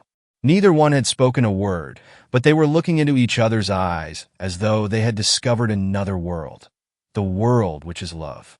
But they had not discovered it. They had merely found it again, thanks to Rouletabille. The latter had opened the door of the corridor and summoned the 3 domestics to our assistance. They entered with their rifles, but it was axes that were needed. The door was solid and barricaded with heavy bolts. Père Jacques went out and fetched a beam which served us as a battering ram. Each of us exerted all his strength, and finally, we saw the door beginning to give way. Our anxiety was at its height. In vain, we told ourselves that we were about to enter a room in which there were only walls and barred windows. We expected anything, or, rather, we expected nothing, for in the mind of each and every one of us was the recollection of the disappearances, the flights, the actual dissolution of matter which Larsan had brought about in times past, and which at this moment haunted us and drove us nearly mad. When the door had commenced to yield, Rouletabille directed the servants to take up their guns, with the order, however, that the weapons were to be used only in case it should be impossible to capture Larsan living. Then the young reporter set his shoulder to the door with one last powerful effort, and as the boards, wrenched from their hinges, fell to the ground, he was the first to enter the room. We followed him, and behind him, upon the threshold, we all halted, stupefied by the sight which met our eyes. Larsan was there plainly to be seen by everyone, and this time there was no difficulty in recognizing him. He had removed his false beard. He had put aside his Darzac mask. He had resumed once more the pale, clean-shaven face of that Frederick Larsan whom we had known at the chateau of Glandier, and his presence seemed to fill the entire room. He was lying back comfortably in an easy chair in the center of the room and was looking at us with his great, calm eyes. His arm was stretched along the arm of the chair. His head was resting on the cushion at the back. One would have said that he was giving us an audience and was waiting for us to make known our business. It seemed to me that I could even discern an ironical smile on his lips. Rouletabille advanced toward him. "Larsan," he said in a voice which was not quite steady. "Larsan, do you give yourself up?" But Larsan did not reply. Then Rouletabille touched the man's face and his hand, and we saw that Larsan was dead. Rouletabille pointed to a ring on the middle finger. The collar was open and showed a hollow cup which was empty. It must have contained a deadly poison. Arthur Rance put his head against the man's chest and assured us that all was over. And Rouletabille entreated us to leave him alone in the square tower and to try and forget the terrible events which had passed there. "I will charge myself with everything," he asserted gravely. "Here is the body too many. No one will inquire into the disposition which may be made of it." And he gave an order to Walter, which Arthur Rance translated into English. "Walter, bring me the sack which you found at the Castillon yesterday." Then he made a gesture to which we were all obedient, a gesture of dismissal, and we left the son face to face with the corpse of the father. The next moment we saw that M. Darzac was swooning, and we were obliged to carry him into old Bob's sitting room. But it was only a passing faintness, and soon he opened his eyes again and smiled at Mathilde when he saw her beautiful face bending over him with the look of dread in which we read the fear of losing her beloved husband at the very moment in which she had, through a chain of circumstances which still remained wrapped in mystery, found him again. He succeeded in convincing her that his life was not in any danger, and he added his entreaties to those of Madame Edith that she would go away for a little while and try to get some rest. When the two women had left us, Arthur Rance and myself turned our attention to our friend, inquiring of him, first of all, in regard to his curious state of health. For how could a man whom all of us had believed to be dead, and who had been, with the death rattle in his throat, tied up in a sack and carried away, have been able to rise again and step down living from the fateful panel? But when we had opened his shirt and discovered the bandage which hid the wound that he bore in his breast, we recognized the fact that this injury, by a chance so rare that one would scarcely believe that it could exist, after having brought about an almost immediate state of coma, was not a very serious one. The ball which had struck Darzac in the midst of the savage fight which he had been obliged to make against Larsan had planted itself in the sternum, causing a bad external hemorrhage and weakening the entire organism, but, fortunately, suspending none of the vital functions. As we finished the task of dressing the wound, Père Jacques came to close the door of the parlor which had remained open, and I wondered what might be the reason which had led the old man to this precaution until I heard steps in the corridor and a strange noise, the sound that one hears when a body is carried away on a stretcher. And I thought of Larsan and of the sack which was holding now for the second time the body too many. Leaving Arthur Rance to watch over M. Darzac, I hurried to the window. I had not been mistaken. I beheld the sinister funeral cortege in the court outside. It was nearly nightfall. A gathering gloom surrounded everything. But I could distinguish Walter, who had been stationed as a sentinel under the arch of the gardener's postern. He was looking toward the outer court, ready, evidently, to bar the passage of anyone who might desire to penetrate into the court of the bold. Moving onward in the direction of the oubliette, I saw Rouletabille and Père Jacques, two dark shadows bending over another shadow, a shadow which I recognized and which, on that other night of horror, I had believed to contain another dead body. The sack seemed heavy. The two men were scarcely able to lift it to the edge of the shaft, and I could see that the little passageway was open. Yes, the heavy wooden lid which ordinarily closed it had been removed and was lying on the ground. Rouletabille leaped lightly over the edge of the oubliette and then made a step downward. He showed no hesitation. The way seemed to be familiar to him. In a few moments his figure vanished from sight.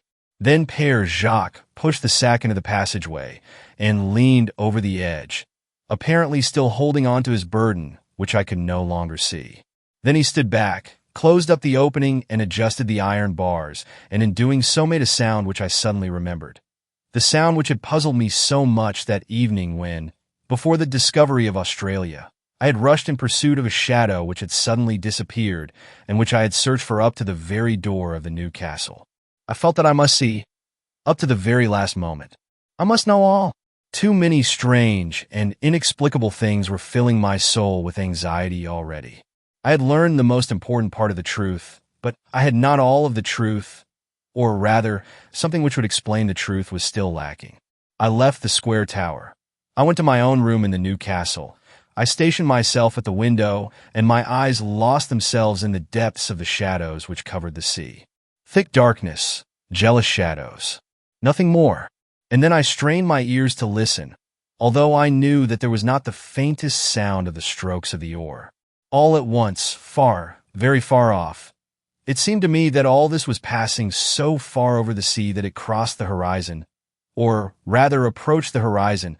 I fancied that I could see in the narrow red band, which was all that remained of the setting sun, something that seemed more unreal than a vision. Into that narrow red band an object entered, something dark and very small, but to my eyes, which were fixed upon it in breathless suspense, it seemed the greatest and most formidable sight that I had ever beheld.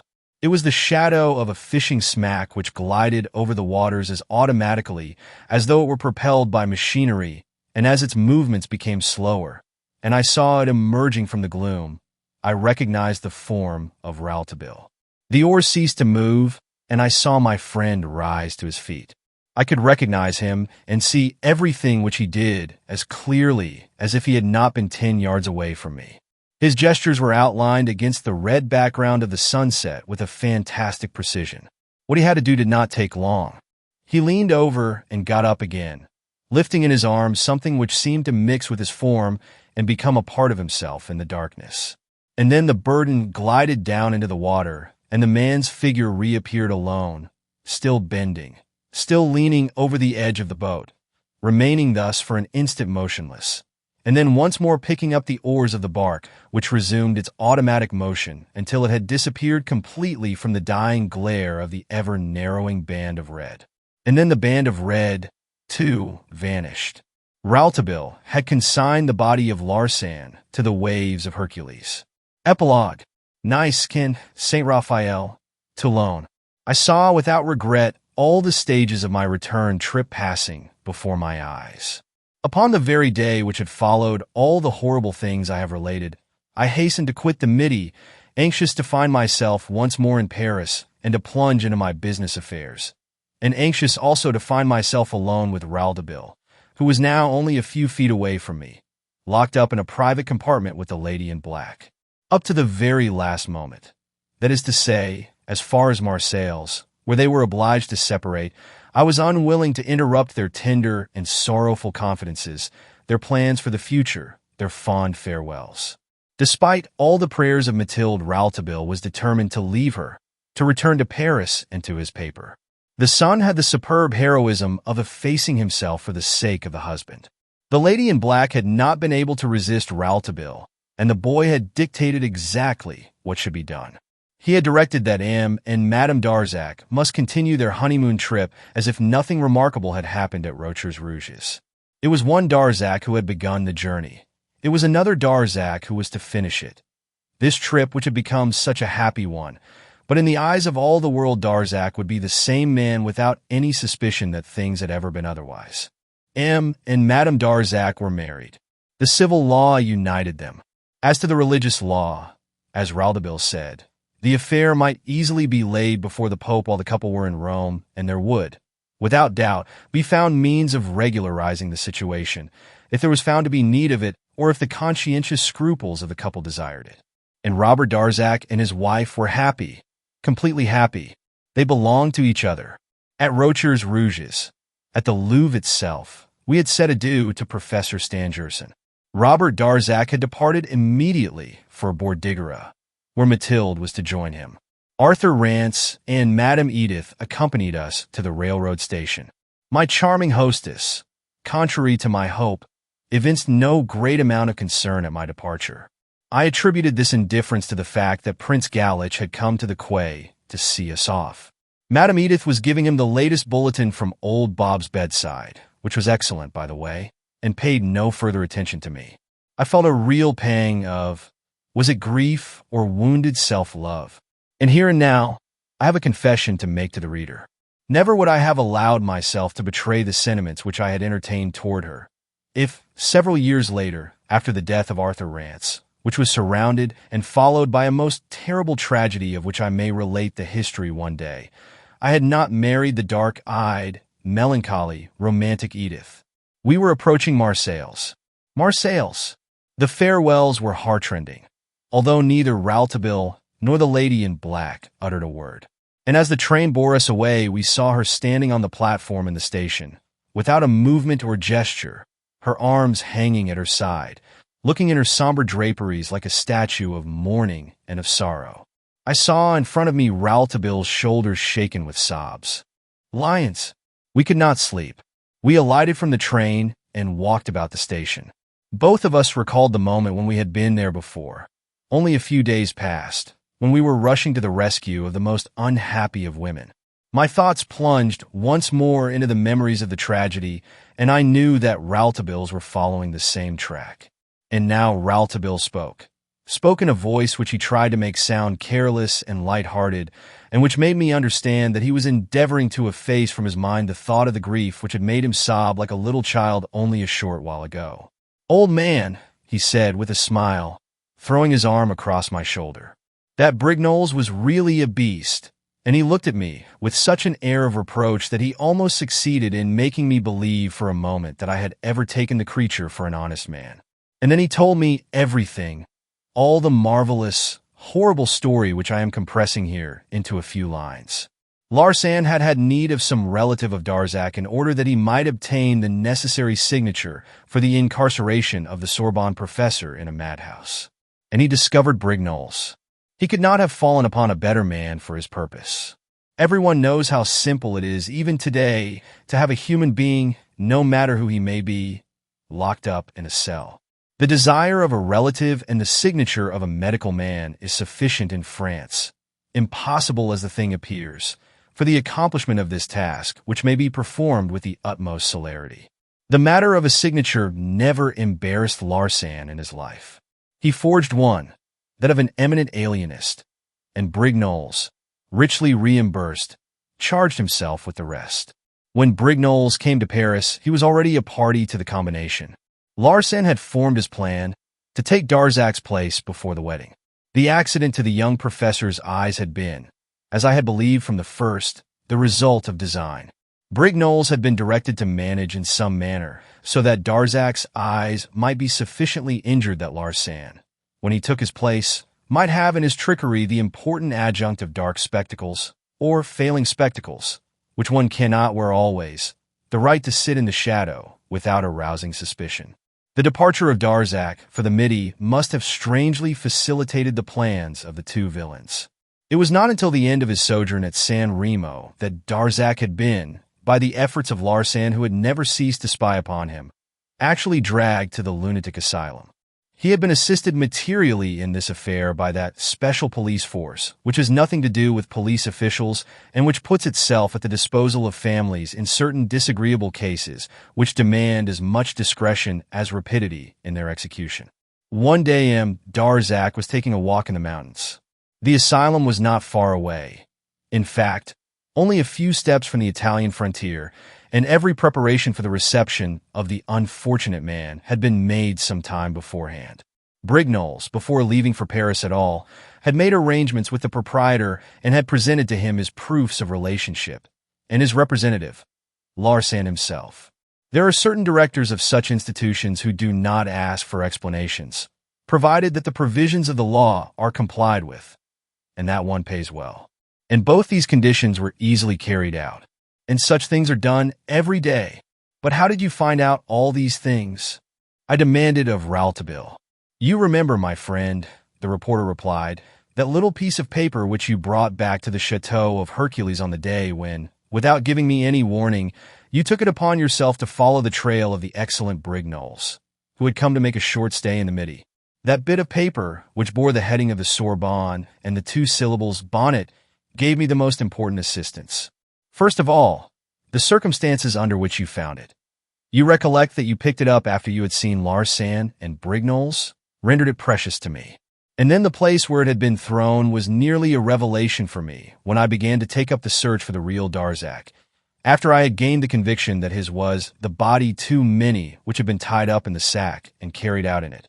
And Rouletabille went on in the simplest manner possible, taking me in his narrative over the different phases necessary for my comprehension of the mysteries which, up to that time, had remained so inexplicable to every one of us.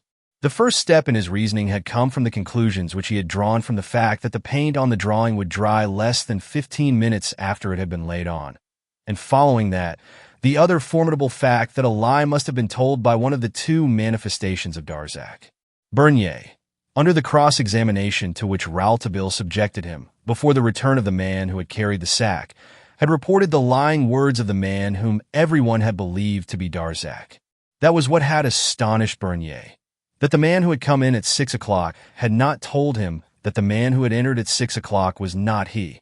He was trying to conceal the fact that there existed a second manifestation of Darzac, and he would have had no interest in concealing it, if his own personality had been the true one.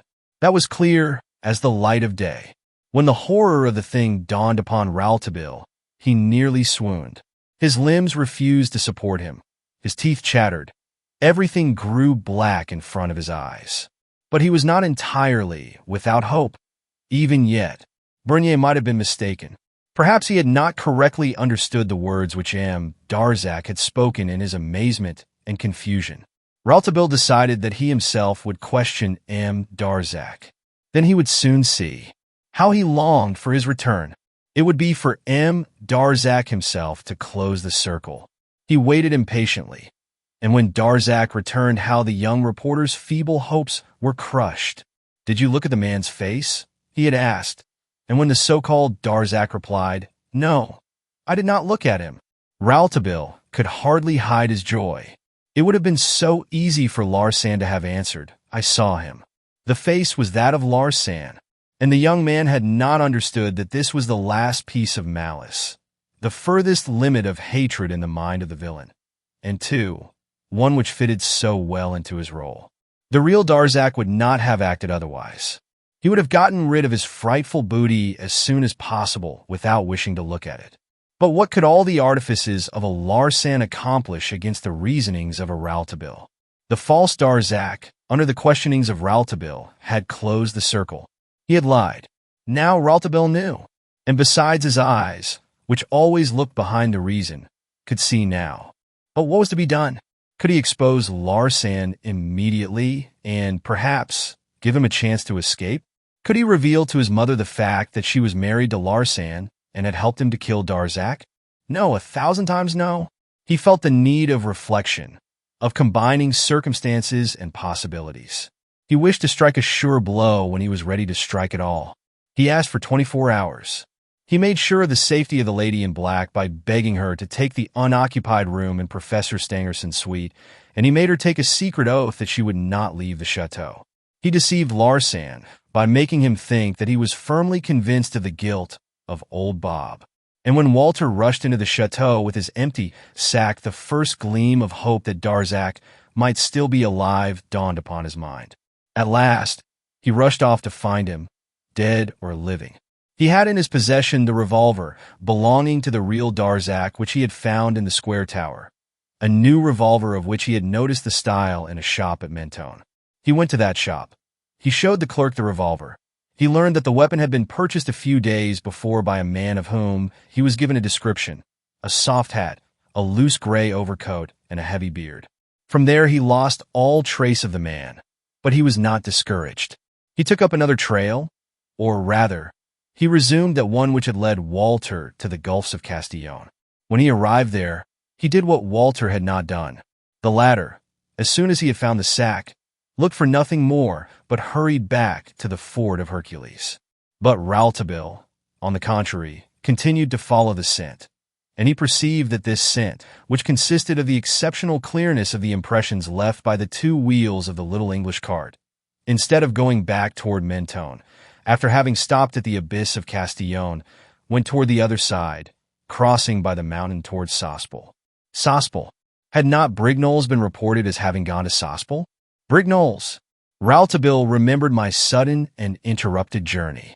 What could Brignoles be doing in these parts? His presence might be closely allied to the solution of the mystery. Certainly, the reappearance and disappearance of the true Darzac suggested the idea that he must have been kept somewhere in confinement. But where? Brignoles, who was undoubtedly in the confidence of Larsan, had not made the journey from Paris for nothing. Perhaps he had come at that critical moment to watch over this place of confinement. Meditating thus and pursuing the logical tenor of his reasoning, Rouletabille had questioned the landlord of the inn near the Castillon tunnel, who had acknowledged to him that he had been very much puzzled the day before by the passage through the tunnel of a man who perfectly answered the description which had been given by the gunsmith. This man had entered the tavern to drink. His manner and appearance were so strange that the landlord had feared that he might have escaped from the sanitarium. Rouletabille felt that he was on the right track and asked as indifferently as he could, "You have a sanitarium near here, then?" "Oh, yes," replied the landlord. "The Mount Barbonnet Sanitarium for Mental Diseases." It was at this point that the memory of the two syllables bonnet flashed in full significance upon the brain of Rouletabille.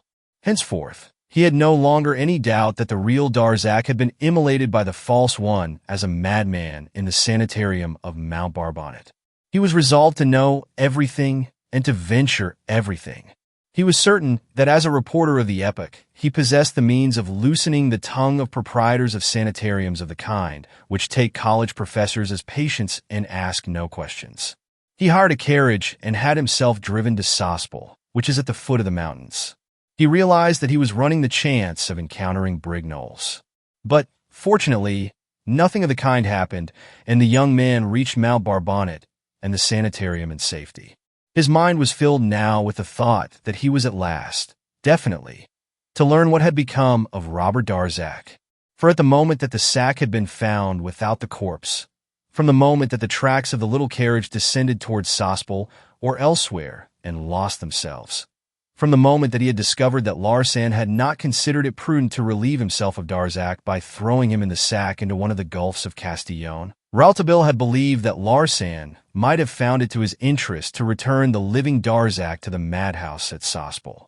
And the reasoning powers of Rouletabille showed him that this might well be so. Darzac living might be more useful to Larsan than Darzac dead. What hostage would he have otherwise on the day when Mathilde should discover his imposture? And Rouletabille had guessed aright. At the very door of the asylum, he had encountered Brignoles. Immediately, without warning, he had seized him by the throat and threatened him with his revolver. Brignoles was a coward. He entreated Rouletabille to spare him, vowing that Darzac was living. A quarter of an hour later, Rouletabille knew the whole story. But the revolver had not sufficed for Brignoles, who feared and hated the thought of death, loved life, and everything which renders life desirable, particularly money. Rouletabille had not much trouble to convince him that he was lost if he did not betray Larsan, and that he had much to gain if he helped the Darzac family to extricate itself from the present situation without scandal. At the close of the interview, both men entered the institution and were there received by the director, who listened to what they had to say with an amazement which was soon transformed into terror, and later to the greatest affability, which showed itself in immediate preparations for the release of Robert Darzac. Darzac, by the miraculous chance which I have already explained, had sustained only a very slight injury from a wound which might easily have been mortal. Rouletabille, almost wild with joy, took him at once to Mentone. I will pass over the transports of both the rescuer and the rescued.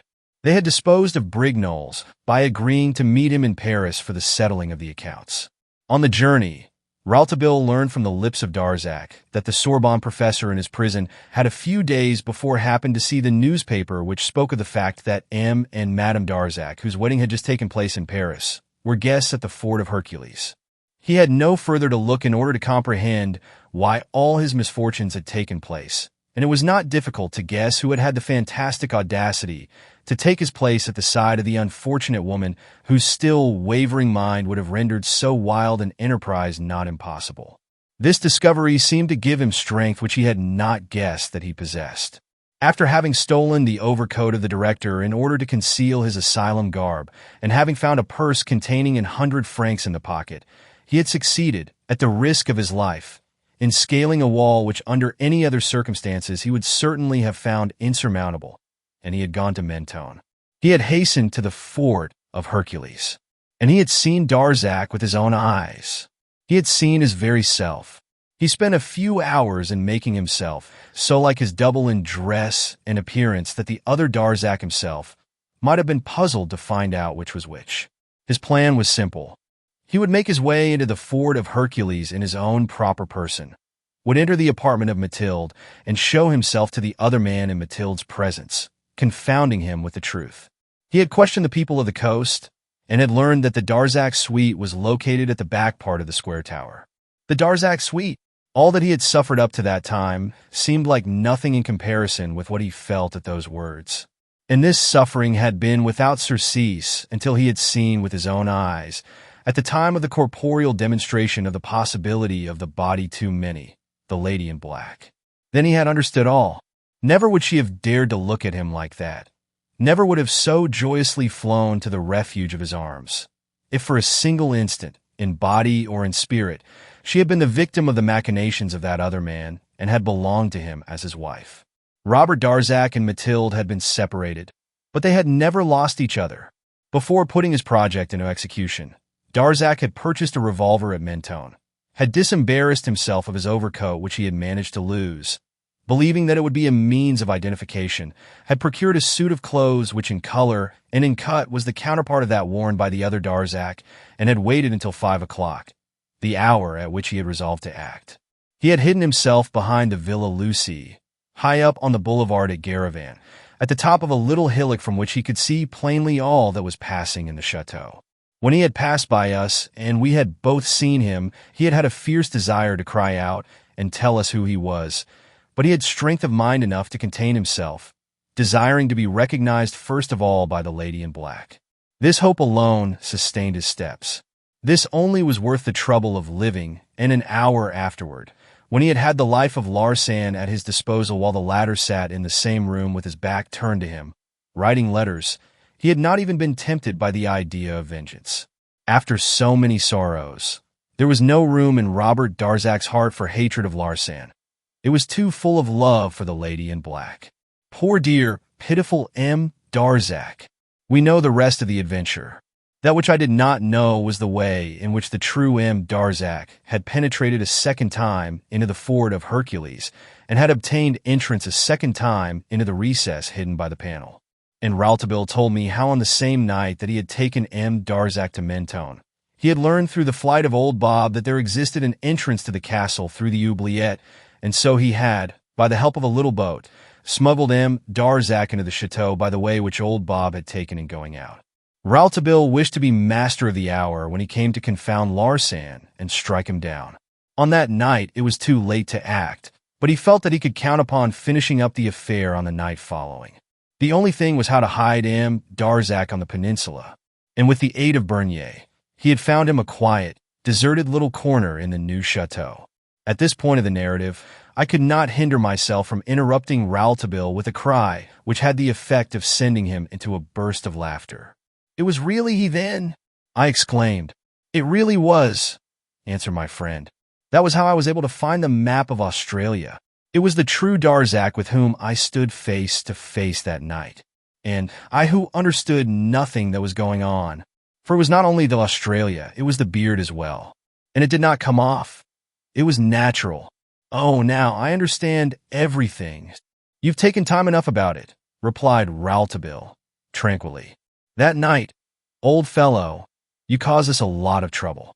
When you made your appearance in the Court of the Bold, M. Darzac had come to take me back to my underground passage.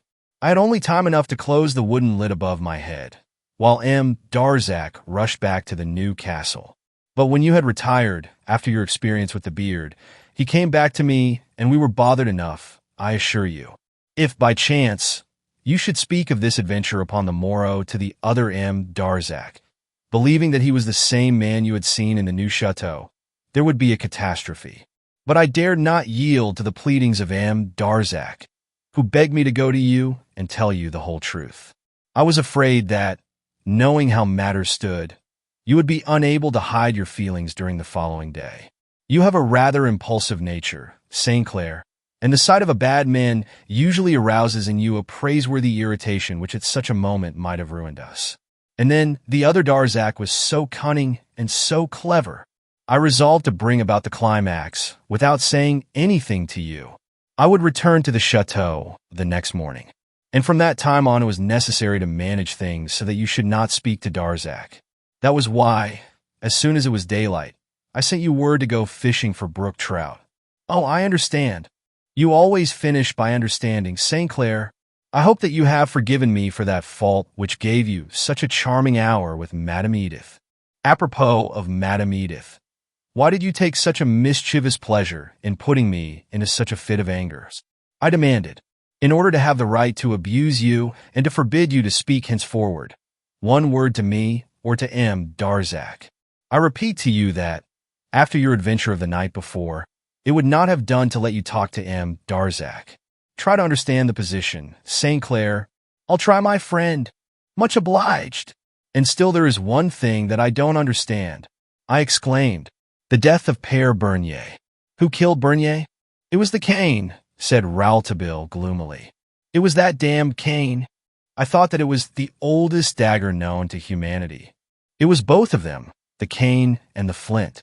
But it was the cane which decided his death, The stone was only his executioner. I stared at Rouletabille, asking myself whether, this time, I had not come to the end of his intelligence. You never understood St. Clair, among other things. Why, upon the morrow of the day on which I had come to comprehend everything, I had let fall Arthur Rance's ivory-headed cane in front of M. and Madame Darzac. It was because I hoped that M. Darzac would pick it up.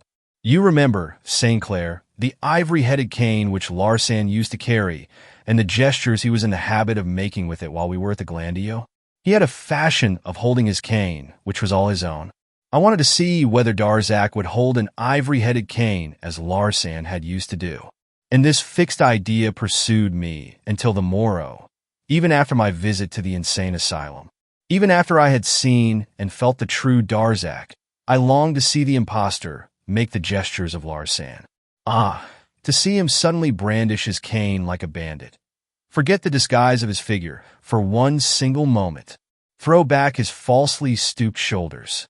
Knock it, please. Knock at the shield of the Mortolas with heavy blows of the cane, dear M. Darzac. And he knocked it, and I saw his form erect, undisguised. And another man saw it, and he is dead. It was poor Bernier, who was so horrified at the sight that he stumbled and fell so unfortunately on the oldest dagger that the wound killed him. He is dead because he picked up the flint which, doubtless, had fallen out of old Bob's overcoat, and which Bernier had intended to take to the workshop of the professor in the Round Tower. He is dead because at the same moment that he picked up the flint, he saw Larsan brandishing his cane, saw the scoundrel's figure and his gestures. All battles, St. Clair, have their innocent victims. We were both silent for a moment, and I could not keep myself from mentioning the bitterness which I felt at the knowledge that he had had so little confidence in me. I could not pardon him for having deceived me, as he had done everyone else in regard to old Bob. He smiled. That was something that didn't bother me at all. I was certain enough that he was not in the sack. However, on the night before he was fished out of the grotto after I had hidden the true Darzac, under the guidance of Bernier, in the new chateau, and had left the gallery of the underground passage after having left there my boat in readiness for my project of the morrow.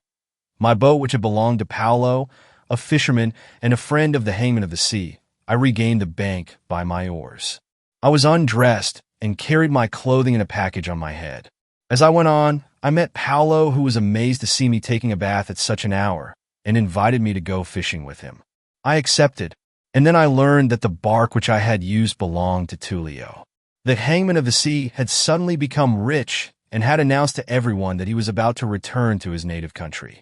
He said that he had sold some precious shells to the old professor for a very great deal of money, and, in fact, for many days past, he had been seeing a great deal in the old professor's company.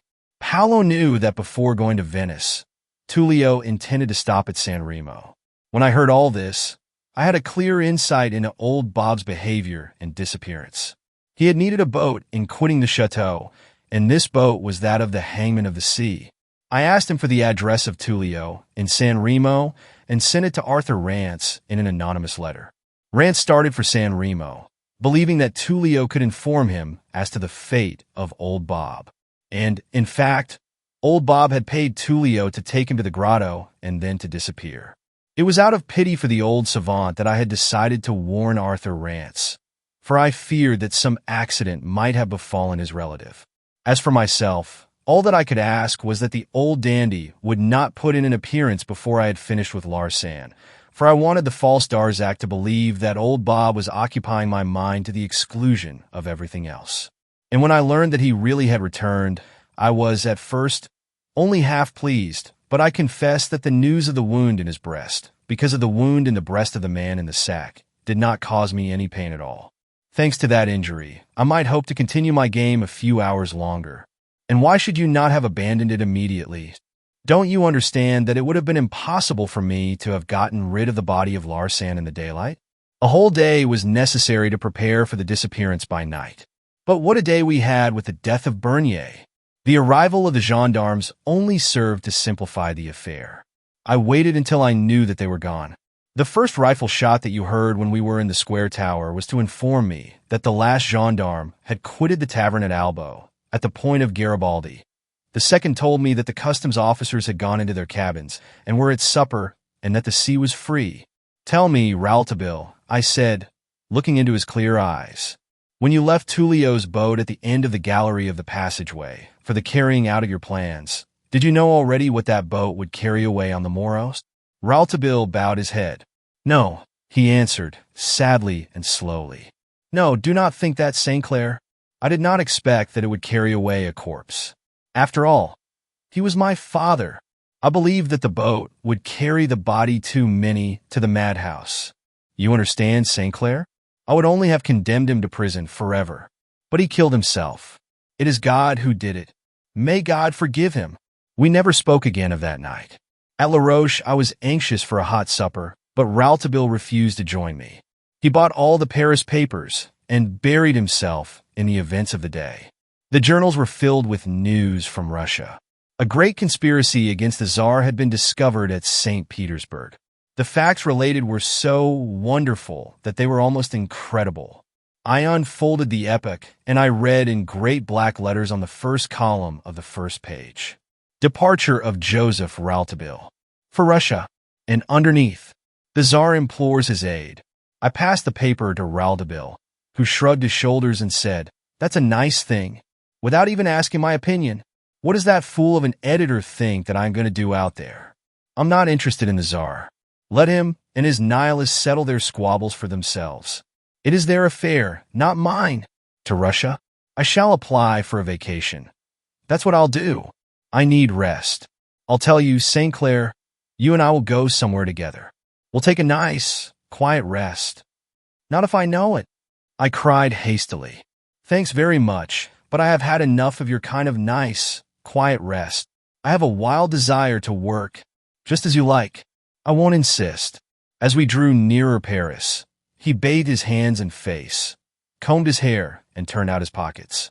And in one of them, he was surprised to find a red envelope which had come there without anyone knowing how.